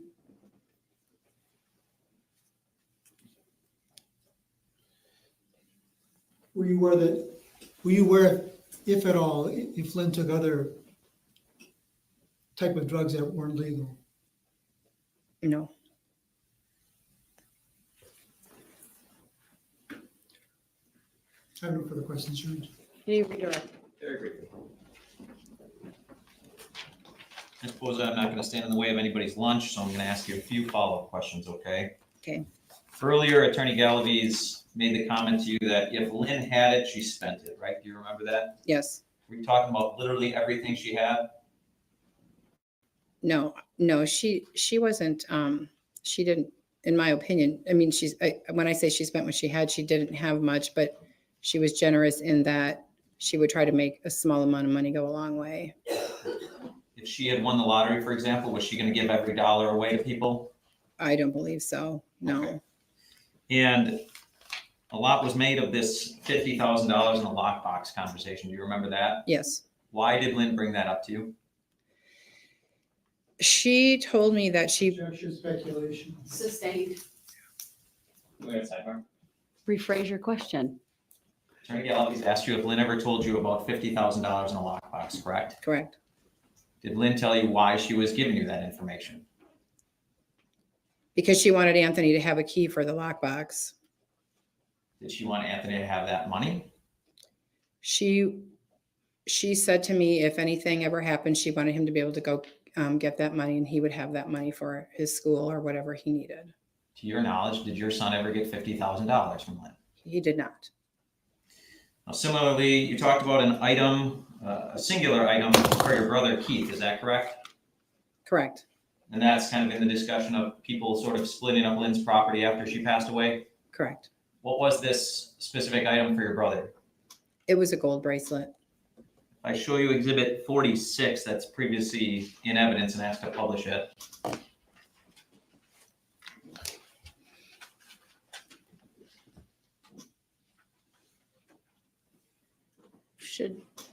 It's in front of the witness. You want it published or you just want to quick? There you go. Yes, please. And I know it might be a delay in the jury box, but Ms. Posa, can you circle, if you see the bracelet in exhibit 46, can you circle the one you're talking about? Circle it with my finger. The bracelet you're referencing with your brother, if you see it. I do see it. Okay, could you circle it with your finger on the screen? That's a touch screen in front of you. All right, right in the middle of the picture then. Correct. And Madam Clerk, would you mind capturing that annotation, please? And I'd ask that that be labeled 46A and moved into evidence. So Exhibit 46A is received. Thank you. Ms. Posa, why was that something, well, let me ask you this. Do you know why that was a specific item your brother was interested in? Because I don't know if he had any part of her buying that. And by that, I only mean like taking her different places. She was, Hold on. Do you know why that was of significance to your brother? Yes or no? Yes. All right. And why was it? Thank you, Judge. You're welcome. Sorry. Yes. Because she had said that would be for Keith if anything ever happened to her. To your knowledge, did your brother ever receive that bracelet? He did not. Now, switching gears one last time, a lot was made of your conversations with Lynn about her hospitalizations and illnesses, right? Correct. If you had ever suspected, well, let me back up. You were talking to Lynn about getting treatment and setting up with primary physicians, right? Correct. If you had suspected that she was suicidal, would you have sought help for her? Yes. Did you ever think she was suicidal? No. And there was one hospital stay where you two were in the hospital together and you just never knew it. Correct. Do you remember roughly what time frame that was?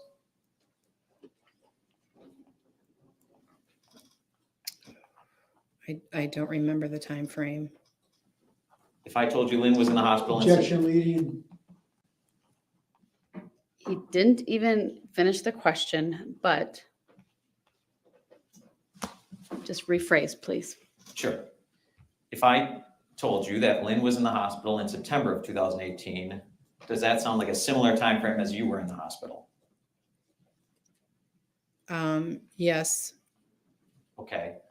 Do you believe that's around the time frame where after you were both released from the hospital is when you learned you were actually in the same hospital together? Yes. Okay. And you had a phone conversation with Lynn after that hospital stay? Yes. So would that be just very recent in time before she passed away? Yes. Was that your last phone conversation with Lynn? It may have been. Did Lynn ever give you an indication that she was suicidal in that phone call? No. Did Lynn ever say goodbye to you, her friend of 35 years? No. That's all I have, Your Honor. Thank you. All right, thank you. You may step down.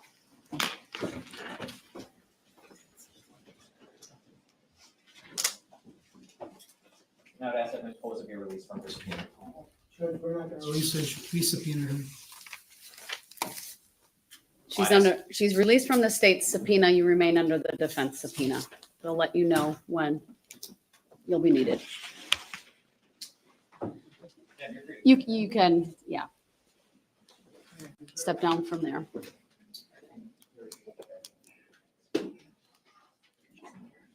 We'll address that after the jury's out.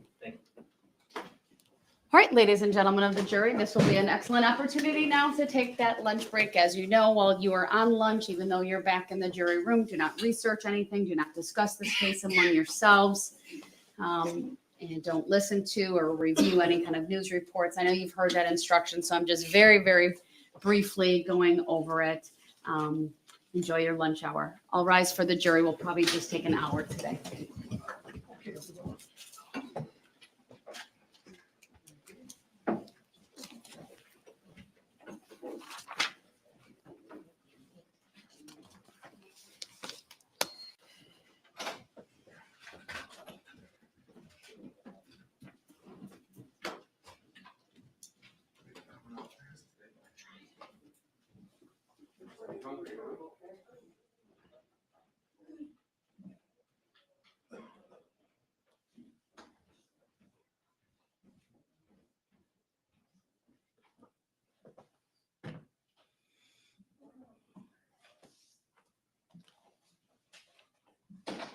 All right, thank you. Be seated. I do need to put a sidebar on the record. There was a request from the state for the sidebar. This was concerning questioning of this witness regarding benefits or food stamps or things of that nature.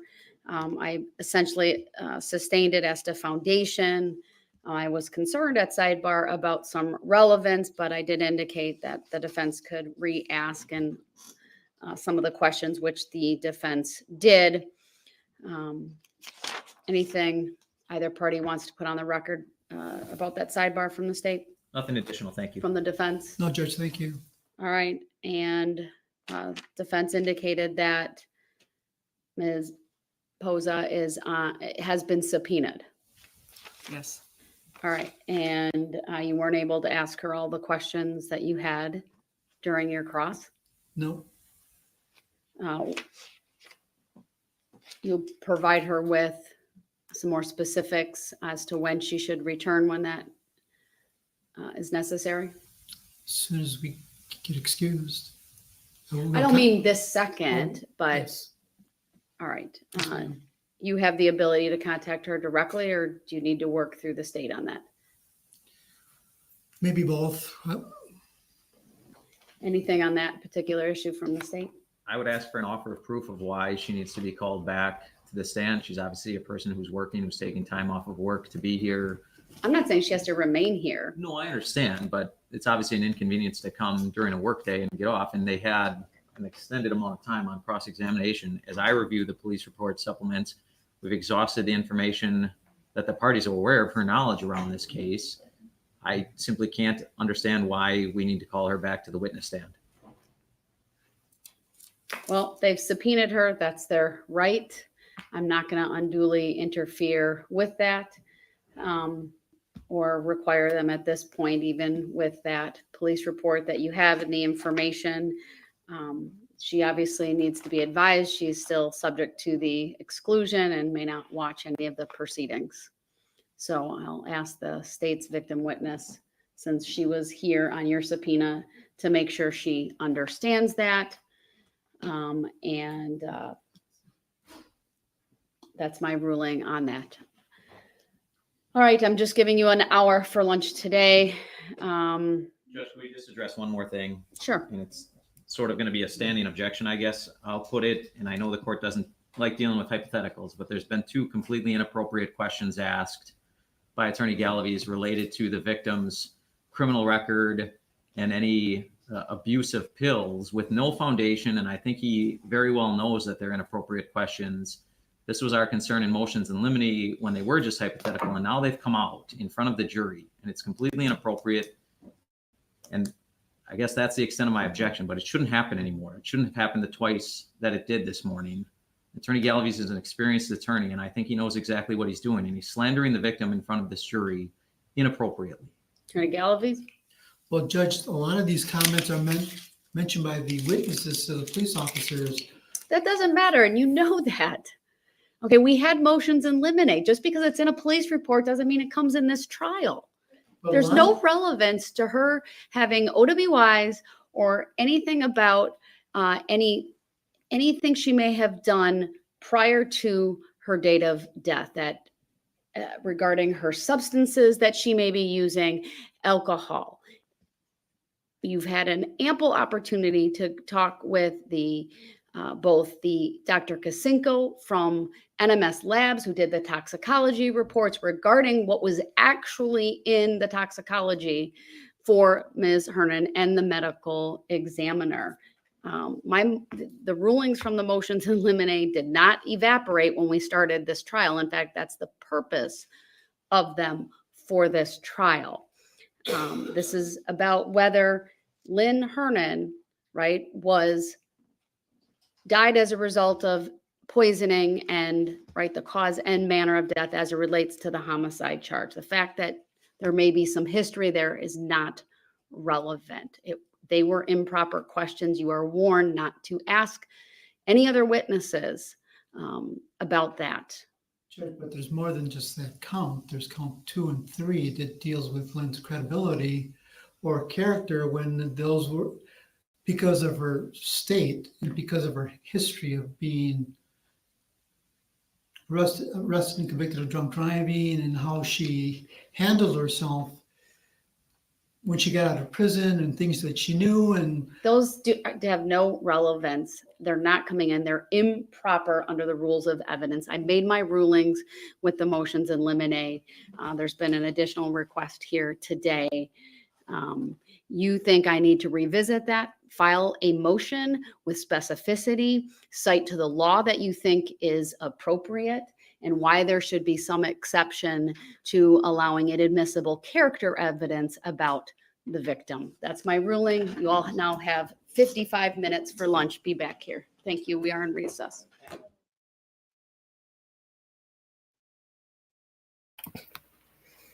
Okay, we're gonna go back and resume the press conference over in Maine.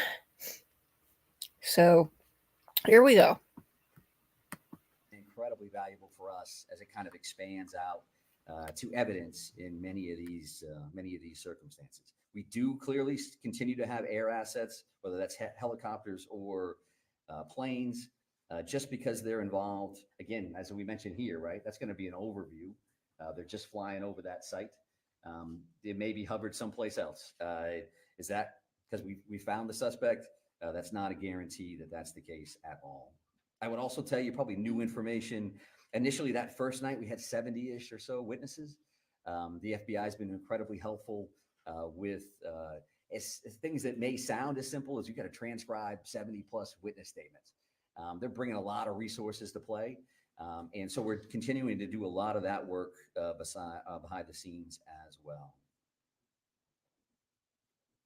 I think that the shelter in place order, right, that's currently in place for Lewiston, Auburn, Lisbon, and Bowdoin. When you hear the names of those communities, obviously, you know that a lot of our focus, a lot of what occurred in those communities, whether it's Bowdoin, because that's where the suspect's house was, Lisbon, where the car was located, or Lewiston, Auburn, some conversation earlier about Auburn locations, and Lewiston, where the focus of those first two tragic active shooter situations occurred. That's an ongoing conversation that we'll have every minute of every day. Does it make sense that those orders are still in place? And can we relax those, change those? They have not been changed in any way at this point, but we realize that we want to keep our community safe. So that's the forefront of our minds, but we know that a shelter in place order in general, similar to orders around COVID, can have some negative impacts on families and going to school and businesses and all those other things. So we have that in our mind. There is that pluses and minuses chart that's just kind of active as we kind of work through this thing. So know that we are actively thinking about that. And truth be told, working with specifically right here in Lewiston, working with our officials, working with Chief St. Pierre, working with the mayor and others, having conversations about what does that mean? And what is that going to look like this afternoon, tomorrow, and in moving forward. So I think that's enough sharing from my end. That's a lot of information to overload you with there. I would want to come back, however, to say that there's a lot of stuff going on here, but what matters to us again is the safety of our communities, the safety of our residents. We care about each and every one of them, as you do. And we're going to continue to fight on their behalf to bring this individual to justice, because we know that that has an impact on starting that healing process. It's not a slam dunk. It's not, we got them, now everybody's better. This is going to take a while, right? It's going to take a while for communities to work through. It's going to take forever for families to work through. You lose somebody that you love. That's a big, big deal. So I don't want to get lost in the minutia of this is what we're doing and this is a map and it's a QR code. It always comes back to this other stuff for us. So again, we're going to try the Q&A deal and see where we go. Go ahead, right here.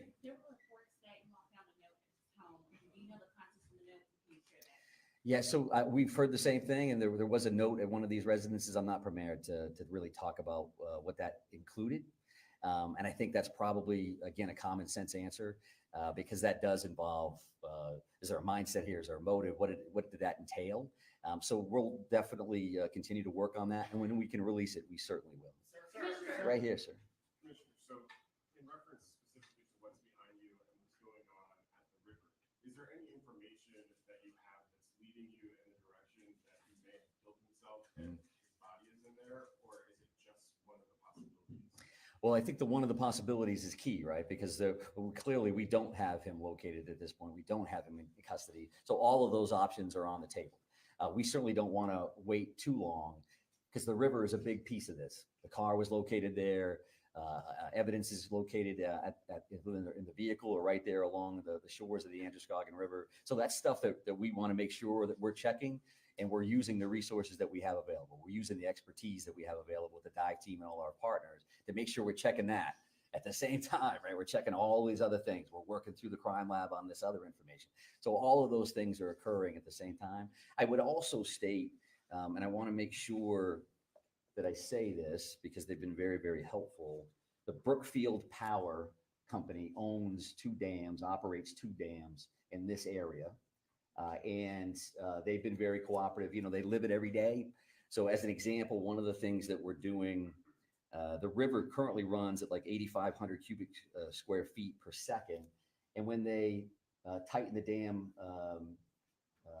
tools down, they actually lower that down to like 5,500 cubic feet, right? Does that mean anything to you? What it means to us is that that current, if we can slow that current down, we can lower the amount of water in the river. It's certainly easier for us to work. It's easier for our divers to see in clearer water than muddier water. If it's a foot lower than it was before, it's easier for us to work. And there's different searches, obviously, but unfortunately, people lose their lives in bodies of water on a regular basis. So this is something that we're trying to dial in. But yes, sir, right here. Yep. Deer hunting starts tomorrow. Yeah, it sure does. Yep. Can you address that? Yeah, sure. So I've had conversations with Commissioner Camuso, Inland Fisheries and Wildlife. Judy's great. We are having those conversations. I would expect to hear more about that later in the day. It's a big deal in Maine. It may not be a big deal for a lot of people from other communities, but we know what that's going to look like. We also know we're in the woods. You know, if you just happen to be in the woods, minding your own business, going for a walk, that's going to make us a little concerned, right? So it's definitely a good question. It's something that we're actively working on. Right here, sir. You talk about this tremendous amount of assets here Yeah. and the search for him. Can you talk about the pressure you guys are feeling to find him to give this community some sense of answers as this enters its 3rd day? Yeah, sure. I think, you know, pressure is one way to put it. I mean, we're concerned about the victims, their families, and our communities. I'm concerned every day, 24/7, 365 at this point for 30 years. That's why I got into this business. We do want to help people. We do want to make them safe. Making them safe and making them feel safe may not necessarily be the same thing either, right? Because I think our law enforcement partners, our first responders around the state, everybody is dialed in. They do that all day, every day. This is clearly a completely different animal. So for us, we want to make sure that we bring this individual to custody, but we got to do it right. We got to do it the safe way. Don't want to see anybody else get hurt, certainly our people and our community members. So we want to make sure that we do that right. We're not going to be rushed, but we're running right on that level, that we're going to work as hard as we can, as fast as we can, with as many resources as we can to try to bring some kind of closure. Right here, man. Right here, man. Do you understand that the family is being cooperative? What are they telling you? Oh, I think whether you see the 530 tips and leads overall, I think we're seeing a lot of cooperation across the board. I'm not going to speak to anybody in particular, but I think there's a lot of cooperation. There's a lot of compassion here. There's empathy that people understand what happened here, not only to the victims, but again, to the state and to our country. So people are coming forward. They are participating in the process, and that's just the nature of the beast. But I'm not sure I answered it. So go ahead and follow up. I'm so sorry. That's okay. Specifically the family of the suspect. We Yeah. understand they are cooperative. What are they telling you and how are they helping you in the investigation? Yeah, so I won't speak again specifically to what anybody said one way or the other, but we do appreciate everybody's cooperation because we know that this is difficult for everybody.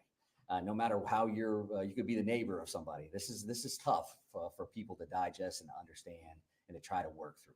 So that's a good right here, sir. Right here. Thank you very much, sir. Yep. Specifically warning, forget about information. Family is told multiple news outlets there were warnings provided to law enforcement. Which agencies received those warnings, and did you think at any point that it might warrant the yellow flag pursuit? Well, I'm heavily involved in the yellow flag conversation overall, but the reality for today is I'm not going to talk specifically about who knew what and when. We're still actively involved in a very dynamic situation here. And we're focused on an individual that currently has 8 warrants out for murder. We're trying to figure that part out, trying to bring him into justice, as well as investigate this crime. There will be a time when we're... I cannot confirm that one. So, sir, right here, you. The Senator Collins said that the yellow flag law should have been enforced in this situation. So as you stand here today, what is your response to that?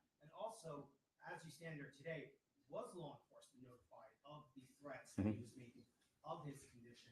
Were they aware of it, and what steps were taken to investigate that? Yeah, I appreciate the question. And Senator Collins is great. We have a great federal delegation that works incredibly hard on behalf of the state of Maine. I don't know exactly what the good senator said. I respect her a great deal. So I won't answer to any comments that she made. If that's her perspective, based on what she knows through the general public or otherwise, then that's fine. She certainly has the right to do that. But based on what I've seen, we're going to continue to work through that. We asked good questions. It may even have been you, sir, around the firearm itself. And there's going to be an opportunity. The ATF is here. The ATF is working with us. They have been there since the first second. There's going to be an opportunity to answer all those questions and figure out, so was that a violation or not? It's also an opportunity from an educational standpoint to talk about what that really means, what that really looks like, and what the options in fact are. The thing is that folks want to know. I'm gonna go over here though, sir. So I appreciate the follow-up and the initial question. You. Talk about timeline yesterday. 911 calls. Do you know the time, precise times that police arrived on the scene? Arrive, no. So it was 6:56 for the initial call, and then 7:08 for the second call. Multiple calls for each location, and so that's what I had. I don't know exactly when they arrived, other than to say these calls in any scenario are a priority, to say the least. So everybody's going, and they're going as fast as humanly possible. So that's the. I'm not done answering the first question. So was that enough, sir? Does that make sense on that? I will take a look at the arrival time so that we have that information, and we may be able to provide that at a different. And I would say this, okay? The way this is going to work, just so we're all clear, the way this is going to work is if we have a Q&A and you ask me questions and I attempt to answer them, as soon as we start yelling over each other, I'm done. Just so we're clear. And we don't want to do that. We're trying to be as cooperative as we can across the board. But we'll be back another time, and we're just trying to figure that out. Yes, sir, right here. We're coming up on 48 hours. Are you concerned the trail is growing cold? I think that every minute that this goes on, we're more and more concerned, because what's the next thing that's going to happen? And we understand that. And that's why we're working 24/7 to bring this individual to justice and to try to bring some closure and overall safety to our communities. So yes, we feel that just as much as the community member does or anybody else. This is a privilege. This is an honor we have to do something about these tragedies when they occur. In many instances, I've been in those scenarios. This happens out of state. You're sitting on your couch wishing you could do something to help. Well, we're in a position to do something to help, and we will. There's no question in my mind that we will bring this individual into custody one way or the other. I'm going to take one more question from you, sir, and then we're going to be done. Confirm that you've identified 16 out of the 18 bodies, and if so, can you confirm the demographics, please? Yeah, and I think that that may be a question, the specifics may be a question for a future briefing. We have identified and notified the families of 8 of the 18 fatalities that were involved in this incident.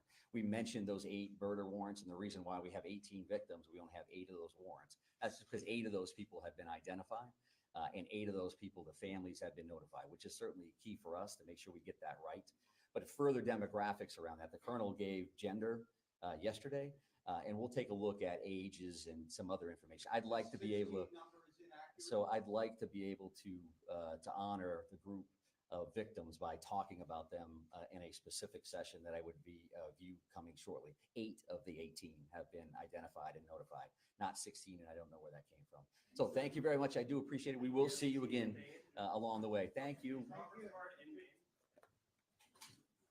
Hold still, everyone.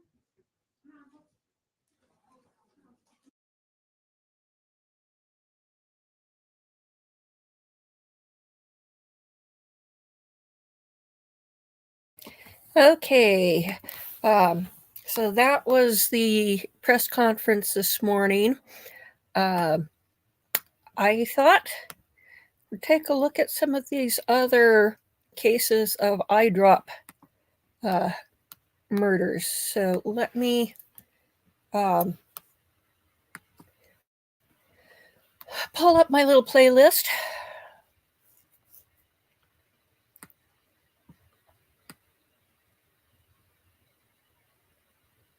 Let's see.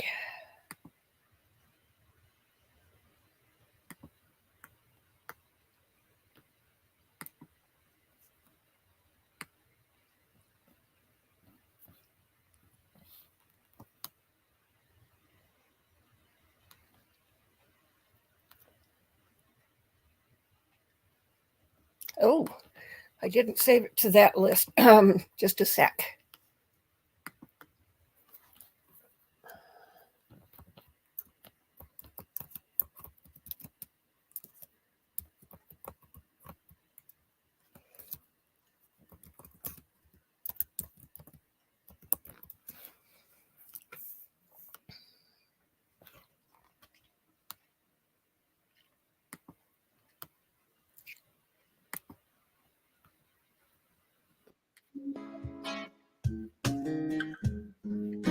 Hey you, and welcome. My name is Mike, and in this old video, what I'm talking to you about today is this stuff.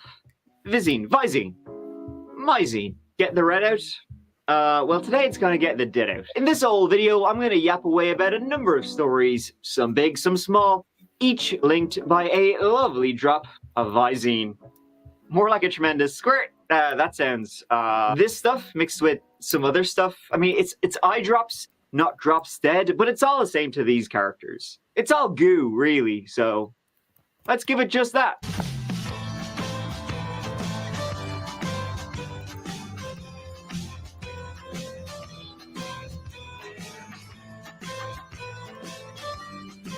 So first of all, I've showed this like 5 times, but check it out. I got Visine as my prop. Pretty proud of myself. Focus, bitch. What do you think?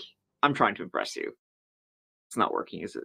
You know, we have a lot of fun on this show, my friends, but right now I want to get serious. Because Visine is no joke. I, for one, really hate using it. Eyes freak me out, I simply won't have it. But on a lighter note, let me tell you a small anecdote about one student in a high school in Fowlerville, Michigan, who obviously assumed the same about their teacher. That, you know, eyes. So he started putting it in his teacher's coffee. Actually, wait, no, I think I got my wires crossed here. The teacher believes this went on for several days. She first started getting sick on a Thursday and Friday, then went home, felt better over the weekend, came back and got even sicker the following week. In May 2014, algebra teacher Mary Aldecoa started getting very ill. She had horrible stomach pains and headaches and was out of commission for a time. Then, a rumor went around that, over a 5-day period, one of the students had been dripping Visine into her coffee, the coffee she had left on her table in class. This all came out. Mary, she did make a full recovery, and the student was suspended for a year. Great job. But I have no doubt that he just saw it as a harmless prank. And it's not. It could kill people. But she got off very lightly compared to some of the other stories I'm going to tell you about. Visine and other eye drops contain a chemical called tetrahydrozoline. It's not meant to go in the gob, right? Because if it does, it gets you really fucked up. And not in a good way. It's pretty toxic. If you take enough of it, it will shut down your central nervous system. And then shut you down.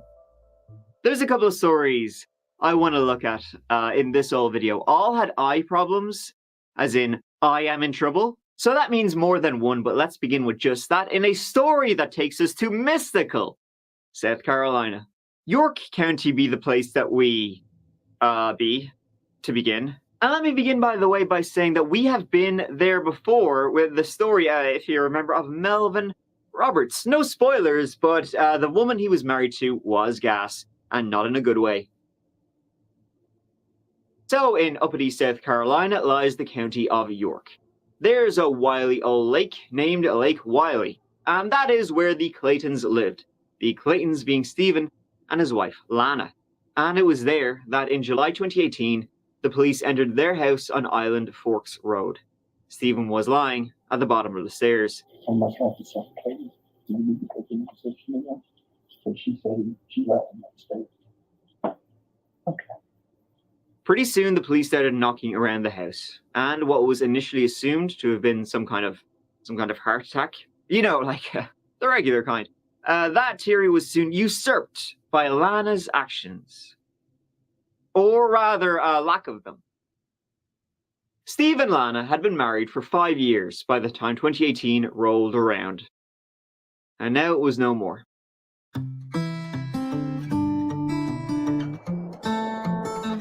Steve Clayton was born in 1954, growing up with 3 sisters in South Florida. Here is Steve Clayton walking one of his sisters down the aisle. He graduated Florida State University in 1976 with one of them finance degrees and went to start a business, a beeswax.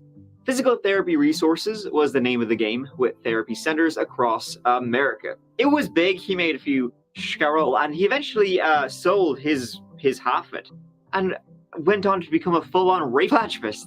That's the one. At age 41. He became rich and successful at a relatively young age. And what did he want to do with it? Pay it forward by giving it back to the new up-and-comers. He was a decent guy who wasn't satisfied with his own success. He wanted others to succeed too. He helped young, entrepreneurs with advice, with his resources, any strings he could pull, he would pull on the darn threads. He wouldn't yuck their yums, he was happy to support. And he was a fun guy to be around. Or at least that's what Lana Walsh thought when they met in 2010. Stephen was 55 years old when they started dating. He had moved up from South Florida to North Carolina, and that's where he met Lana, 12 years younger than Stevie. Steve could never really find the right woman for him. He was driven, he was outgoing, and despite being the life of the party, he didn't have much luck in love. He'd been up and down the aisle a couple of times, but nothing stuck. But now his luck is about to change, and then change again. Lana was a nurse from Oklahoma, a sweet, quiet lady, unlike the gregarious Steve. But they seemed to make quite the pair, the yin to the yang. In 2013, they married, and in 2015 moved into a new home on Lake Wylie, South Carolina, into a house remodeled after George Washington's Mount Vernon estate. Look at you! Life was good, until June 2018, of course. He started getting nauseous, vertigo, generally just quite a ill feeling. Lana sent him to bed. He ended up sleeping for 2 days straight. Bollocks, he was. But 2 weeks later, he was back to his old self, life at a party, dancing away with Lana at a party he hosted. A month later, though, after that party, this call came in. Public Safety Communications, Mrs. Amber.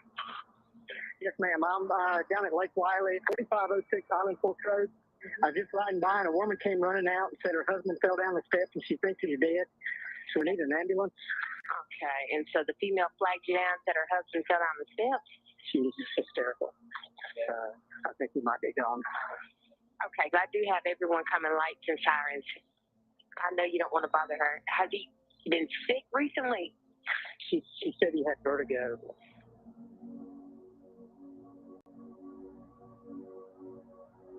Kind of having guilt trips about not checking on him. Just take a look, see if you see any signs of him falling or anything. Okay, ma'am, I'm Sergeant Day. I'm gonna be here for just a little while until the coroner gets here. Lana said she had seen him that morning, fast asleep. Then she went out to cut the grass, and when she came back in, he was drop dead at the bottom of the stairs. Miss Clayton, you were outside. You were working outside. I was mowing the lawn real quick, and when I came in, and I tried So sorry. I tried to put the blanket underneath him, I couldn't grab his face and try to go. I couldn't. Yes, ma'am. I don't know how he made it. I don't know what he was thinking. I think this was the day God chose. That's what I thought. You can't blame yourself for any of this. Oh, no, not at all. The coroner first said it was a heart attack, but the responding officers, much like a Star Wars character, had a bad feeling about this. He had no marks on him. He hadn't fallen down the stairs. So he had made it down and then he had a heart attack? ? Lana was a nurse. She hadn't tried to resuscitate Stephen. She hadn't called the emergency services. He had been bedridden, in a bed that looked like it was covered with, what's the word? Piss. If he was that bad, why didn't she take him to the hospital? She wanted him cremated pretty sharpish. One other weird thing is that 2 years before he died, Lana shot Stephen in the head with a crossbow. That's pretty ridiculous. It only grazed his noodle, but fucking hell. Like, seriously, what? She almost killed him like 2 years before. But they both would come and say, oh, hey, it's an accident. They both said it was an accident. Yeah, she hadn't meant to shoot it at his head. He was asleep at the time as well, so. And Stephen had told his family that he wasn't that happy with Lana. Not at all. And after Stephen's death, Lana would say the same. That Stephen liked the illicit substances. He was a bad boy in a bad way. And after his death, she cleared his stuff out fast as hell. Like, get the fuck out of here. She would have kicked it out if she could have. She also said he had no will, when clearly he did. His family knew all about it. Stephen had been a finance guy. He would have had a will. An autopsy was done, and it did say it looked like a heart attack. He had heart disease. But the wait was still on for the toxicology report. A toxicology report that would say it with me now, he had tetrahydrozoline in his system, a shitload of it. Body cam showed that he had been bedridden for days, but it also showed Visine on a dresser on the other side of the bedroom. So he had been sucking it down, or it had been given to him. And the way he had been given quite a lot of it over a number of days. Not like one sip. In fact, maybe he'd even been given it 1 month before. Like a month before when he was sick, and he slept for 2 days, Visine will make you as sick as he was. So the toxicology report said tetrahydro thing probably killed him. So how did it get there? That was a question I put to Lana. As I said, he was bedridden. Visine was on the other side of the room.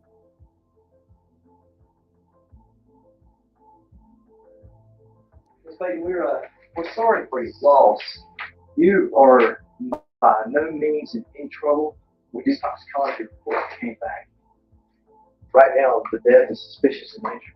You know, if you are a witness in this case for us, somehow there was a large amount of Visine in his system.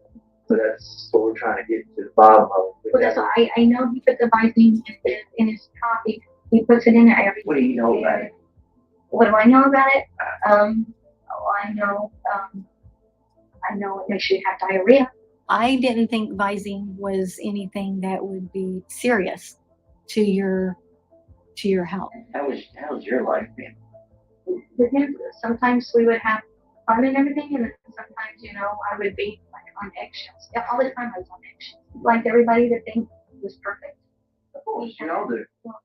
He had a genius IQ, and he was known for being an affluent businessman, for mentoring kids, for helping people, for being the fun, like guy. But that's not what he was. I feel I'm painting a bad picture of him. He wasn't, a monster. I feel like you guys are, doing your job, and you're, wondering if I killed my husband, and I did not kill my husband. Lana's tactic was to say, well, this guy was a bit of a shit. He was an abusive son of a gun. See, this is some of that kind of style bullshit. Oh, fuck, they're on to me. Whatever you think I did, he did worse to me. I told you a little bit about Stephen, but it was worse than what I told you. He was verbally and physically abusive, and yell at me and call me names. His anger built up. I would do something that would irritate him until the point where he would explode. Okay. My girlfriend at work told me, you want to get even with somebody, put Visine in a drink, it'll cause diarrhea. When I saw that Visine on the table, it just came back to me, and I just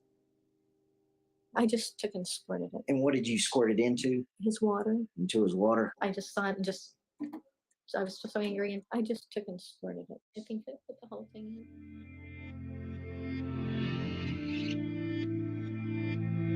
The police left and went back to decide what to charge her with. The next day when they came back, they found notes on the door. Lana was in the bed. She had tried to kill herself. They managed to get to her in time and took her to the hospital where her stomach was pumped, and she was then arrested and charged with murder. Lana then took a plea deal, and she was charged with manslaughter, not murder. And she was saying she had, wait, what did she say? She had just tried to make him shit himself, and she killed him. She was still lying then. She said she'd given him 1 dose to make him shit his pants, when he had clearly been bedridden for days. Like, one squirt of Visine won't kill you. You have to be, like, it takes quite a lot to poison him. He had been taking it over. She'd been putting it in his drinks over the course of like a week, and she probably tried it a month before, tested it out to see, and he recovered after a couple of days, and then she was like, all right, that was practice, this one's for real. Interesting. Well, we will just have to take her unbelievable word for it.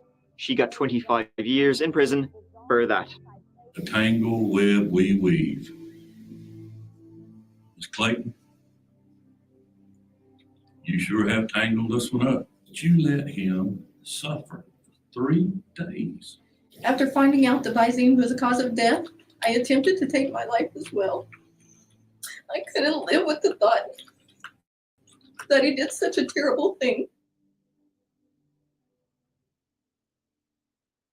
Now, much like I just told you the story of Lana Clayton, somebody else heard that story too, and he was inspired. Oh man, this guy is stupid as shit. In 2018, a woman named Stacy Hunsucker died. She had been poisoned with her old friend tetrahydrozoline. Nailed it. Now, allegedly, her husband Josh Hunsucker got the gosh darn idea from Lana Clayton. He'd heard about her story in the news and he was like, well, don't mind if I do. Gaston County, North Carolina is where this all went down, just on the other side of the border from York County. Wasn't even far away. Josh and Stacy were high school sweethearts living in Mount Holly. They had been married for 8 years and had 2 young daughters together. Josh a paramedic, Stacy a teacher. Josh was the one who found his wife. Found his wife 4 different ways, if you can believe that. Well, I mean, I found her like his way. Oh, wait, no, I mean, one story was that he went outside the house to ensure the cars were locked, as there had been burglaries in the area. Another was he went outside to cut wood. Another just to burn some energy. And another was that he was working on his laptop with his back to his wife. Regardless, he didn't see what happened. 1 second she was fine, the next he found her slumped over on the couch and she was gone. After his wife Stacy's death, Josh collected about $250,000 in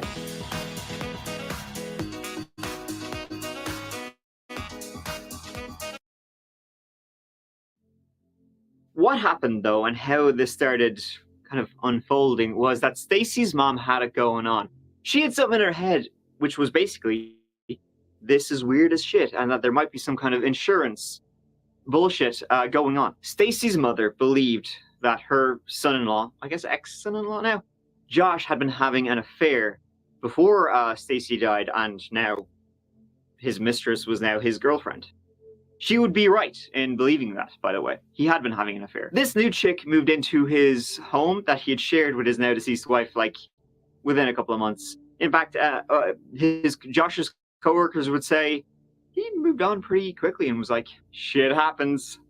Now, Josh, he had Stacy cremated, like, immediately after her funeral, right away, right? So investigating how she actually died would be pretty difficult, right? But get a load of this. Stacy just so happened to have been an organ donor, and blood samples were taken from her after her death, and they still had those blood samples even though she was ash. The investigators were then still able to do a toxicology report, and guess what? In her blood, you'll never believe this, was a fatal amount of tetrahydrozoline.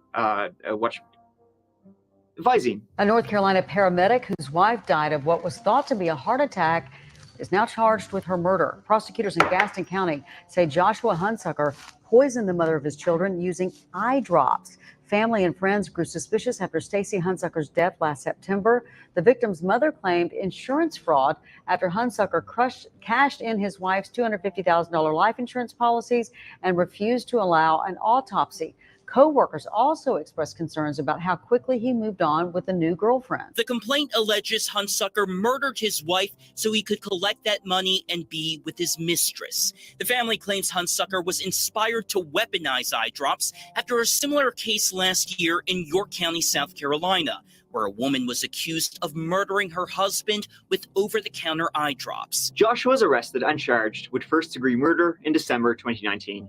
His trial has not been scheduled.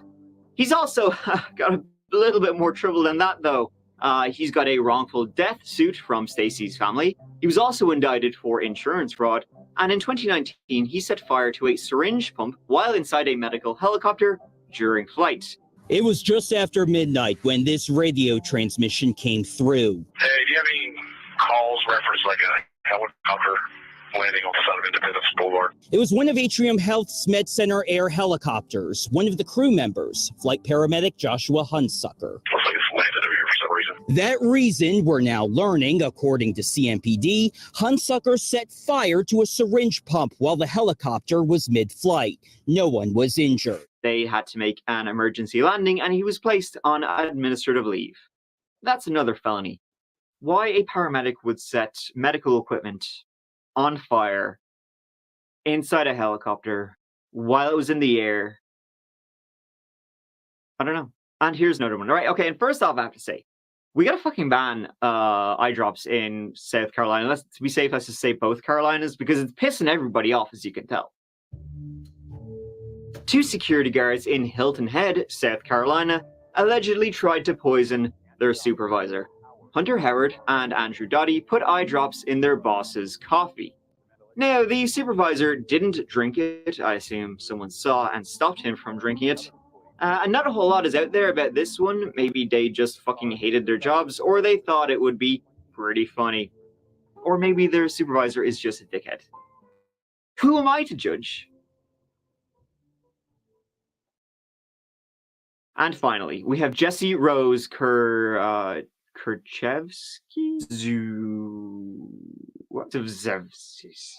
Jessy Polish surname. Thankfully, it's not Carolina, this one, it's Wisconsin. Knocking it out of the park. There, Jessy, 36 years old, is accused of using eye drops, those dirty dogs with the tetrahydrozoline, to poison and kill her friend, Lynn Hernan. What happened? Well, I hear you barking, big dog. It went down like this. See, 64-year-old Lynn was found dead in October 2018. Jessy had found her and called the police. And when the police arrived, they found Lynn pale, unconscious, and surrounded by crushed up medication. She died shortly after.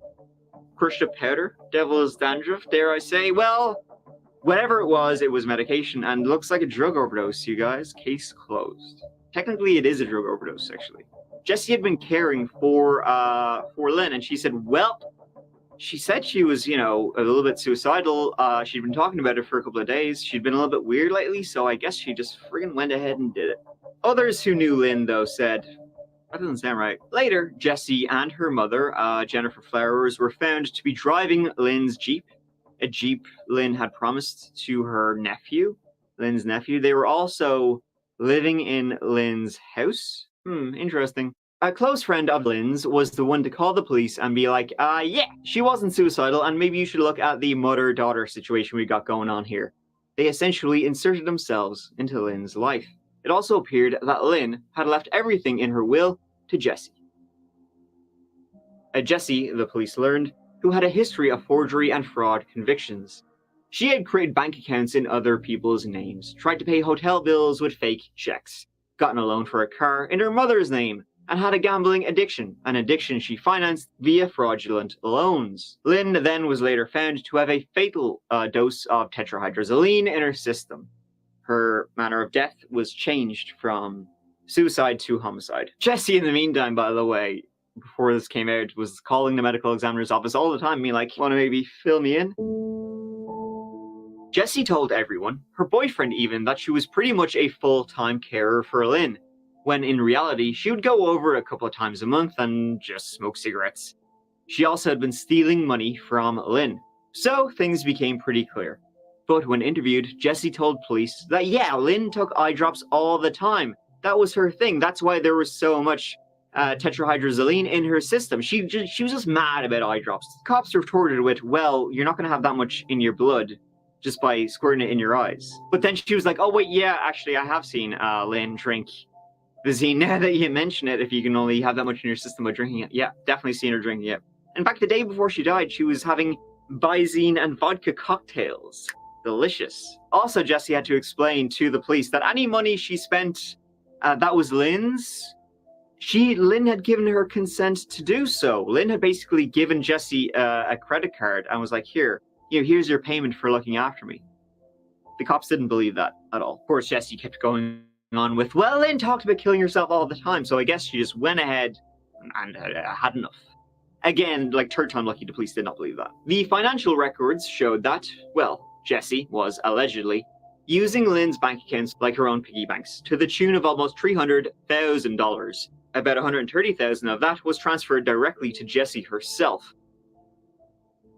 So Lynn was quite a wealthy woman, and when she died, she was over 70 grand in debt. In June 2021, Jessy was charged with first-degree intentional homicide. No trial date set as of yet. 37-year-old Jessy Kurczewski appeared in Waukesha County Court Monday facing 3 charges, including first-degree intentional homicide. The state believes this defendant has evidenced her capacity to take advantage of at-risk individuals and poses a risk to the public, both through her financial victimization and ultimately violent behavior toward victim A in this case.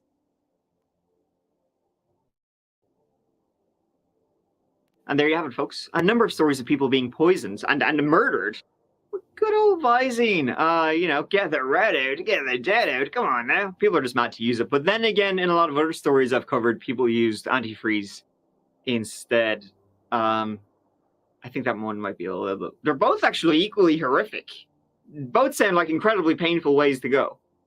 Some people who almost got away with it. Others who thought it was just a prank, bro. And others who were maybe just a little bit pissed off. And then whatever Jessy was. Mad for the money. That's what. Don't get any ideas, folks. Remember, right? Visine only for the eyezine. Eye drops, not drops dead. Just be a little bitch. Like me, who can't use eye drops because it freaks them out too much. Ah, it stuck. It actually got in my mouth. Oh, fuck. Thank you, really, a lot for watching. Means so much to me. I hope you enjoyed the video, or at least found it kind of a bit interesting. But really, it means a lot that you're watching. So here, listen, go on. I'll see you as always real soon in the next video. I'll talk to you then.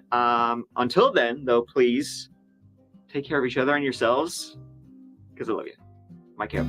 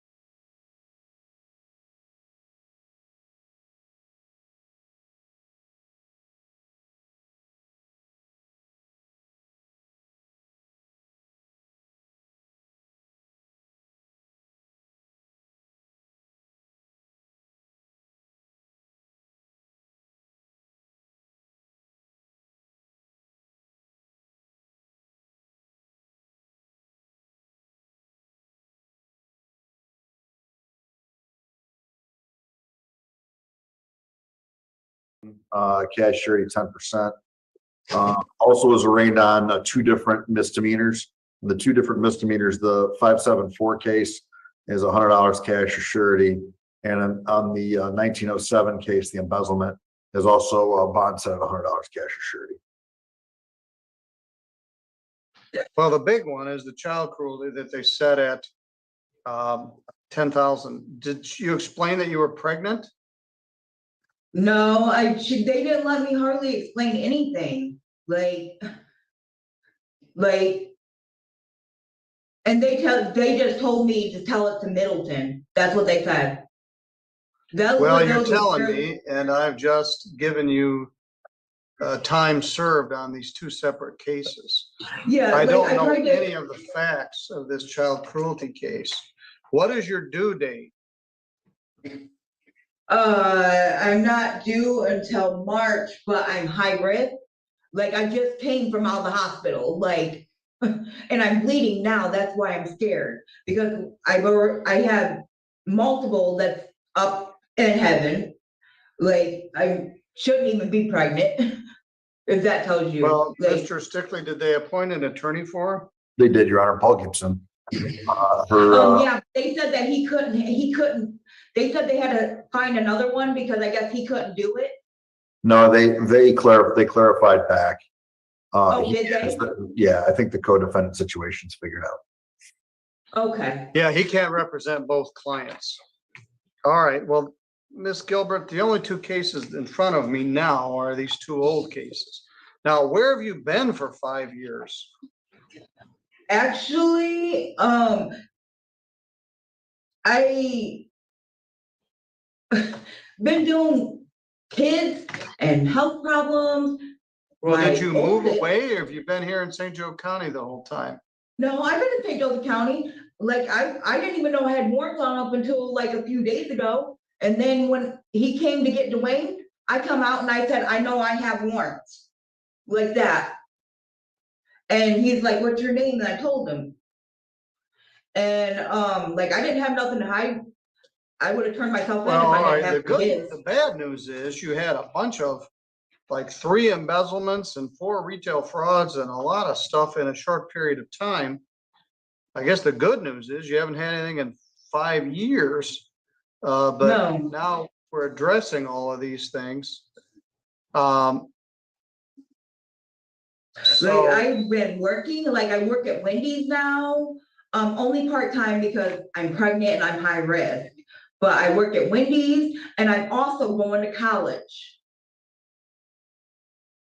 And that's what all I cried about the whole time I was in here is college. Cause all right, well, I'm trying to I better don't have myself. the other cases in front of me, so I'll take a look at them. But for now, these 2 cases are done. The magistrate did the other cases. Yeah, But they just wouldn't let me tell them anything. They just said, talk to Middleton about it. I'm like, okay, whatever. I haven't talked to you in 5 years, but the only thing ahead of me, before me, was this old civil infraction and this other retail fraud of not $44 worth of consequence. So they're not worth holding you in jail on these. I don't know what the facts are in this child cruelty case, so I'm not gonna shoot from the hip and try to address it. I'll look into it. We'll contact Mr. Gibson.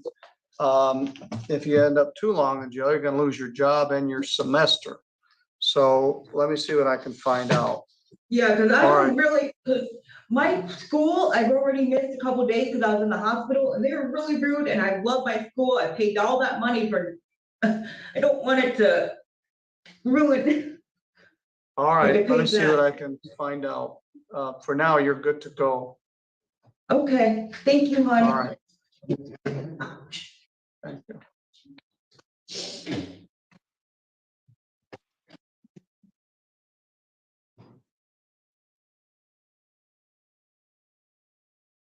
Sometimes people call me Hun. Mostly at breakfast. I wouldn't do that, Judge.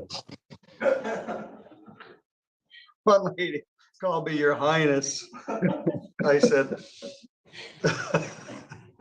just Your Honor. I don't let people call me Jeff, at least not on the street they do, where the kids call me Middleton, but in the courtroom, she didn't mean a disrespect.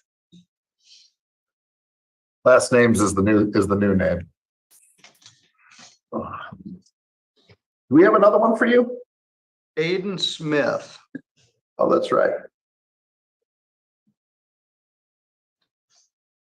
At least we don't have to deal with that microphone anymore. I'll take the funny camera angle. Well, like I said, that keyboard looks like an auditorium seating. Let me see if here he is.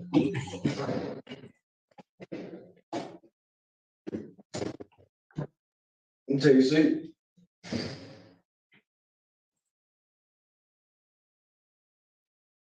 Take your seat, sir. Yes. Yeah, go right ahead. I'm trying to sort this one out. I inherited this from Judge Pattison. Somehow.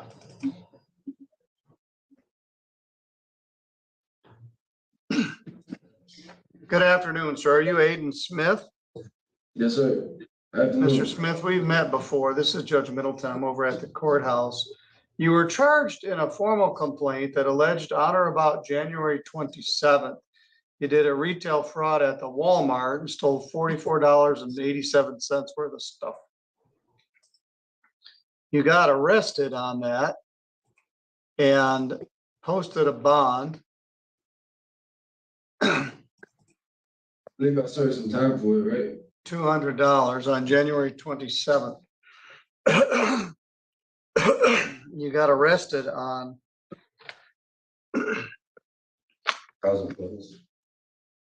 I'm not sure. No, you posted on June 12th. So let me see here.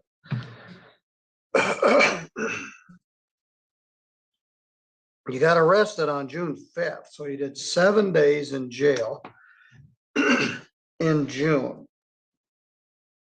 So that's a good day too, right? Yes, all right. Then you posted bond and you didn't show up for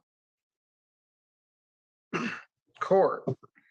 You got arrested by Judge Pattison on August 9th, and he gave you 1 day in jail credit, 1 day. So they set it for August 23rd. Then you didn't show up again. Some people, you got to hit them in the head 3 times before they realize it hurts. You didn't show up, get arrested on a warrant. You didn't show up, you get arrested on a warrant.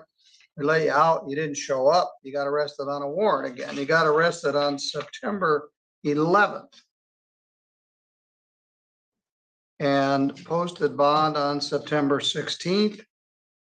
So that's another 5 days. And then you didn't show up again. And then you got arrested now. I purposely missed that. I didn't purposely miss my court dates. I just didn't have a ride to get there from service. Well, you have 13 days of jail credit on an old warrant for a $44 retail fraud. Let's talk about that. And I have $200 with a bond that I can apply. Retail fraud 3rd degree is a misdemeanor. It's punishable by up to 93 days in jail and a fine of up to $500 or 3 times the value of the property. This handsome gentleman here with us on the live feed is Mr. Keith Stickley. He's the chief public defender. Normally, Mr. Smith, I would not give you 13 days jail for a $44.88 theft. If you plead guilty to this charge, I'm going to give you credit for 13 days jail, 13 days served, and I'm going to use your $200 bond to pay your fines and costs. And as long as there's nothing else holding you, you can get out. Now, you got some other unpaid fines and costs, but I'm not going to hold you on that. Are you willing to admit that you stole $44 worth of stuff from Walmart in January of this year? Yes, sir. All right, other than what I told you about time served and the fine, did anyone promise you anything to get you to plead to this? No, sir. Or threaten you? No, sir. Now, I know this because I read it on a mug somewhere, but do you understand that if you plead guilty to this charge, you'll be giving up your right to have a trial in front of a judge or jury? There will be no trial. Do you understand that? Yes, sir. If you had a trial, you'd have a right to have any of the witnesses for or against you subpoenaed to come to court so they could be questioned under oath. You would have the right to take the witness stand yourself and testify, but you don't have to because you have a right not to testify. And if you did not wish to testify, the judge or jury could not hold your silence against you, and you have the right to be presumed innocent if and until the state was able to prove your guilt beyond a reasonable doubt. Yes, sir. All right, were you in the Walmart store on January 27th of 2023? Yes, sir. What did you take? I don't believe I remember. I'm pretty sure I didn't go all the way out with it, but I still, mean, it was concealed, so. Yeah, it was some. I believe that's the same thing, I guess, now. Yeah, I think it is. It was a battery charger you had under your shirt. Yeah, that was it. All right. Okay. How'd you get picked up last night? I was with a buddy of mine in Sturgis, and we were just messing around riding bikes, and they seen me. They let him go because he didn't have a warrant. So. Where are you living? In Sturgis currently. Well, I had a Palmer Avenue colon address. That's my mailing address, but I'm All gonna right, have we'll to leave change that. when I get the chance.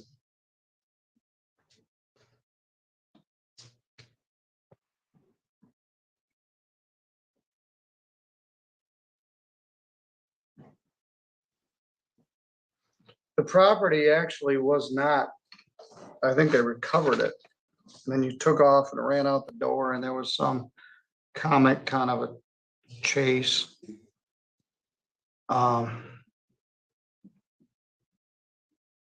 Yeah, I kind of got 13 days jail credit, 13 days.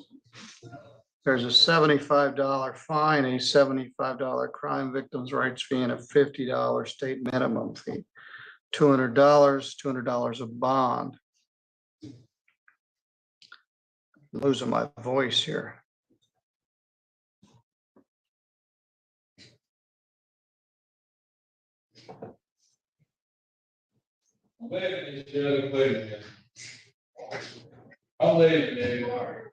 Will somebody come pick you up? Aiden? Yes. You're gonna get booked out of jail if there's nothing else holding on to you. Can you get back to Sturgis? Yeah, I can. All right, you're good to go then. You got some unpaid fines and costs that we're gonna have to address at some point, but I'm not gonna deal with those here. You owe 270, well, you had a payment plan. You made a couple payments and you haven't made anything since 2021. You probably owe 250, about $450 of one thing or another. All Okay, right, well, I you're had good to just go. got a job, so that won't be a problem. All right, very good. Where are you working? Construction and mending. All right, well, you can get to Mendon. You can't get to Centerville. All right, you're good to go. Have a good one. Thank you. About a dozen people have wished me to have a good weekend, so maybe I'll have one just for because. All right, Mr. Stickley, your day and week were long too, so thank you for your help.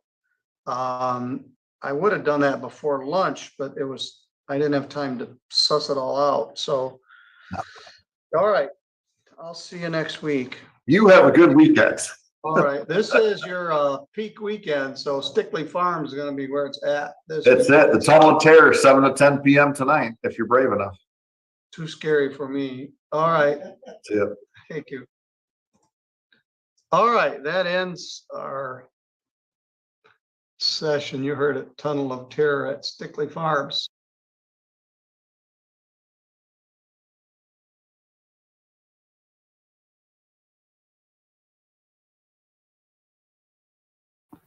Not sure if that was the stream ending or if it's just buffering. We should be going back to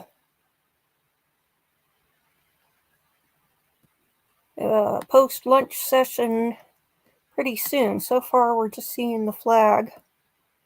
Okay, I'm going to switch it to the flag. So I think it's done. Yep. Yep, they're done in Judge Middleton's court. Let's take a look and see what is new.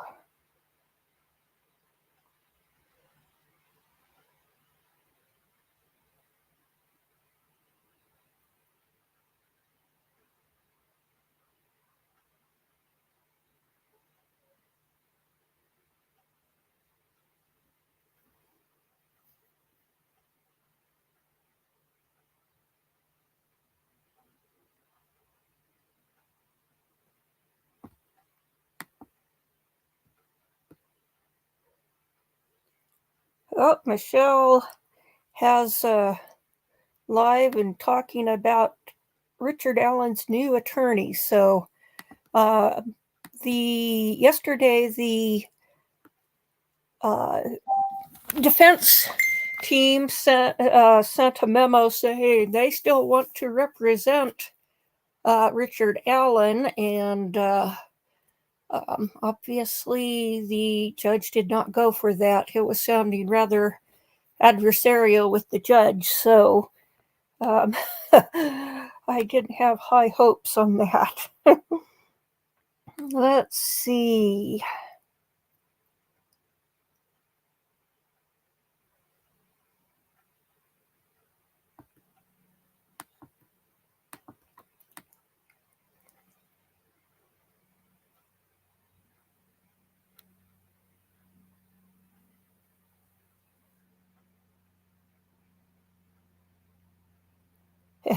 Here's a video on the subject from Lawyer You Know. The thumbnail says Delphi and defense judge feud.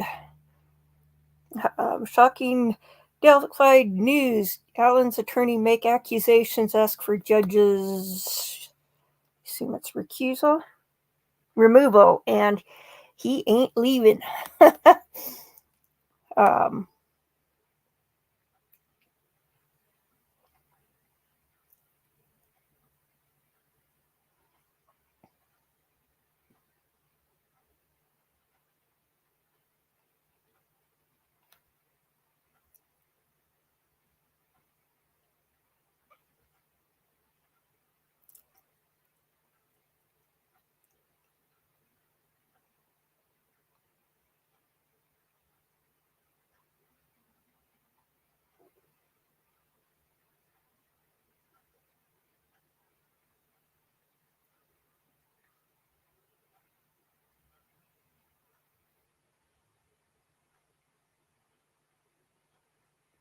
Let's see.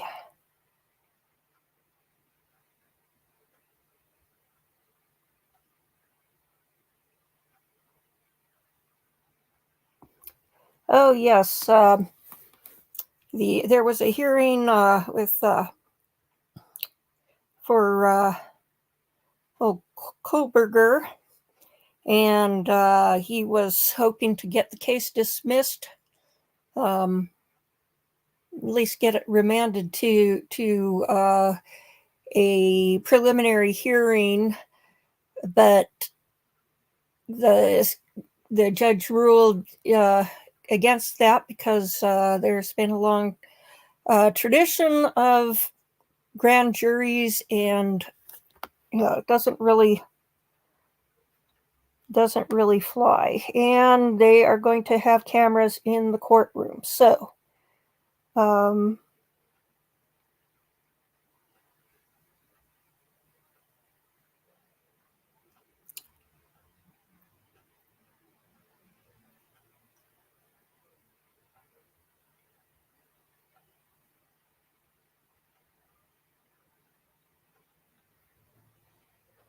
and Lori Daybell is on the way to Arizona.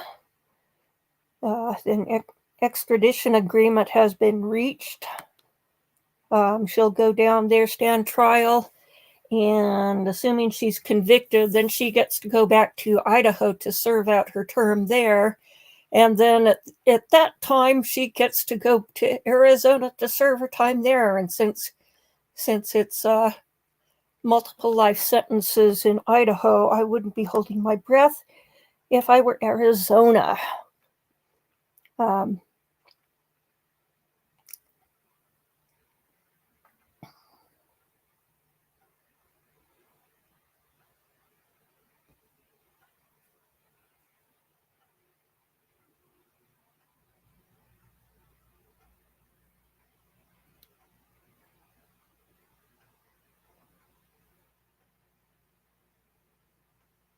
Nothing really new.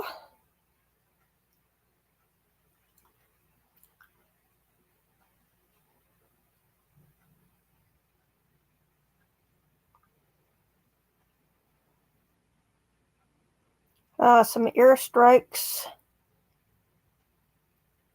in the Israel-Hamas war. Supposed to be U.S. fighter jets. Strike Iran linked locations in Syria.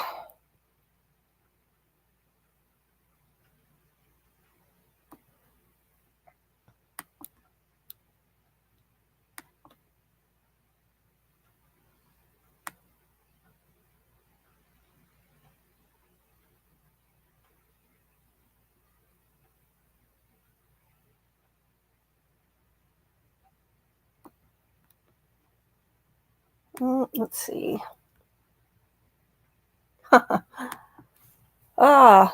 Okay, so now Court TV says we're on a break. We'll be right back. I think we knew that. And I can look and see if Law and Crime Trials has anything, just in case. Oh, here we go. Or I should say age 23 to 33. Were you going on dates and things like that? Correct. We go see bands and go out to dinner, stuff like that. Okay. Were you discussing financials a lot in your 20s and early 30s? No. Okay. And what was Lynn doing for a job at that time? Okay, let's address go it after the back jury's here. gone for the day, but as I recall, We'll and speed you it just up to confirmed, get she's caught up. under the defense subpoena, so you will have an opportunity to recall her if there is some clarification that needs to be made. There was questioning, of course, regarding that topic. Yes, ma'am. Thank you. Okay, very well. Let's have the jurors brought out.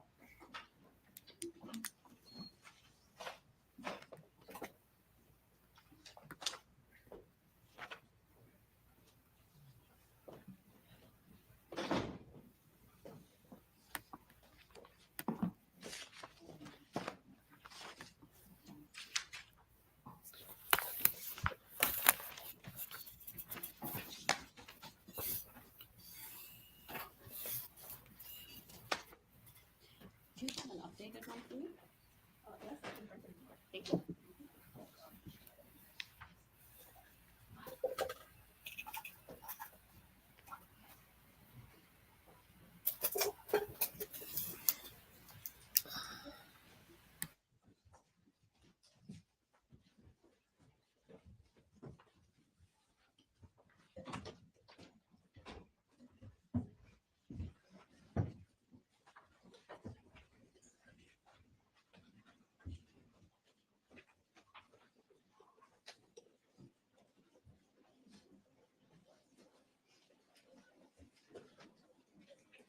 Thank you, everyone. Please be seated. State may call your next witness. Thank you, Judge. The state calls James Kelleher. All right, good afternoon, Mr. Kelleher. If you would please make your way to the witness stand, which is to the front of the courtroom, up one riser. When you get there, please remain standing, raise your right hand, and my clerk, Teresa, who's on my left, will swear you in. Do you solemnly swear that the testimony you're about to give will be the truth, the whole truth, and nothing but the truth, so help you God? I do. Thank you, sir. Please have a seat.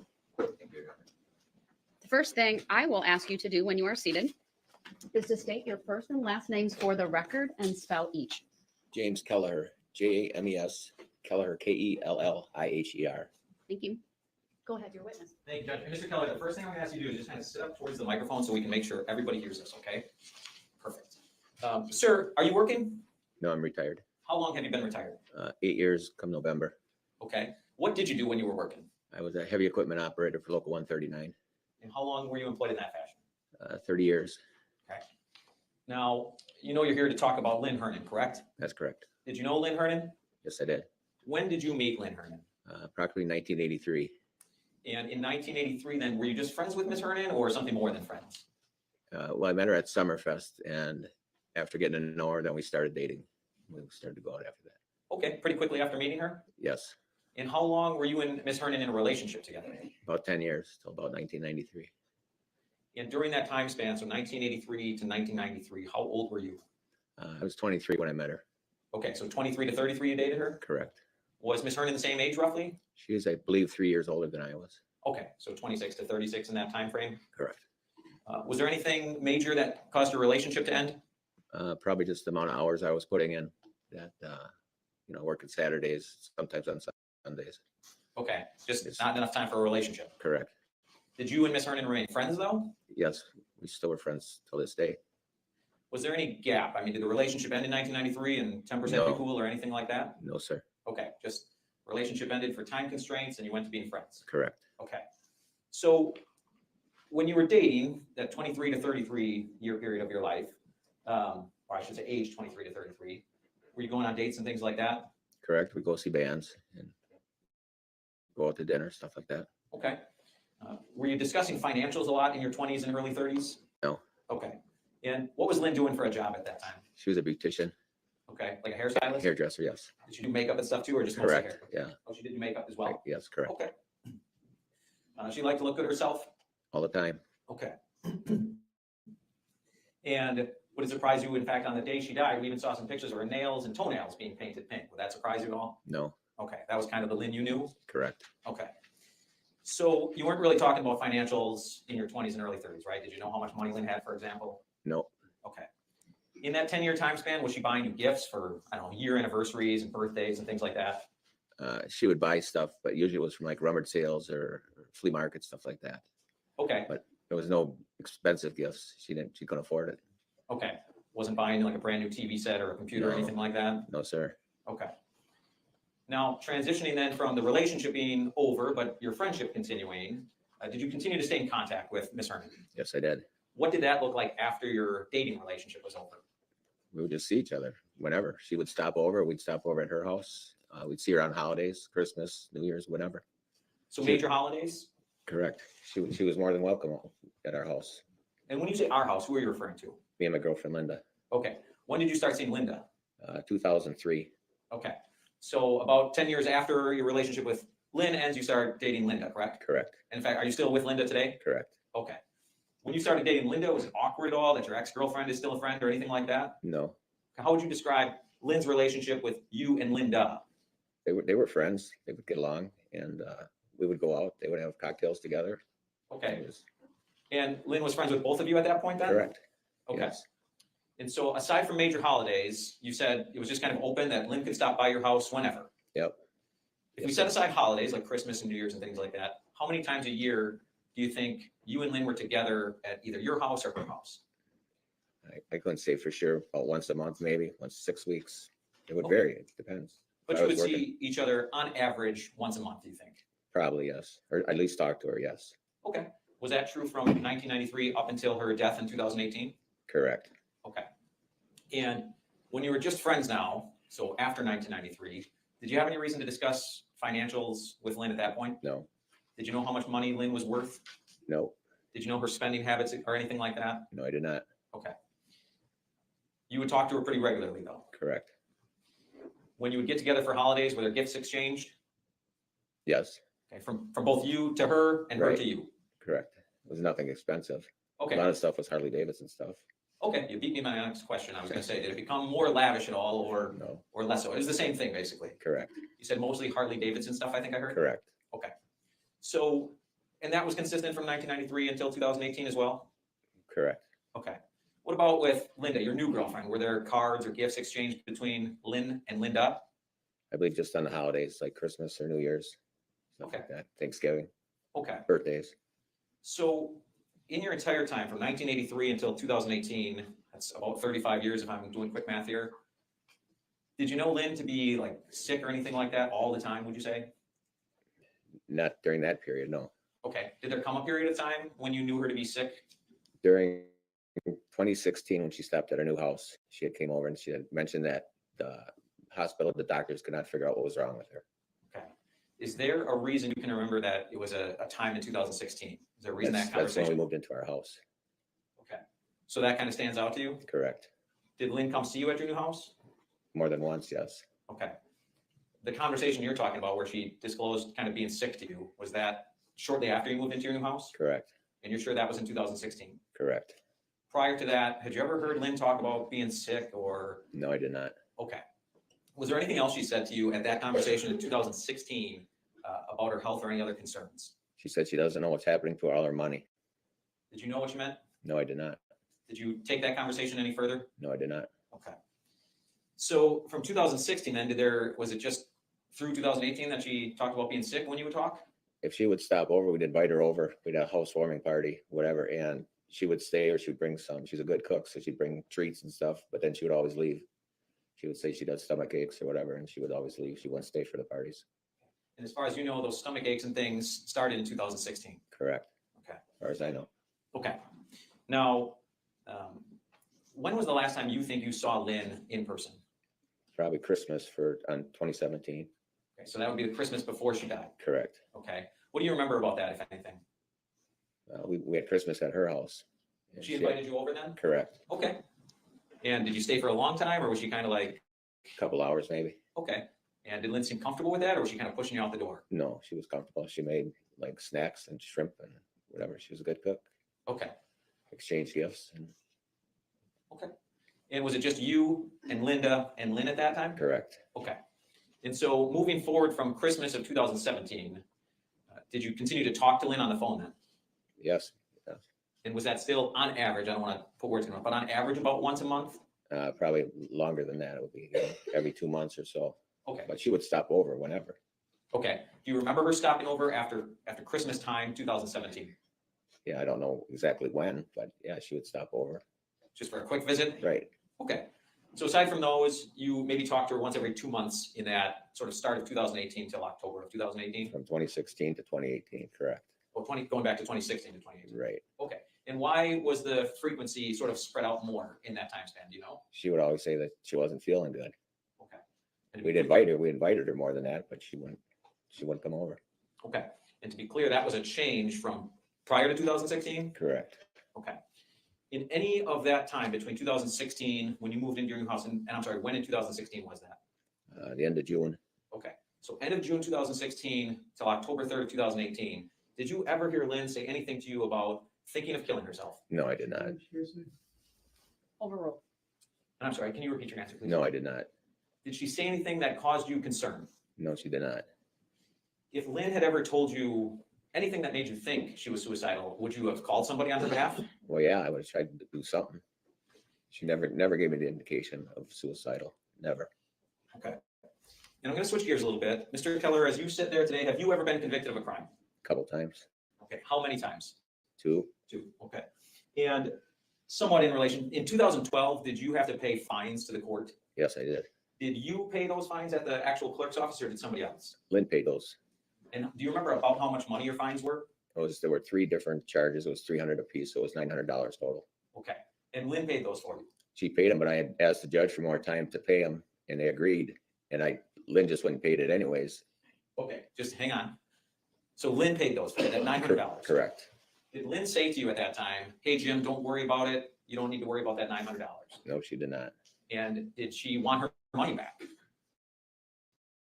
She got it back within an hour, but she never said it. No, I gave her money back right away. I told her not even to pay it for me. Understood. But she did. Right. But did she ever say, you don't have to worry about this as a gift? No. Okay. That $900 that she essentially loaned you for an hour, we might say, right? Correct. Was that the biggest chunk of money Lynn ever gave you at one time? Correct. And again, you paid that back within the hour, you said. Correct. So it got to the house, my house. When you were talking earlier about gifts of like Harley Davidson things and rummage sale things, did Lynn ever throw some cash in an envelope for you on top of it? No.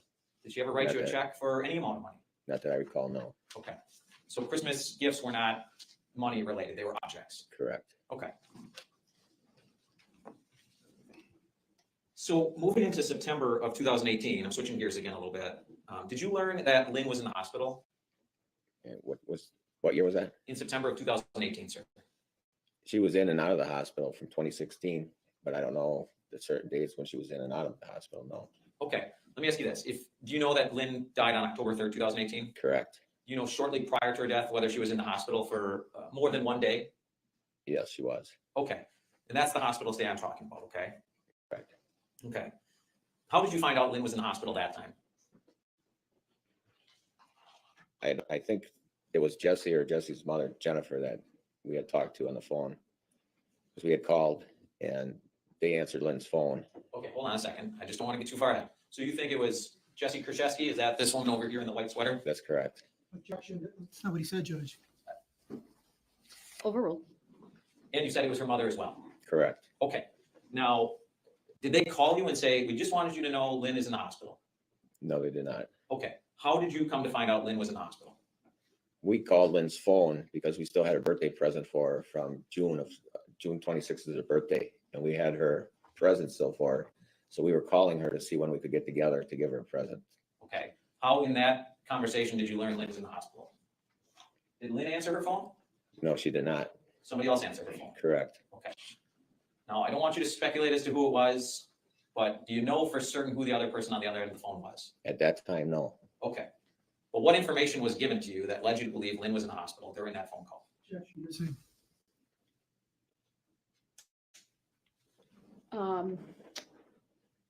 Overruled, but just phrase it. I think you phrased it fine, so keep going. Thank you. What was the question? Sure, absolutely. What information was relayed during that phone call that led you to believe Lynn was in the hospital?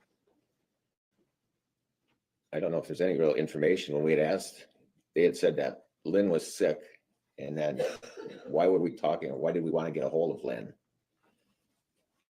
So I don't know exactly, but Lynn was in the hospital for like a week before. Okay. So I don't know. Okay. A couple days after that call, where somebody else answered Lynn's cell phone, did you get a call from a hospital? I got a call from Lynn. Okay. Was it from Lynn's cell phone? I don't believe so, no. Okay. So what I'm asking you is, and let me ask you this, what kind of phone did you have at the time? Was it a smartphone, a flip phone, something else? My phone is a flip phone. Okay. Is that what you had back in 2018? That's what I've always had. And so when you get a call on that phone, if you have somebody's number programmed in, a name will pop up. Is that right? Correct. And if you don't have them programmed in, just a sort of phone number will appear, correct? Correct. When you got this phone call from Lynn, was it from Lynn that you had programmed in your phone or a random phone number? No, it was a different phone number. Okay. So how did you know it was Lynn? Because Lynn called and said that she was going to be getting out of the hospital in a couple of days. Okay. She said, "This is Lenny." So that's how I knew it was Lynn. Okay. Do you remember approximately what date that was that she called you to tell you she was getting out of the hospital? Probably like September 24th or 25th. Okay. Late September of 2018 still? Correct. Okay. So was that the entire purpose of her call? Just to tell you she was getting out of the hospital in a couple days? Yeah, and I asked her like when we could get together to give her a birthday gift. And what did she say when you said you wanted to give her this birthday gift? Are you offering it for the truth of the matter or asserted it for some other reason? I'm not. It's just to show why he did what he did next. Overruled, he may answer. Do you need me to repeat it? Please. Sure. So you told her you had this birthday gift for her still, right? Correct. And you wanted to give it to her. Correct. And I want to know, what was her response to that?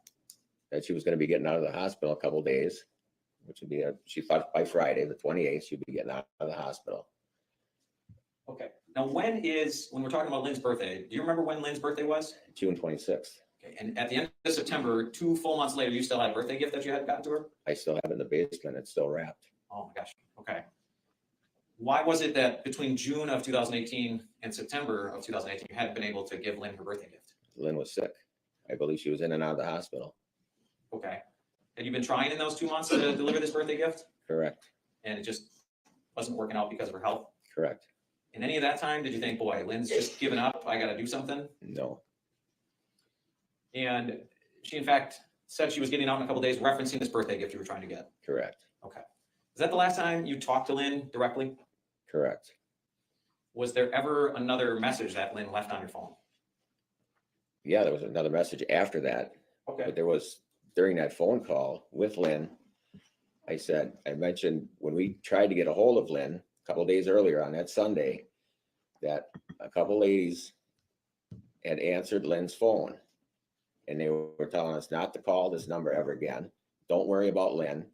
And they hung up on us. And a couple minutes later, another female called back. Hearsay. I'll sustain the objection on narrative and hearsay. Next question. Okay. That was the same call that Lynn said she was getting out of the hospital, correct? Correct. And that's the last time you talked to her directly, right? Correct. But she said a few days later, she left you a message of some sort? Judge asked this answer. Overruled. Is that right, sir? Correct. She left me a message, a voicemail. Do you remember how many days after? I couldn't tell you for sure. Okay. In that voice message, though, did she ever say, Jim, I'm sorry, I'm leaving, I'm gone? No, Anything like she that? apologized for the way that those. Sustained. Anything in that voicemail message that caused you concern that Lynn was going to kill herself? No. Speculation. Overruled. His answer may stand. If there is an objection, wait till I rule on it, okay? Just quickly, you said no? No. Thank you, sir. That's all the questions I have. All right, Cross. Thank you, Judge.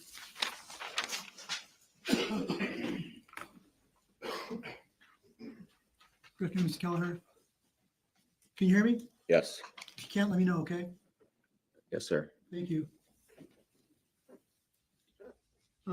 Lynn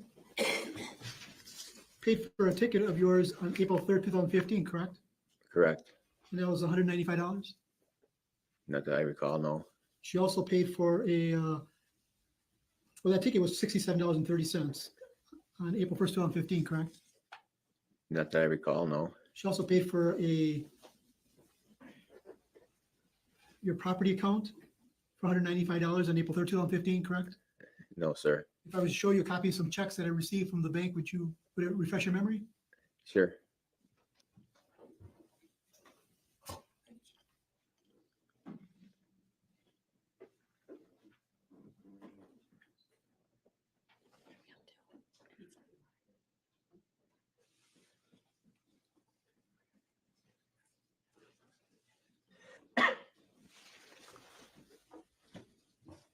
Do you remember her paying for your tax preparation on April 3rd, 2015 for $195?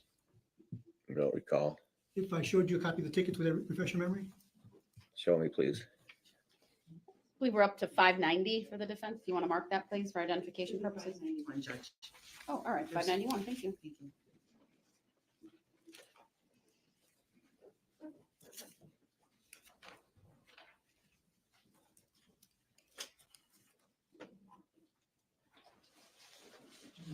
You may. There you go, sir.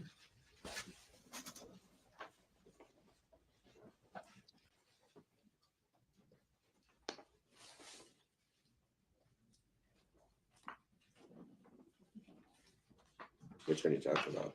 The ones that are highlighted, sir.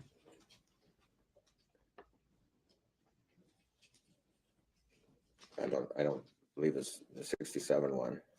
Does it have your, Rush. does it refresh your memory? Does it refresh your memory, sir?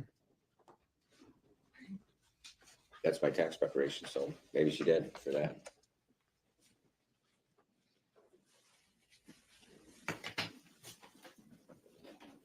So again, in 2015, Lynn was paying for things for you, correct? Apparently, I didn't ask her to.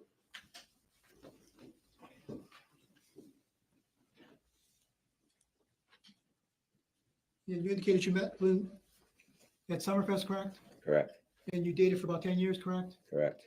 And did you frequent any bars during that time too? Yes, we did. Did you frequent a lot of bars during that time? A few.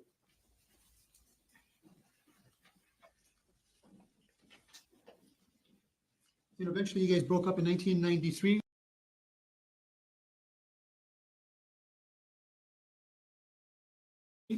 Give or take a year or so. I believe so.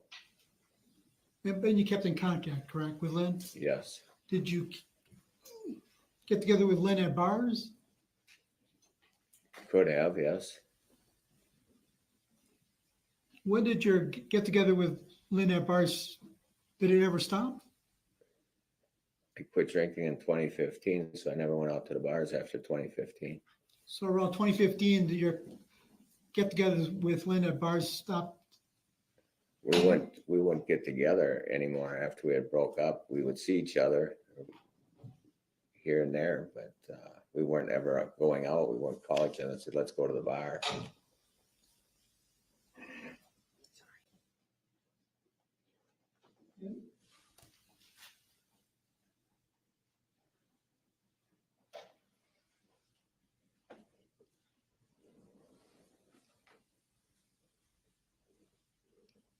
Did Lynn help you when you lost your grandma's house to foreclosure? Not that I know of. You don't remember her helping you when your grandma's house was foreclosed? Financial wise or helping out? Helping out? She might have been there to help move and stuff. There were a lot of people that were there moving.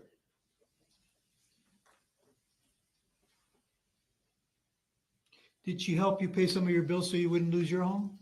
No, she did not. Isn't it true that she gave you a down payment for your home? No, she did not.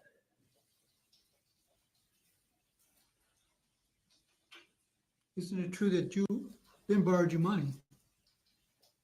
I'm sorry, I just didn't hear the question. Isn't it true that Lynn borrowed you money? Not that I know of, no. You just told The, me. the 900, when she paid that ticket for me, but I told her not even to pay that because I'd got an extension on that. And then we went right to my house and I paid her back because I had the money at home. Well, didn't she borrow you money for your pool? No, she did not. We had a home line of credit for her, and we had a payment book for that, sir.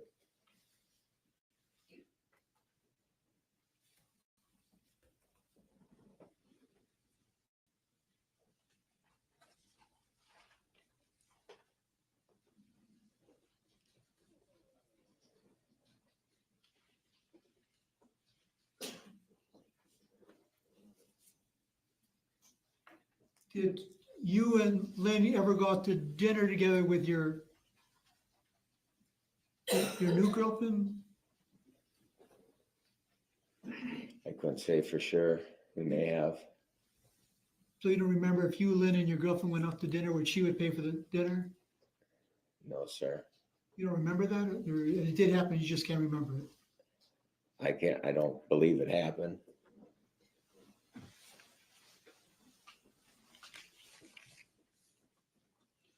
But you indicated that in 2016 to about 2018, Lynn became very sick.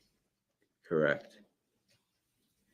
Became very, very sick where she would not want you to come around her anymore. Is that true? She didn't want to come over to our house. It wasn't. So you would invite her to your house and she refused to come over. She would come over and she would bring us treats or snacks or whatever if we were having a cookout or whatever. And then she wouldn't stay. She would go back home. And she wouldn't say because she was sick. She said she always had stomach aches. Did she tell you about her back problems?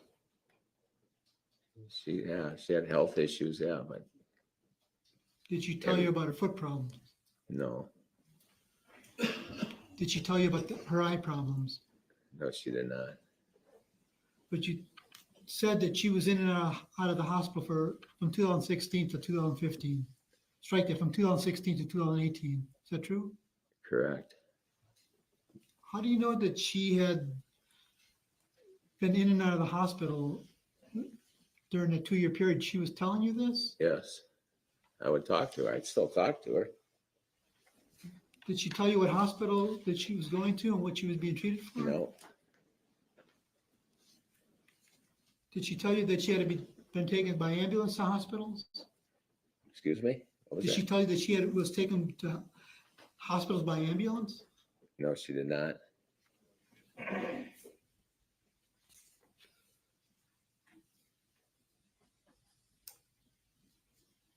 You were aware that when you went over there to Lynn's house, I think you said the last time was December of 2017? Correct. Did she have a cat? Did she have a cat? Correct. Yes. Did she tell you who would take care of her cat when she was in the hospital? No, she did not. Did you offer to go over there and take care of her cat when she was in the hospital? No, I did not. I didn't know when she would always go into the hospital. She'd go in and she'd be back out and said she was in the hospital. I wouldn't know. How would I know to go take care of the cat? So she wasn't telling you at all when she was going to hospitals, correct? No, When Lynn moved to her condo in Pewaukee, did you help her move? no, I did not. Did she know she was even moving? I heard she had bought a condo, but I didn't know when she was moving. She never wanted help when she moved. She never wanted your help when she moved. She never wanted anybody's help when she moved because she was an independent woman and she wanted to do things herself. And if people helped her move, she'd redo her interior anyway. She'd rather do it herself. Were you aware that when her mother died, Lorraine? I believe that was in 2013. Yeah, did you go help her? No, I did not.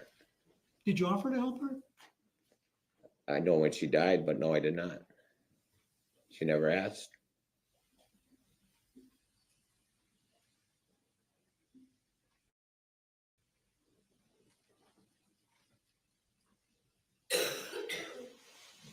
When you went to her house in 2017, December, did you see medication around? Not that I remember. You weren't looking for medication, I correct? wasn't looking for, yeah, correct.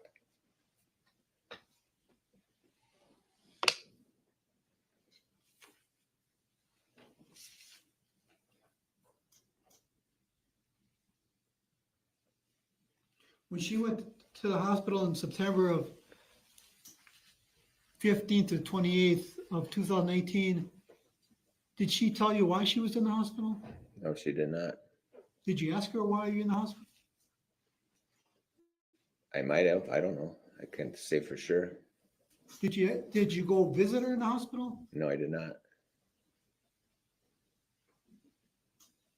I wouldn't know when she was going to the hospital. But you knew she was in the hospital, correct? I would know she was in the hospital after that, after the fact, and she'd come back home and tell me she was just in the hospital. But you said she called you while she was in the hospital, correct? Oh, in 2018, yes. Correct. But you didn't go visit her. No, I did not. She called to tell me that she was going to be getting out in a couple days. Did you ask, hey, I'll go pick you up, Lynn, and take you home? No, I did not.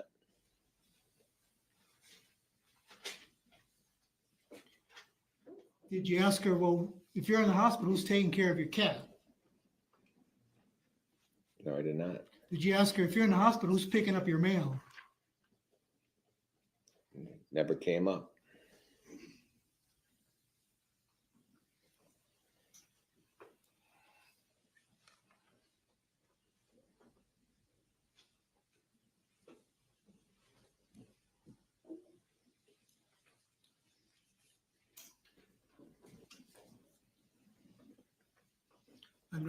Nothing further, Judge, thank you. All right, any redirect? Just one question. Mr. Keller, you didn't go visit Lynn in the hospital, correct? Correct. But you made plans to see her when she was released. Correct. And that never unfortunately happened, did it? It did not. Thank you, sir. That's all. All right, thank you, sir. You may step down. Thank you, Your Honor. You're welcome.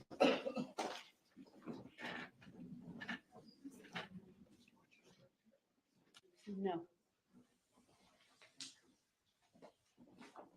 Ladies and gentlemen of the jury, I'm pleased to tell you we will get done early today. We're a little bit ahead of schedule, is what I'm told. So that will result in a little early weekend for all of you, which I think, given our late days this week, we sort of owe that to you. So I will read the instruction, and then you'll be excused for the day, and we'll see you back Monday morning at 8:30.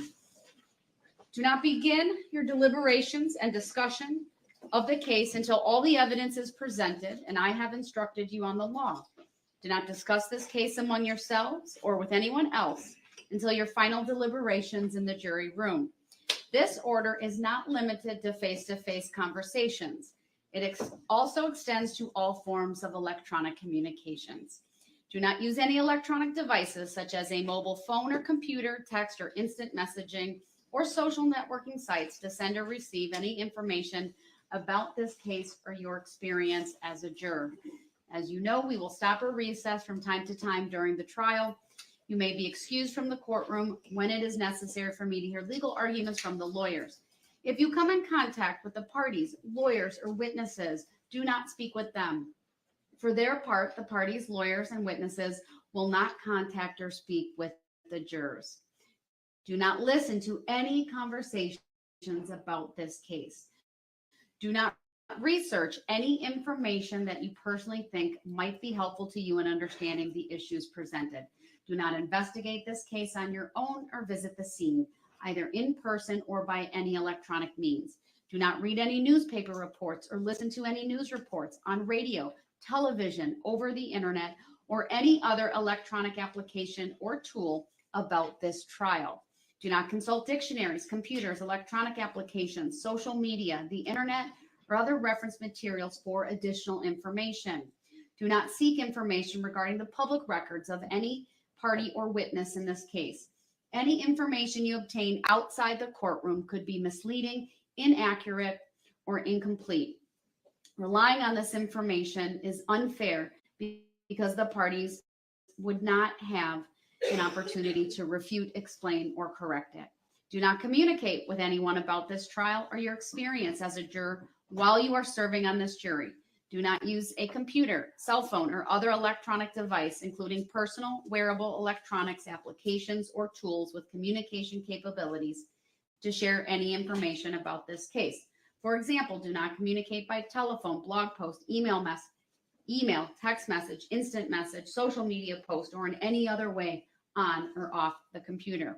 Do not permit anyone to communicate with you about this matter, either in person, electronically, or by any other means. If anyone does so despite your telling them not to, you should report that to me. I appreciate that it is tempting when you go home in the evening to discuss this case with another member of your household, but you may not do so. This case must be decided by you, the jurors, based on the evidence presented in the courtroom. People not serving on this jury have not heard the evidence, and it is improper for them to influence your deliberations and decision in this case. After the trial is completed, you are free to communicate with anyone in any manner. These rules are intended to assure that jurors remain impartial throughout the trial. If any juror has reason to believe that another juror has violated these rules, you should report that to me. If jurors do not comply with these rules, it could result in a new trial involving additional time and significant expense to the parties and the taxpayers. You are to decide the case solely on the evidence offered and received at trial. With that, you are excused. Have a great rest of your day, and we'll see you Monday morning. Be sure you have all your personal items. What time? 8:30. Thank you. You're welcome.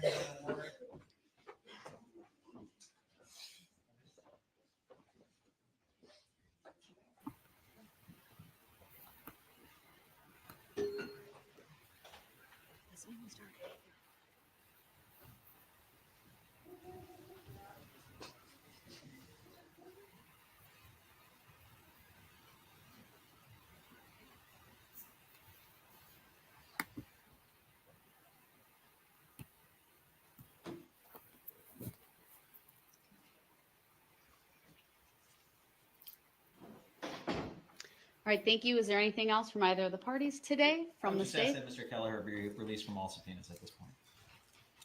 I release him, Judge. Is he under your subpoena? Yes, Judge. All right, then he's not released. So, all right, anything from the defense? Maybe a little bit of some guidance for next week, who next witnesses. As has been the practice, you all can meet and confer off the record. Judge, I have one request when you have a minute before All you right. go off. Could we have 20 minutes in the courtroom with Ms. Kurczewski before she's taken out? Because it's very difficult to go see her over at the jail. We finished early. That's fine. You can have 20 minutes today after the courtroom is clear. All right. Thank you, everyone. We are in recess. 591. Okay, and there we have it. So we start the day early. 6 hours worth of court today. Start the weekend early, and